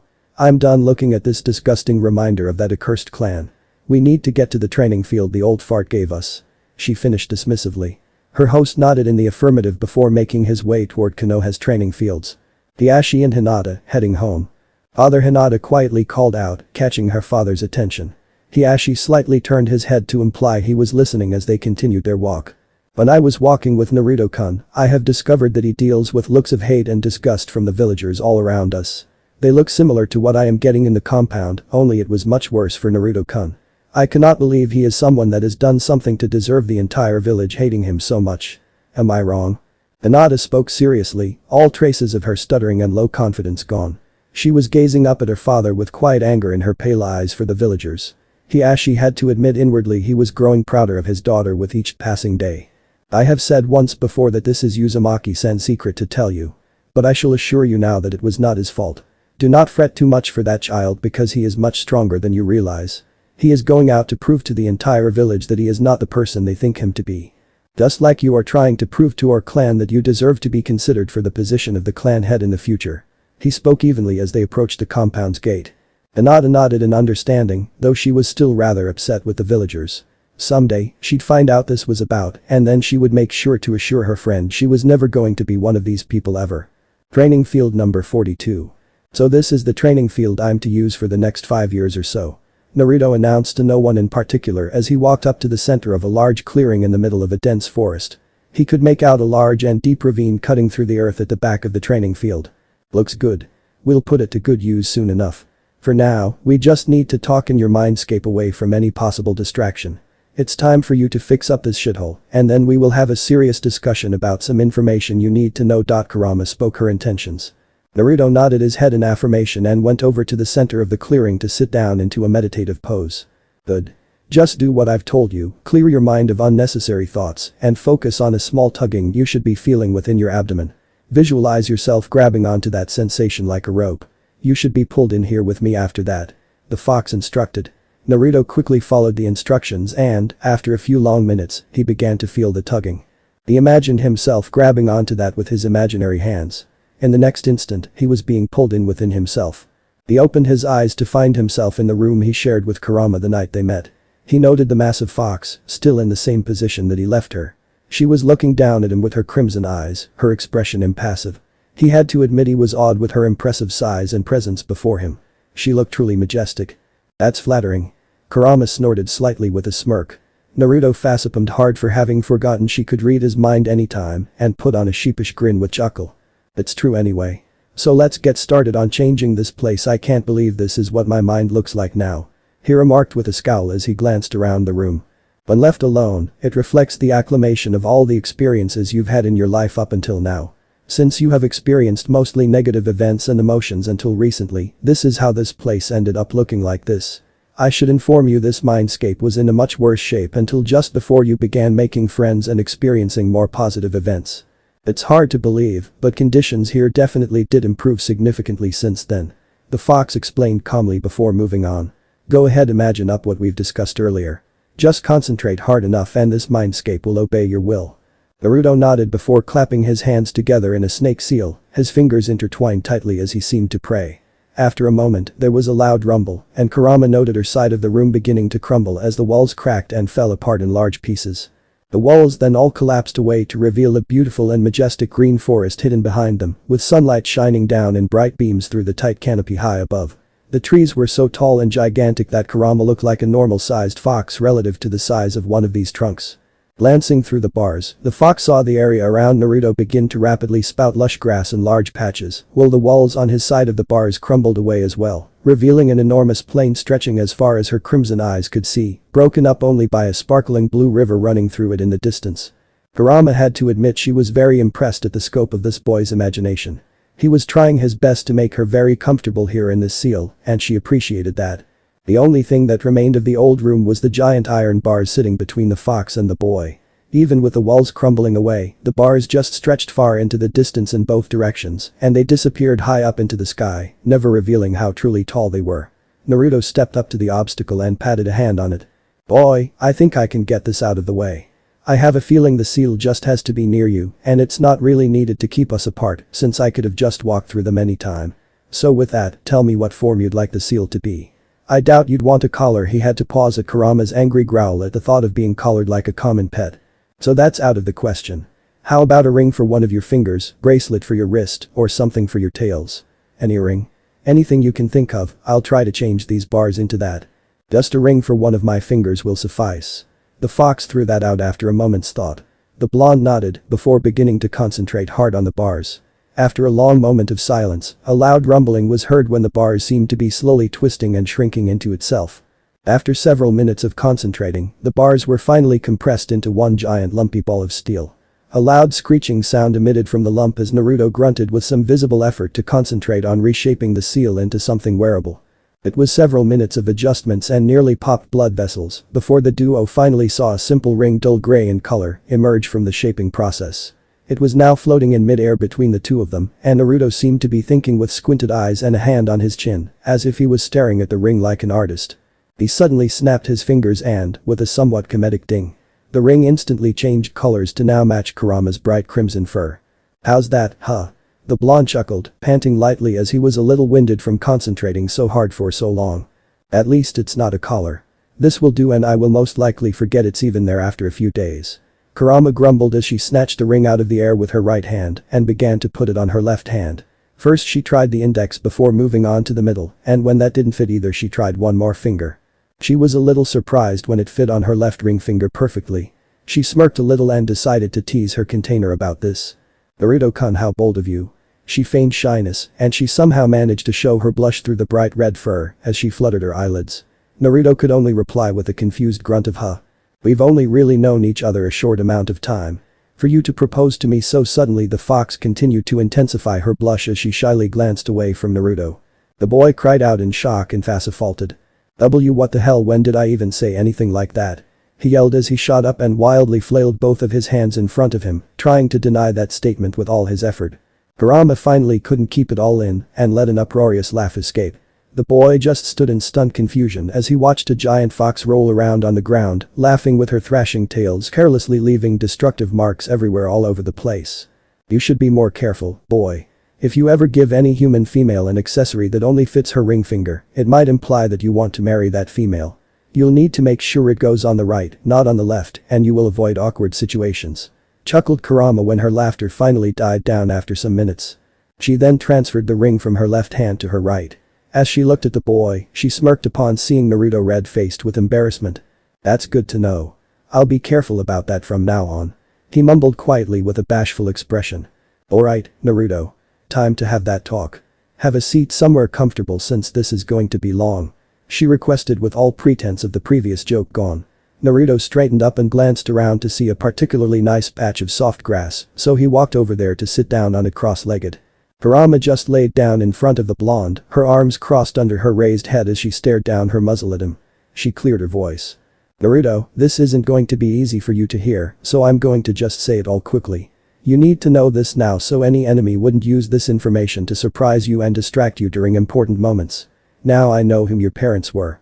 I also know that old fart is keeping this hidden from you because I saw him there when I was sealed into you by your father with the help of your mother." She began with a neutral tone with her crimson gaze locked on the boy's blue eyes. Naruto opened them wide in surprise and confusion. What? Why would Hokage hide this? Wait a minute. You said my father sealed you into me? The only one who did that is Omikami. It was him, wasn't it? The blonde boy mumbled in shock. That's right. The fourth Hokage, Minato Namikaze, was your father. Kurama replied evenly, her expression still blank as she continued to stare down at her suddenly overwhelmed container. It took him a long moment to process this information before he spoke up softly. So I finally find out who my father is. I've always been desperate to know who my parents were, and it turns out my own father's the one who sealed you into me. No offense to you, but he just made me the object of an entire village's hatred and left me all alone to deal with it. Kurama just shrugged, expecting some negative reactions at the news. Sounds like a fantastic father. He muttered disgruntledly. The demon fox's eyes narrowed at her container's disrespect but allowed him to continue. Kurama, my mother. Who was she? She was my previous container before you. I was transferred from my first container, who was her distant relative, and then sealed into her for about 10 years until that night. Her name was Uzumaki Kushina. She replied with a slightly downcast expression at the memory of her previous containers. They weren't close, but they never mistreated her either. So she was alive and there as she helped seal you into me? Naruto was hoping for a possibility that she could be out there and around. His tenant's shake of head dismissed that. She was dying. That masked bastard took advantage of your mother's greatest moment of weakness as a female container childbirth. After your birth, he immediately attacked and snatched her away from your father. He then used the Sharingan on me to assert control and ripped me out of her. No Jinchuriki is supposed to survive having their Biju forcefully extracted. It was only a matter of time for your mother. Kurama had to pause to allow her host to process this, since she knew he was doing his best to hold back the tears. She then allowed an admiring grin. It was actually amazing she had enough will and strength to live and stand up after that, if only for a little while longer. She used her last remaining strength to hold me down long enough for your father to complete his sealing ritual that bounded me to you. She finally finished and Naruto was processing everything slowly as his eyes began to shed tears. His expression was now turning into despair. Do they hate me? Is that why they sealed you in me and left me? Naruto's downward spiral into depression was violently interrupted as the great fox's right hand shot out and roughly pinned him to the ground with it. He cried out in discomfort as the hand pressed down a little with Kurama leaning over the only uncovered part of the boy, his head. She bared her sharp teeth with a low growl just several meters above. Naruto gulped loudly and kept very still. Listen well, Uzumaki Naruto, for I will only say this once. I have a very poor view of humans in general, so believe me when I say my praise of the few rare individuals I have known personally are not given out lightly. Your father and mother were some of the most honorable people I have come across in my long life. They were well respected, loved by many, and they were looking forward to your birth. Kurama suddenly looked annoyed as a memory came to her. All I ever felt from inside your mother since the day she found out she was pregnant with you was nothing but love and happiness. It was actually pretty sickening after a while. Despite the situation, Naruto had to sweat drop at his tenant's comment. The fox continued anyway. They wanted to be your parents and raise you before that blasted man fucked everything up. The only reason they decided to seal me into you was because I overheard them stating they believed in you and that they hoped you and I would become partners, even friends one day, to keep the village and the world safe. I can state with no doubt, and you'd better believe this, that they truly loved you and only left you alone in this harsh life because they had no choice but to believe in their son. Did you get all of that into that thick head of yours now? She quietly growled out, her expression deadly serious as she narrowed her crimson eyes at the boy pinned under her hand. After Naruto took everything in, he slowly nodded his head with somewhat happy tears flowing out now. The fox let out an annoyed sigh and removed her hand, freeing the boy. An uncomfortable silence settled between the crying boy and the giant fox as he continued to let out some raw emotions at finally finding out who his parents were. It seemed like hours before Naruto wiped at his wet cheeks and finally looked up at his tenant. Hokage never told me. Would he hide this from me? If everyone knew, the villagers might have treated me better. The blonde muttered with some anger in his tone for his surrogate grandfather. Kurama shrugged her shoulders. If I have to guess, he was protecting you. Recall what you read about the fourth the other day. She ordered of her new student. The fourth Naruto paused for a moment before continuing. My father was considered the strongest Hokage since the first. He was known all over the world as the Yellow Flash due to his improvements on and use of the second's Hiraishin teleportation jutsu in combination with his own personal jutsu, the Rasengan. Ad was particularly famous for killing you and single-handedly destroying half of a Wagakure's shinobi force in just a few minutes of battle in the Third Great War. Kumo didn't like him much either. He raised his eyebrows as he summarized what he learned. With all that Dad's done, his enemies would be frothing at the mouth if they ever heard he had a son and would do anything possible to kill me to prevent another Yellow Flash. Naruto concluded as if he uncovered a very elusive clue in a crime investigation. That's most likely why the old fart hid it from you and everyone else. It wasn't just to protect you but the village as well. The old earth fossil likely would have his assassins march on to Konoha and comb over it to find you if he ever heard even a ghost of any rumor about a son having been born and is alive today. That's why you should keep quiet about your parentage for the time being. Kurama narrowed her eyes, not taking a no for an answer. Her host slowly nodded and she knew the reason for his reluctance. Trust me, boy.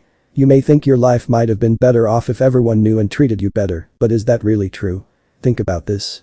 Do you honestly believe you would be happy if everyone became your friend only because of your famous parents and they just handed you everything you ever wanted on a platter? It would be very difficult for you to get recognition for your own hard work and accomplishments. She pointed out to her container. No, I can't really imagine myself enjoying that kind of life. Sure, my early years were shitty, but I've been happy to have made good friends lately and I can't imagine changing that now. Naruto gave a sad smile to his sensei. Thanks for knocking some sense into me, Kurama. The fox just nodded her head and laid it on her crossed arms, apparently finished with her revelations. Is it alright if you told me about all you remembered about my parents? Naruto nervously asked of the fox. She just gave a shrug. Sure. We have some time. Kurama replied with a lazy smirk before continuing on to regale the boy with tales of what she had seen from inside his mother. In Naruto's new and improved mindscape. It was hours after Kurama told Naruto all she knew about his parents and the young blonde was now lying on his back in the grass with a very contented smile. He finally heard actual facts about his parents and he was only too happy to know who they were after years of nothing. They were more incredible than he could have ever imagined and he was extremely proud to have been born from them. Kurama had taken a quick nap nearby on the soft grass while the blonde was deep in his thoughts. She just woke and now just truly realized that she had much more space and freedom compared to that dark and wet room she was trapped in for years, not to mention being strapped to a large floating rock in Kushina's seal before that. Delighted with that notion, she rolled over on her back and began rubbing her back and face against the tall grass like a cat would, her tail sweeping around lazily. Naruto, hearing the commotion, raised his head to see what his tenant was doing and had to chuckle softly. Kurama stopped to open one eye to glare at him. After a moment of staring, she just grunted dismissively and continued her rubbing. Don't worry. I'm not gonna tell anyone out there what you do in here. It's not like they'll believe me that the great Kyuubi no Kitsune enjoys frolicking around in the grass like a regular fox. He teased with a smirk, as if reading her mind this time. That goes without saying. Just remember I know everything you think and say. Kurama grunted as she lazily rolled back over on her stomach. She stretched all four limbs, opened her jaw wide to the point of almost unhinging in a massive yawn that actually shook the landscape, and had all of her large and long tail spread out into the sky like a fan behind her in an impressive showcase of her massive size. Her container had to watch in silent awe, wondering just how she was sealed into someone as small as him. Whew, that felt good to do after so long in that cramped space. Oi, I feel like clearing my throat so I'm going to show you something that you will be able to do if I train you long enough. Get ready to duck for cover. Kurama spoke in a mischievous tone. Wait a minute, clearing throat. Why do I have to do oh, hell. Naruto trailed off in alarm as he watched the massive fox point her muzzle up into the air and her tails curved over her head just above her open mouth. He felt the air around him getting heavier and his entire body felt like it was vibrating intensely from the sheer power emitted by the large fox. He saw what looked like a large mixture of dark red and light blue blobs of chakra appear out of thin air that began converging toward the space Kurama's tails were curved around. He knew this was big trouble and dashed for cover behind a nearby large tree. Oh, what the hell are you trying, damn fox? He shouted over his shoulder as he dove behind the trunk. Kurama didn't pay him any mind as she concentrated. After a few long seconds of charging, a giant ball of raw and sinisterly red chakra was now floating above her head. When it stopped gathering, Naruto could see the ball begin to shrink with a loud rumble. It kept compressing, and it was getting darker and denser as it shrank in size until it reached 1/10 of the size it was before. He was flabbergasted when Kurama opened her mouth wide and snapped it closed around the ball before visibly swallowing. He then watched as the giant fox hunkered down on all fours, as if she was a lion ready to pounce. His eyes widened when her neck and cheeks began to visibly balloon out, as if she was holding in a massive breath of air. The fox then opened her mouth slightly with smoke slowly wisping out of it, followed by a slight twitch of her body forward, and that was when all went to hell for Naruto. Kurama spat the chakra ball from her mouth with monstrous force, feeling and sounding like a giant cannon shot. The force from the expulsion immediately tore up a large portion of land in front of her.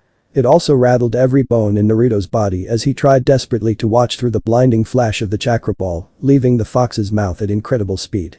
It wasn't too hard for him to follow it as the speeding chakra ball mercilessly gorged the ground underneath it due to its incredible power and speed.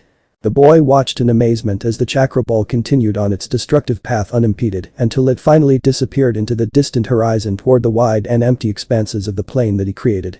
Whoa, what the hell was all Naruto got out as he was interrupted when the empty plain lit up in a blinding white flash of light from the chakra ball's explosion that engulfed a good portion of it in a quickly expanding dome of raw energy and raging flame. A massive shockwave followed, crashing through Kurama and Naruto. It nearly blew the small human away despite his cover, but the large fox was unconcerned, as if it was just some gust of wind ruffling her fur.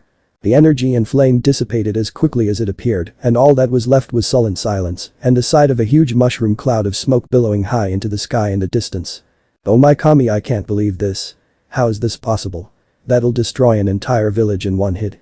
Naruto murmured in wide-eyed alarm at the sight after he slowly got out from behind cover. He shot a quick look over at the towering figure of Kurama, and she seemed bored as she cracked her neck, as if to work out a small crick.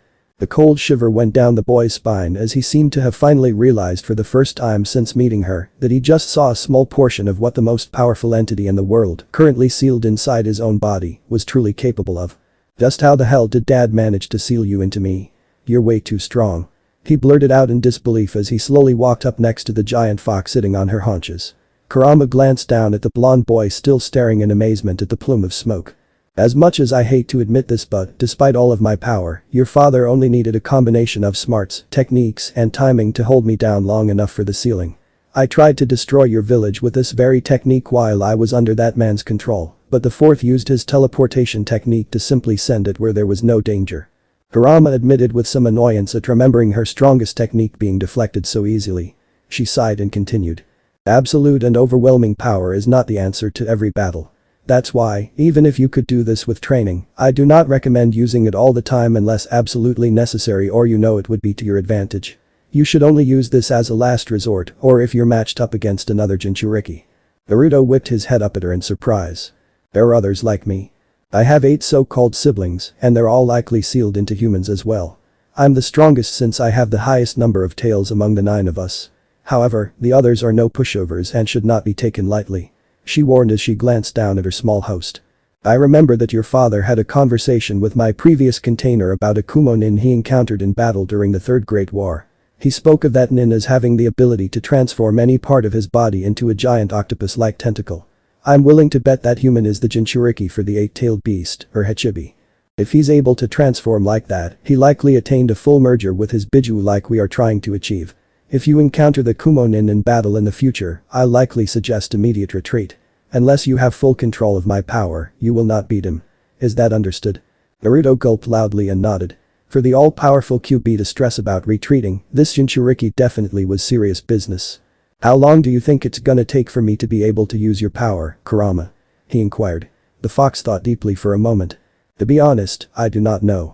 Your chakra coils need to grow and expand to be able to handle the influx of my chakra with yours. The more your coils develop, the more of my power you're able to handle without exploding.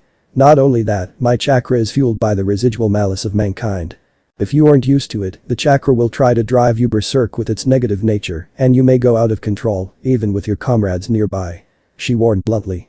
She knew it would do no good to keep quiet about the negatives of trying to attain full transformation, so she might as well throw it out there now. Normally, I'd say it will take 20 years for you to develop well enough to attain the full 100% of my power. However, I have noticed lately your body has an incredible capacity for quick adaptability, probably thanks to the elite blood of the 2 clans you were born from. I would not be surprised if you did it in 10 years instead. Naruto nodded his understanding before something she said hit him. Wait, you said I was born from 2 clans and I know about the Namikas. It was a minor clan, and it had no Kekai Genkai, but it produced powerful shinobi constantly. It just was unlucky enough to die out over the years, leaving my dad as the last one before me. Are you saying the Uzumaki clan exists? He exclaimed in surprise with a bit of hope seeping into his tone. Existed. The fox corrected, making him look up at her in confusion and some disappointment. She sighed, not wanting to show him this memory, but she figured it'd answer quite a few questions in one go. A picture was worth 1,000 words after all. She snapped her fingers, making what looked like a large holographic screen pop into existence in front of Naruto. This is the last sight your mother saw of her homeland. The picture flickered into sight on the screen, displaying a gorgeous and mountainous island as seen from a beach across the sea surrounding it. However, it was marred by plumes of smoke, peppering what was apparently a beautiful and prosperous village sitting in the center of it, now empty and destroyed with most of its buildings demolished. He gasped and stared, transfixed by what he saw. He knew and felt it with every fiber of his being that this was his ancestral home, and seeing it so devastated made his heart clench painfully. The Uzumaki clan was so powerful and large that it formed its own village, Uzushiogakure, in the center of the land of whirlpools off the sea coast to the east of here. It was located between what you humans call Land of Water and Land of Waves. The village was a close ally to Konohagakure because of Uzumaki Mido, who was practically a royalty of Uzushio, marrying Senju Hashirama, the first Hokage. What happened to us? Naruto whispered as he continued to stare at the image, feeling his eyes become watery at the sight. He could only imagine the grief his mother was feeling seeing this in person. Your clan was so formidable, with its own brand of special abilities, that people spoke of the Uzumaki in the same breath as the Senju and Uchiha back then. Unfortunately, while the abilities of the Senju and Uchiha could be beaten and bypassed, the Uzumaki clan's special talent in Fuinjutsu, or the art of sealing, was deemed virtually unbeatable. One seal master specially trained by the Uzumaki could easily take on an entire platoon of jounin if he had half a minute to prepare. And that's if he was having a bad day. Naruto's eyes widened. So the others feared us. Right. Just before the Second Great Shinobi War, the villages of Iwa, Kiri, and Kumo formed a secret alliance to swiftly destroy Uzushio in one night, and they were going to march on to Konoha in a surprise invasion before any news could reach here about the destruction and the coming enemy. They were intending to wipe Konoha off the map with a quick offensive. They might have succeeded if they hadn't made a fatal miscalculation. Naruto frowned. Wait a minute. I read about that war recently, and the biggest names were Konoha, Aim, and Suna. The three you mentioned barely did anything. Kurama's teeth bared in a truly malicious grin as she chuckled sadistically. You'd be proud of your ancestors. At least 70% of each of the three villages' military formed a large invasion force at least 40,000 strong against Uzushiogakure's 4,000s. They believed that was enough to overwhelm Konoha afterward. The blonde growled at such a lopsided number. After all was said and done, Uzushiogakure was destroyed and its few remaining members were scattered into the wind. The invasion force ha. The fox had to stop here because she was laughing uproariously, as if enjoying such a sweet memory. Naruto sweat dropped, not surprised his new partner apparently found large-scale destruction amusing. It took a moment for Kurama to calm down. They were cut down to only 5,000. Naruto's jaw dropped. While he was pissed that his clan was destroyed over such a stupid reason, he had to admit that was damn awesome. To make it worse for the invading villages, they never gained anything of value from Uzushiogakure. While your kin were dying or about to be captured, they activated trap seals that destroyed their enemies in their deaths. Whatever were valuable to the clan were sealed away in impassable vaults that only those of Uzumaki descent could open. Even housewives and children about to be captured for breeding sacrificed themselves in kamikaze attacks using seals, taking their potential captors with them. The invaders greatly underestimated just how far the Uzumaki clan would go to make them pay for stepping even a single centimeter into their home. What was supposed to be one night of a quick mission became 3 days of hell the survivors would do anything to forget for the rest of their lives. Kurama finished softly, a stark difference from when she was laughing earlier. Naruto was in complete awe of how his ancestors refused to back down in face of such overwhelming odds. The remaining invading force were woefully unprepared to face the angry reinforcement group that arrived from Konoha. It was the first and only time your mother, who just became genin at the time, drew upon my power and rage, and she used it in combination with her chakra chains to slaughter hundreds. She took no prisoner and did not regret one moment of it, I'll tell you that much. Naruto nodded, he'd have done the same. Despite the destruction of Uzushio, the incident single-handedly helped change the composition of the entire Great War. Instead of Iwa, Kiri, and Kumo marching on Konoha with little resistance, they turned tails and retreated into their countries to lick their wounds. The only reason the war even occurred was because Suna and Aim tried to invade several of the minor countries in the confusion in order to gain more resources. Konoha had to defend their interests. Despite that, it was still the shortest Great War out of the three so far, and Konoha came out of it with minimal loss, the legendary Sannin, and a solid alliance with Suna. Kurama exhaled, apparently done with her long lecture. She then jerked her head at the screen, still showing the destroyed Izukage. Compared to the Uchiha, a clan of thieves and power-hungry mongrels, I actually respect the Uzumaki for its strength and wisdom that it earns through hard work.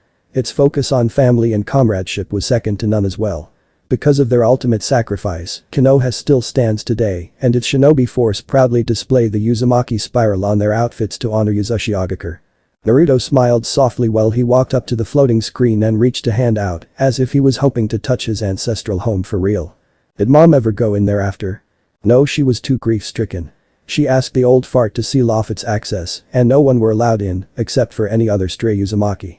Not like anyone else could sneak in anyway, since the trap seals left behind by the dying defenders made this entire island an impenetrable vault now. No one can get in or out. Then it's up to me. I need to see what's there. I need to learn more about my mother's clan and sealing. That's my duty as her son and as an Uzumaki. He declared quietly as he clenched his outstretched hand, as if grasping his clan's past. Kurama grinned. The secrets you may learn there will certainly help in our quest to eliminate that masked bastard, so I have no objection to this.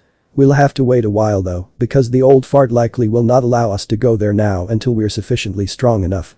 Naruto put on an impatient frown, but had to nod in agreement. I'll have to somehow learn the basics of sealing around here anyway. I'll help you with some aspects of it. I didn't spend all that time in Mito and your mother without seeing some of their Fuinjutsu skills in action, but you're going to have to find a seal master to truly understand the art. Something to think about another time. He replied with a shrug. But that out of the way, it's time we figure out your Taijutsu and Kinjutsu styles soon. The sooner you get started on learning these styles, the faster you will rise in power when you complement these styles with jutsu and other techniques you will learn later down the road. The fox suggested as Naruto sat down into an attentive sitting position, ready to absorb all his teacher would suggest. I believe I know the perfect Taijutsu style for you, and I actually developed it. It's called the Raging Fox. You will be using my power in the future, and this style is the best way to augment it in order to quickly destroy enemies in front of you. Even without the power, you will most likely overwhelm most opponents with its unpredictable nature and agility. It's also not a very rigid style, so it's easy to flow from a strike into another, which would keep your opponents from being able to easily guess your pattern. Its only major drawback is that it lacks decent defense. You'll use your reflexes to avoid most strikes, but you may take some damage if you get too aggressive and the opponent's good. Fortunately for us, my chakra will be useful in keeping you from being injured too badly. Kurama explained. Naruto's eyes began to get wider and wider as the fox explained the style's benefits and drawbacks. Sounds like a great style. And the nice thing is that no one else would know anything about this and it'll throw everyone off. Please teach me, sensei. You'll spend time here learning the stances from me and you will need to practice them outside the mindscape since muscle memory is very important for learning martial arts and you can't develop it in your own mind. Same goes for any Kinjutsu style as well. Kurama pointed out. This still didn't put a damper on Naruto's excitement. In fact, it only made him more determined. What about the Kinjutsu style? Do you have any recommendation? I don't personally care for Kinjutsu, but I have seen many styles in my long life.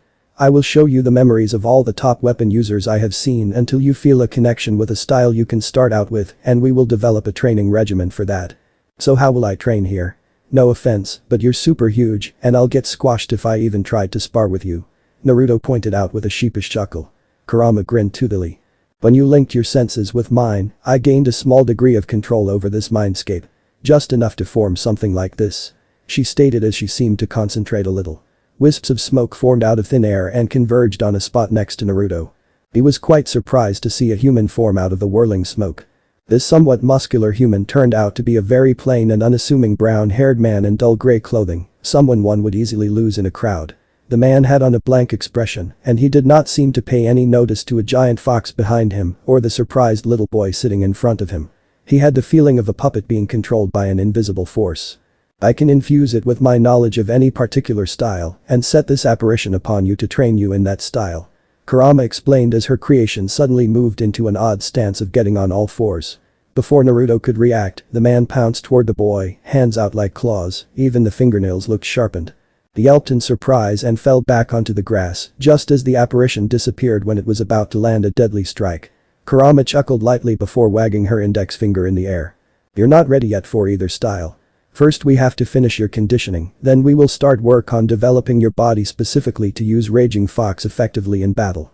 After about 6 months of adapting your body to Raging Fox, we will begin on the Kenjutsu style you pick. Just remember it has to augment your Taijutsu. Raging Fox will be aggressive, wild, and unpredictable, just like how your personality is. Keep that in mind while we search my memories for the style that fits you, okay? Before we forget, you also will need to learn to mold chakra during all of this. You will be doing chakra control exercises to improve your chakra efficiency and be able to use more jutsu in one sitting. Naruto nodded, his eyes looking serious, but he was totally excited on the inside. He just knew he was going to get so strong with his partner's help. Alright, it's time for you to get out of here.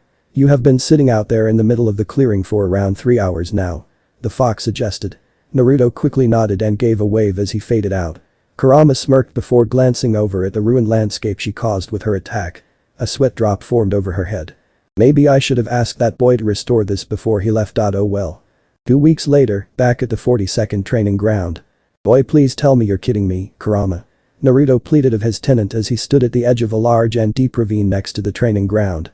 It looked truly menacing, and he seriously believed was going to die if he slipped and fell from here. I'm not. Now that you're done with your conditioning, we are now training to use all the muscles you would need for Raging Fox. A major part of that style is the ability to feint and move in unpredictable patterns around an opponent.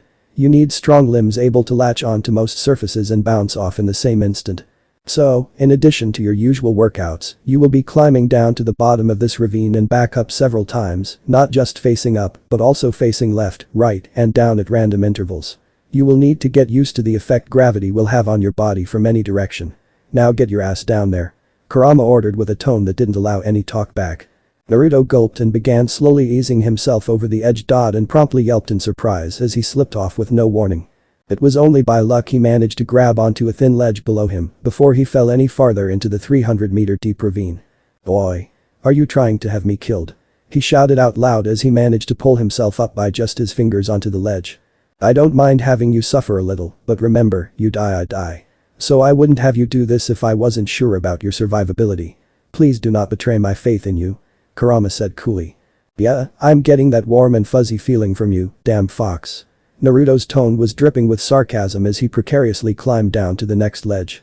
Oh, and to master this level, you must be able to make it to the bottom and back up in under 10 minutes each time, in whatever direction I tell you to face as you climb. We will keep this up until you can do it 10 times in a row, then we'll move on to the next level. The fox amusedly added on at the end, enjoying seeing her container's face begin to form tick marks. Damn you, fox. Was heard echoing from a lonely ravine in the middle of a forest outside Konohagakure. 1 month later, same place. Naruto was resting on his backside at the top of the ravine, panting heavily. He thought it was impossible, but he managed to climb down to the bottom and back up in under 10 minutes, in any direction he faced, more than 10 times in a row. He had just established a new personal best of 6 minutes and 20 seconds. How's that? I can do this in my sleep now. I beat your not so subtle attempts at killing me. Do your worst, damn fox. He yelled victoriously in his mind. His exuberant mood quickly disappeared as an odd and knowing chuckling from his tenant unnerved him. Did I say we'd be done with this? We only got you up to a passable enough level to begin practicing the kata of Raging Fox effectively. You still need a lot more work to make this style fast and deadly. You only completed the first level, boy. Kurama ominously stated with an evil smirk. Oh Kami, there's more of this. You know how many times I nearly died doing this because you were there for every damn time. The boy pleaded with the fox, hoping for some mercy. It gets easier maybe. She innocently added the last word as Naruto frowned in annoyance. First, we need something from that old fart. We'll move on to the next level tomorrow. We have already discussed the basics of this style, but tonight you will start learning the kata for real, both on feet and on all fours. Let's have some fun for now, though. Try jumping as high as you can into those trees. The blonde raised an eyebrow. He certainly did feel stronger and more agile, but did he really improve that much? Only one way to find out. He quickly got up and ran toward the tree line into the forest beyond. As he neared, he jumped as hard as he could and was promptly shocked to find himself high in the air and zipping straight at a tree trunk. Instinctively, he twisted his body just in time to latch onto it lightly with all fours before instantly jumping off again toward another trunk. He repeated this several times, marveling at how easy it was to do this before he finally grabbed onto a high tree branch and flipped under and up to land on it smoothly. Wow. Now I can easily jump around like these veteran nin. He excitedly exclaimed out loud as he jumped forward to continue doing another series of acrobatics deeper into the forest. Kurama had to admit she was enjoying her container's exhilaration over this. Now this should motivate him more. He'll still hate me tomorrow, though. She smirked before sensing something far off in the distance to the right through this thick forest. Boy, Naruto. Mind going toward your right for a while? I sense something in that direction. The fox requested of her tenant, who nodded. He figured it made for a nice break after the past month of nothing but climbing and exercises. He shot off in that direction, making use of his body's newfound agility to effortlessly skim across the branches high up in the trees. It wasn't long before the boy was surprised when the trees suddenly disappeared as he jumped into a wide open space and landed roughly on the ground, tumbling a few times. Whoops, gotta be prepared for that kind of thing, he murmured to himself as he quickly got up and lightly dusted off his clothes. He glanced around to see a large clearing between the forest he was in and the next one. However, this forest had an ominous feeling, and the trees were much bigger, darker, and taller than the ones he had been jumping on. He couldn't see deep into the dark and foreboding forest. The sinister atmosphere was made more threatening by the presence of a tall metal chain link fence, wrapping all the way around the forest, as far as the boy could see from where he was standing. It had signs that called this the 44th training ground, and they were barring entry due to the dangers inside. He saw some graffiti on one of the signs that read Forest of Death. That shiver going down his spine was made all the worse as he felt the fox inside him smirk mischievously. Boy, I can feel your evil smile. What the hell are you thinking? Naruto nervously asked of his merciless sensei. Nothing, just thinking we found a good place to train your battle sense and help prepare you to take lives. I can sense all kinds of wildlife inside this forest that would be out for your blood as soon as you set a foot in there. She replied almost too excitedly. So extreme rock climbing wasn't enough for you. Now, you're trying to have me killed by going in there and face Kami knows what. Naruto yelled out loud in angst, his voice echoing all around him. His answer was a chorus of growls and roars emitting from inside the dark forest. Oh yeah, I'll destroy all of you, bastards. He yelled flippantly as he flipped both of his middle fingers at the forest. Kurama chuckled amusedly at the boy's antics. We won't be coming back here for a long while. I'm just filing this location away until we get you up to a good enough level to survive anything in there. She mused as the blonde turned around to head back into the forest he was in. So I'll be spending some time in there. You said something about battle senses and taking lives. Aren't they just animals? Granted, they sound incredibly vicious and violent, but they're not humans. Naruto pointed out to his tenant as he began tree hopping back to the 42nd. You can spend all of your time training for your first encounter with a human, and you will not if will still freeze up due to inexperience. A beast out for your head is about the same as a human going after you, because in the end, it's either kill or be killed. Going in there will not only help tune up your training, it will improve your survival instincts and ease your nerves when facing humans for the first time later on. The fox reasoned, and he had to admit she was right. He wasn't going to like the idea of killing, but as long as he understood it was to protect his precious ones, he would do it. Later in the Hokage's office. The Hokage was sitting at his desk still wrangling with his worst enemy, the paperwork, when Naruto quietly entered the office. Hokage Jiji. I'm here to report my training so far, and the fox said to get something from you. He declared as he walked up to the Hokage's desk. The third put a hand up for patience as he finished the paper he was working on. The boy respectfully complied. After a moment, Hiruzen finally looked up at the blonde boy and smiled gently. Ah, Naruto-kun. It's hard to believe it's been already 2 months since you began training with the Kyuubi. How is that going? The old man inquired as he carefully checked Naruto's body from where he sat, impressed with the boy's physical condition. There seemed to be almost no wasted muscle anywhere. All the muscles that developed were the ones needed for the styles this boy was learning. He hated to admit it, but the Kyuubi made for a good teacher. It's going great. Despite the fox's attempts to kill me by dropping me into a ravine, I endured and I'm feeling really good.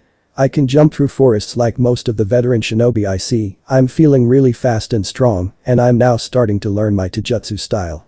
I also began to mold my chakra, but I haven't done anything with it yet. Naruto reported on his progress. The third was impressed with this young boy, who had already begun to mold chakra a year ahead of most of the children. Would you mind molding as much as possible? I'd like to see what level your reserves are at. He kindly requested of the boy. The blonde nodded and put his hands up in a ram seal. After a moment of concentrating, the Hokage could feel a massive amount of energy irradiating from this young boy. He also felt some of the Anbu guards shifting slightly uncomfortably in their hiding spots. Amazing, this is already high Chunin level. He could be high Jounin, or even Kage level, by the time he's in his teens. This is just with your chakra, correct? He tried to confirm, discreetly asking if the Kyuubi was somewhat responsible. Naruto caught the meaning as he dropped the molding. Yeah, it's all mine. He affirmed with a proud smirk. The Hokage could tell the boy was looking forward to seeing just how strong he would become in the future. I have to admit I am very impressed with this amount of chakra for your young age. However, I should warn you that it would be difficult to efficiently control your chakra at that level now.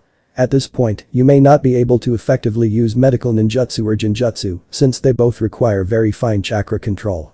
Even some low-level jutsu might be out of your reach now, since they can only be used with small amounts of chakra. The Hokage said, much to the boy's annoyance at having some of his possible potential impeded by his own traits. In addition to being proficient enough in knowledge, jutsu, and throwing, you are required to know 3 specific low-level jutsu to graduate from the academy. Hanjin Kawarimi shouldn't be any trouble after some practice, but I am particularly worried about Bunshin. Know any of these jutsu? I wouldn't mind practicing them on my own time. Naruto asked inwardly. Yes. They're very simple. The old fart is right about Bunshin, though.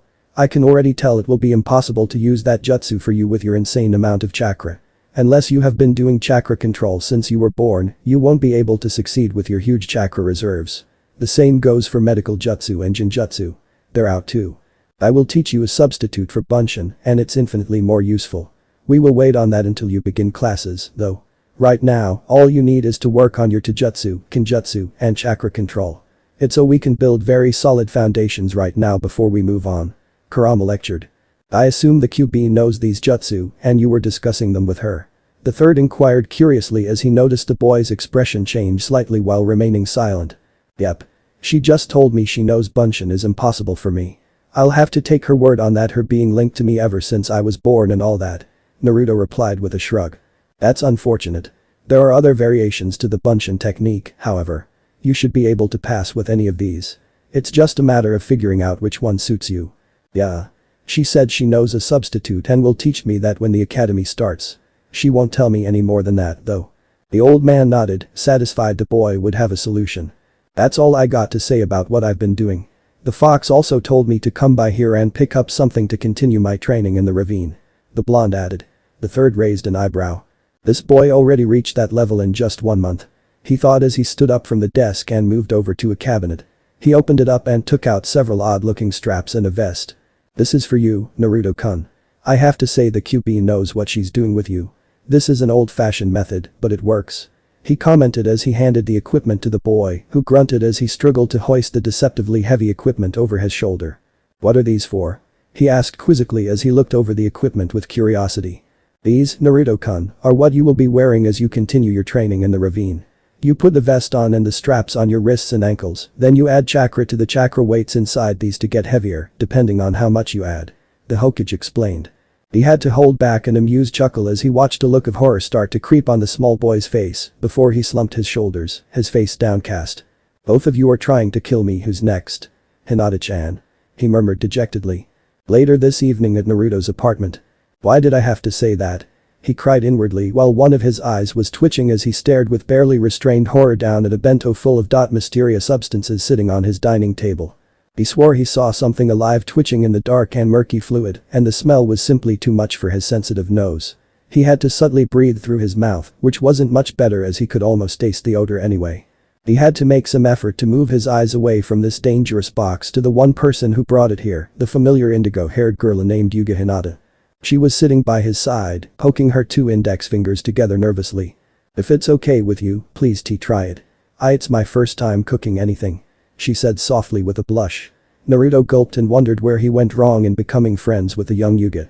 Since they met, they have been spending at least a few hours a week playing together and hanging out, mostly with Hanabi tagging along as well too. They even sparred lightly once in a while. It was a good relationship, and he just recently introduced her to Ino, Shikamaru, and Choji. She got along well with all of them, especially Ino. Lately she was allowed to come over to his apartment to play and talk once in a while, giving her a chance to get away from the scrutiny of her clan. Now he wondered what he did wrong to have 3 people try to kill him this day, even if only one of them was doing it willingly. Kurama snorted in mock offense at that thought. Hinata-chan, not that I don't appreciate this, but I'm wondering why your dad didn't get to be your first taster.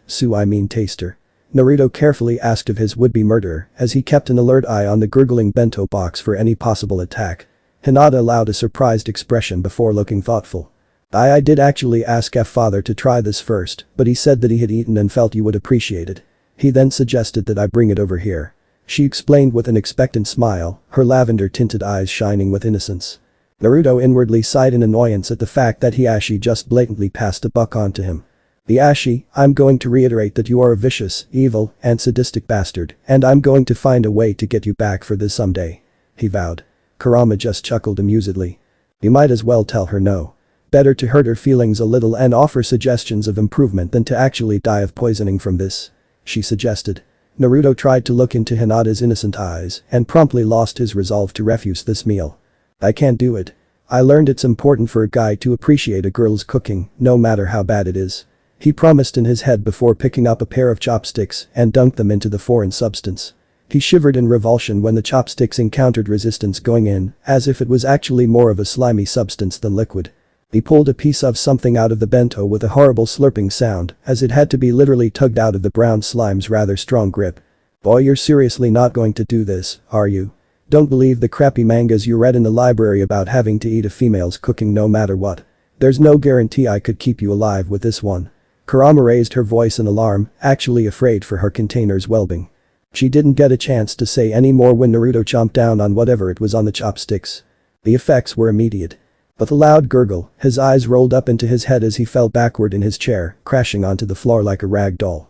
He went into a brief seizure before becoming very still, his eyes still completely white with froth coming out of his open mouth. Hinata, having watched all of this up close, sat in silence for a moment before she finally realized what just happened. Naruto-kun. Naruto. Both females cried at the same time as Hinata rushed to his side. Elsewhere in a certain Hyuga residence. Hiashi's stomach growled as he read some reports at his desk. He had elected to skip dinner for the sake of his own safety. As soon as he saw the result of his daughter's cooking, he immediately went into full retreat and, with his best possible Hyuga composure, lied through his damn teeth that he wasn't hungry and suggested a poor victim in Naruto. He felt his nose twitching a little. Uzumaki-san must be thinking about how to get back at me. He mused inwardly and smirked a little. 5 months later at the 42nd. After spending a week in the hospital thanks to Hinata's unique cooking, Naruto had to waste another week getting his body back into peak condition before he could wear the training weights. At first, he began with 40 pounds. It took him 2 months to get used to the extra weight. He finally was able to complete 10 round trips in a row to the bottom of the ravine and back up under the usual 10 minutes limit each time. After that, Kurama ordered him to put 20 more pounds on until he got used to the weight and then repeat. The last 3 months were spent getting him up to the total weight of 100 pounds. Meanwhile, he worked on the Raging Fox kata extensively. He quickly became proficient with the style, which truly impressed Kurama who kept piling on harsher training with even more apparitions in Naruto's mindscape. The boy did not falter or complain once. It was also discovered over the months of training that he could learn jutsu and train his chakra control in his mindscape as well as on the outside. Muscles didn't limit chakra and its control, so any knowledge Naruto gained in his mind added up to the real-world applications. Kurama and Naruto quickly made use of that fortunate development with him already learning the leaf-holding exercise, tree walking, and was now mastering water walking in his spare time. He also began working on Kawarimi and Henge. At this rate, he would be able to use them without seals before his academy years ended. Kurama and Naruto were also pleasantly surprised to discover that, thanks to the fox's unique chakra, the boy was able to form a solid henge, compared to the usual illusion usually cast instead.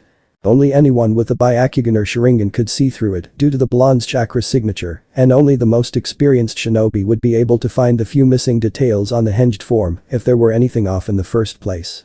Naruto was excited about the notion of being a super spy, able to go behind the enemy line at will. The fox was more pleased about the possible pranks and bloodbaths her container could induce in the future. However, she made an unusual request of Naruto. Back to that conversation. What? You want me to keep this quiet from Hokage? The blonde boy blurted out loud as he almost tripped on a tree branch.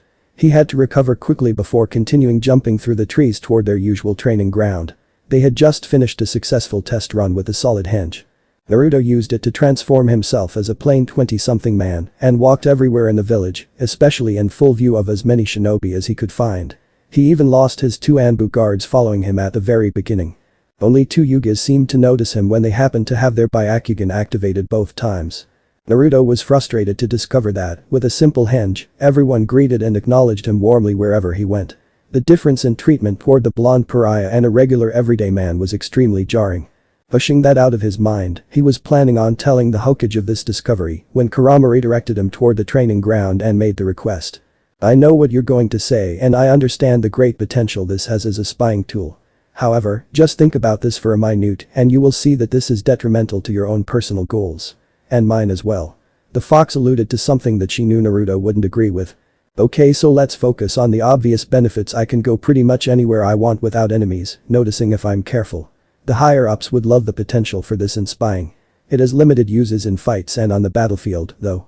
Naruto had to admit he couldn't think much use for the henge in a fight. If he could spy like this all the time, even his surrogate grandfather would have no choice but to send him out on long-term spying missions to make full use of this once-in-a-lifetime potential. Realization hit him quickly. I see you caught on, boy. I believe when the old fart reports your modified henge to the council as part of his job, they will most likely debate having you sent out on long missions. I wouldn't be surprised if they train you now and ship you out within the year. You will only be here in the village a handful of times for the rest of your shinobi career and would be unable to protect your friends if there were trouble. Plus, you will not be able to train as much under henge and reaching your full potential will be much harder, maybe even impossible. Kurama broke down the cons for her container, who frowned. On one hand, he wanted to help his village as much as he could, but on the other, his personal goals of being a powerful frontline shinobi conflicted with that. In the end, it was an easy decision for him as he reached the ground.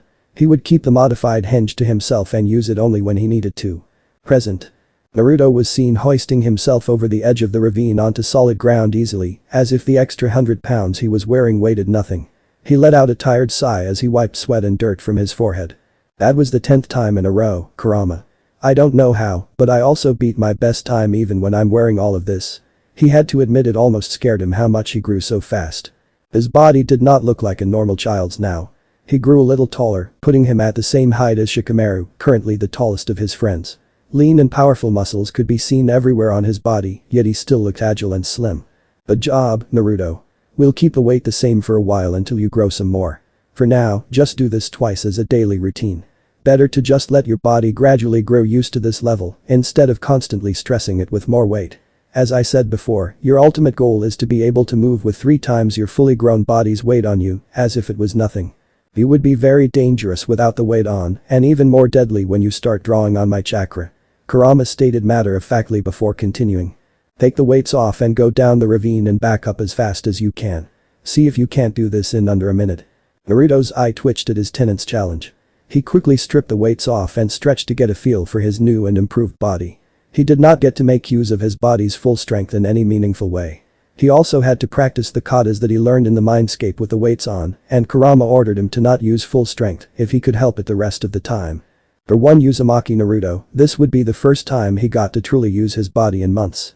In the forest leading to the 42nd training ground, a small indigo-haired girl with pale eyes could be seen pushing through some bushes in the dense forest. Hyuga Hinata was slowly making her way toward the clearing where her friend Naruto was training, and she was carrying an oversized bento. She knew her friend was out there training again and that he wouldn't have any lunch with him as usual. After that unfortunate incident with her first bento 5 months ago, she felt so responsible and guilty even with Naruto's reassurances. She then strove to improve her cooking as quickly as possible, and, soon afterward, she was able to make decent meals. Hanabi now made requests for their lunches together and she enjoyed anything her older sister cooked so far. Even their stoic father seemed to be visibly looking forward to whatever meal Hinata made these days now. When she found out from Naruto that he was training out here, she decided to make a bento lunch for him once or twice every week. The first time she showed up in front of Naruto with a lunch, she was stunned when he immediately took the box and dug in. Even though she knew she improved, she thought Naruto would be wary of her cooking after the last time, but he just ate it all without any hesitation. It was at that moment she became very happy and was nearly fainting from overjoy when he yelled "It's so good" to the entire world in the clearing. Even now, her heart still raced whenever he smiled brightly at the sight of her approaching with lunch for him. Shaking out of her thoughts, she saw she was getting close to the clearing and decided to use her Byakugan to check if it was okay for her to get closer. After searching a little, she noticed Naruto standing at the edge of the ravine with her zoomed-in vision. She smiled as she watched him begin to strip off the weights he was wearing and stretched. She figured he was finished with that dangerous exercise. She always was apprehensive when she watched him training, thinking this could hurt or even kill him at any moment. She frowned when she watched Naruto walk back up to the very edge of the ravine. Her eyes then widened in surprise as she gasped when Naruto suddenly jumped up into the air and seemed to be diving into the ravine. Her body broke into a run before she even realized it, and she was panting in panic as she burst onto the clearing, making a beeline for where Naruto jumped off. Somehow she held on to the bento she was holding through all of this. As she was about to reach the ravine, she yelped in shock and fell back onto her backside when a yellow blur jumped up high into the air from the ravine.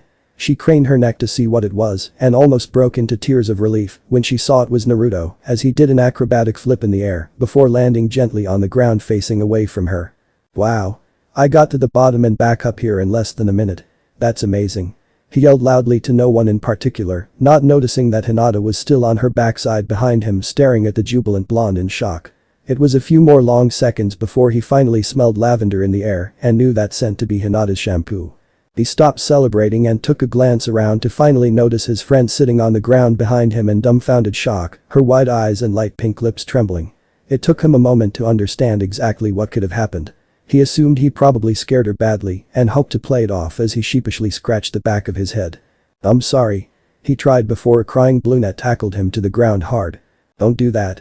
That scared me to death." She tried to angrily say, but she was just too relieved to see her friend all right.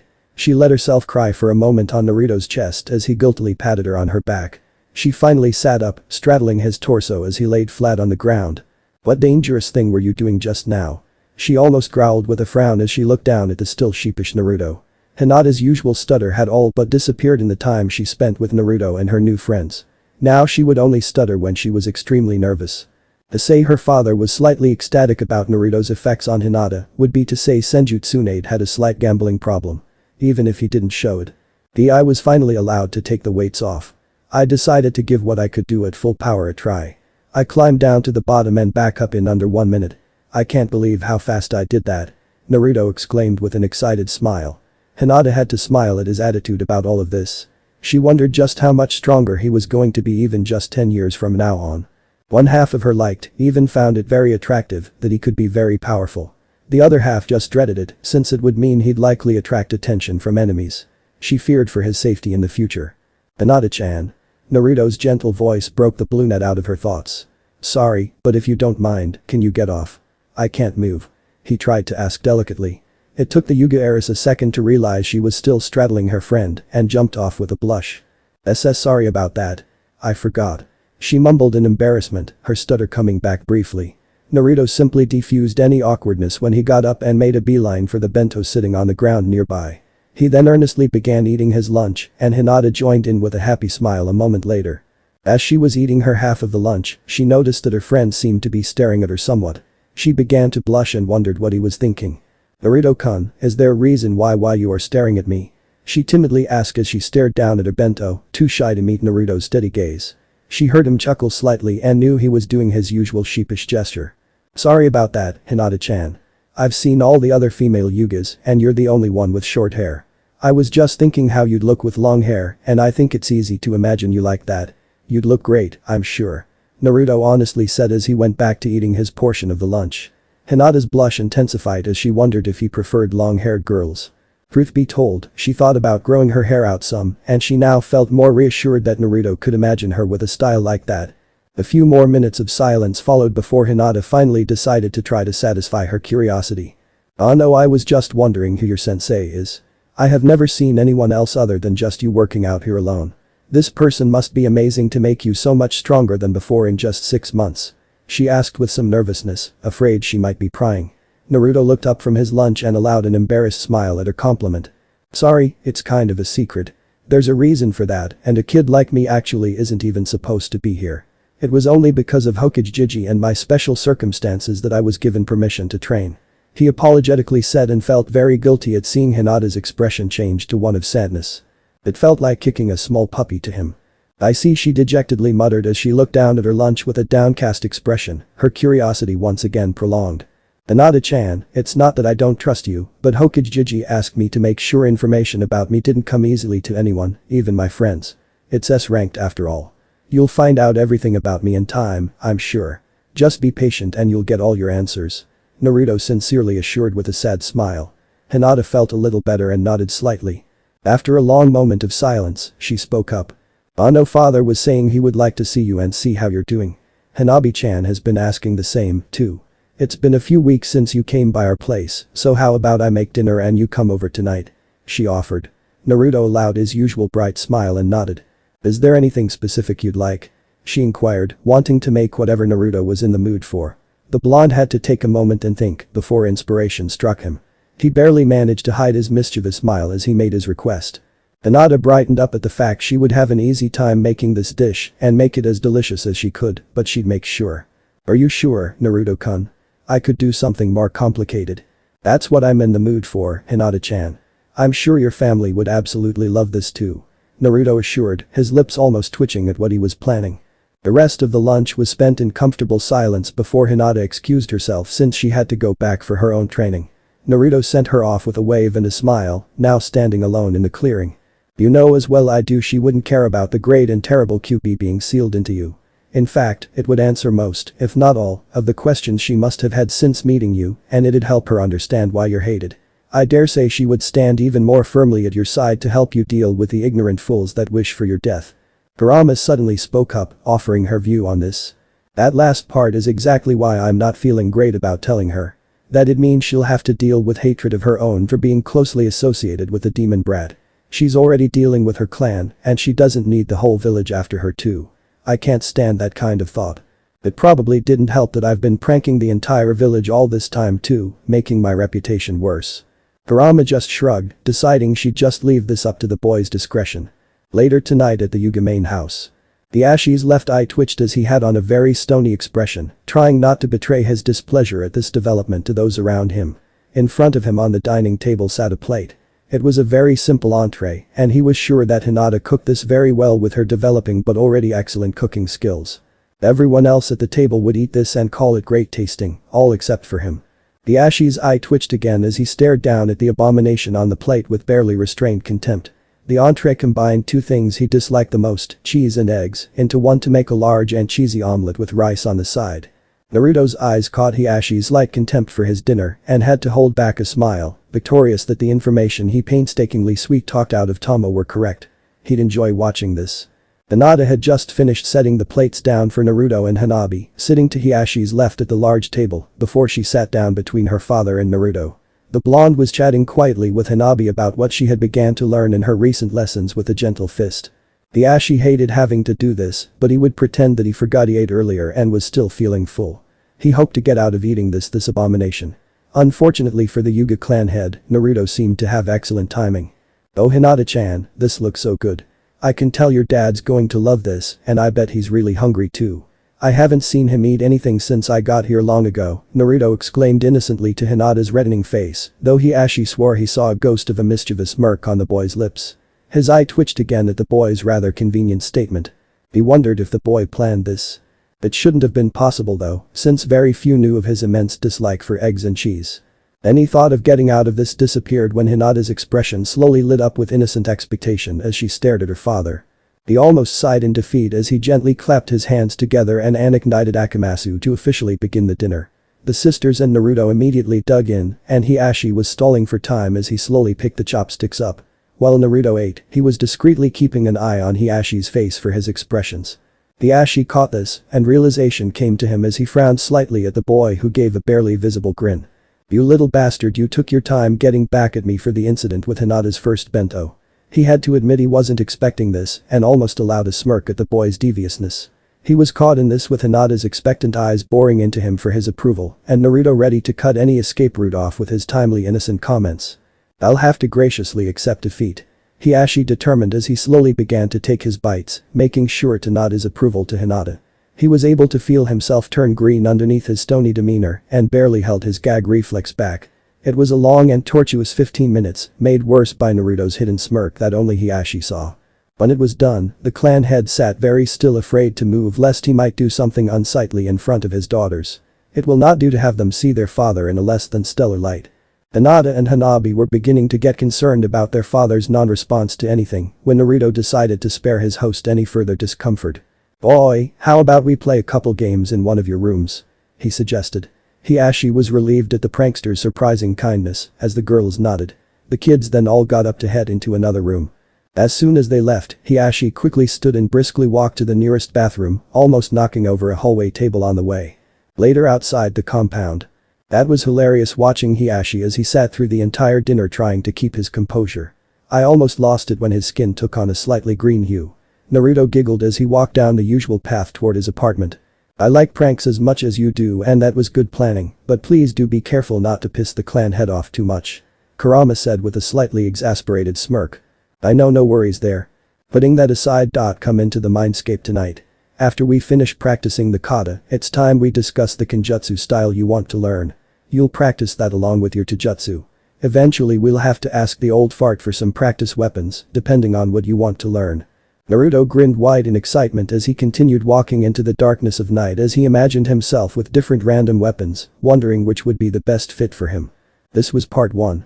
If this video gets 100 likes and 50 comments, then part 2 will be uploaded for sure. And we are very close to reaching 1000 subscribers, so please smash that subscribe button, you won't be charged for it. See you all in the next part.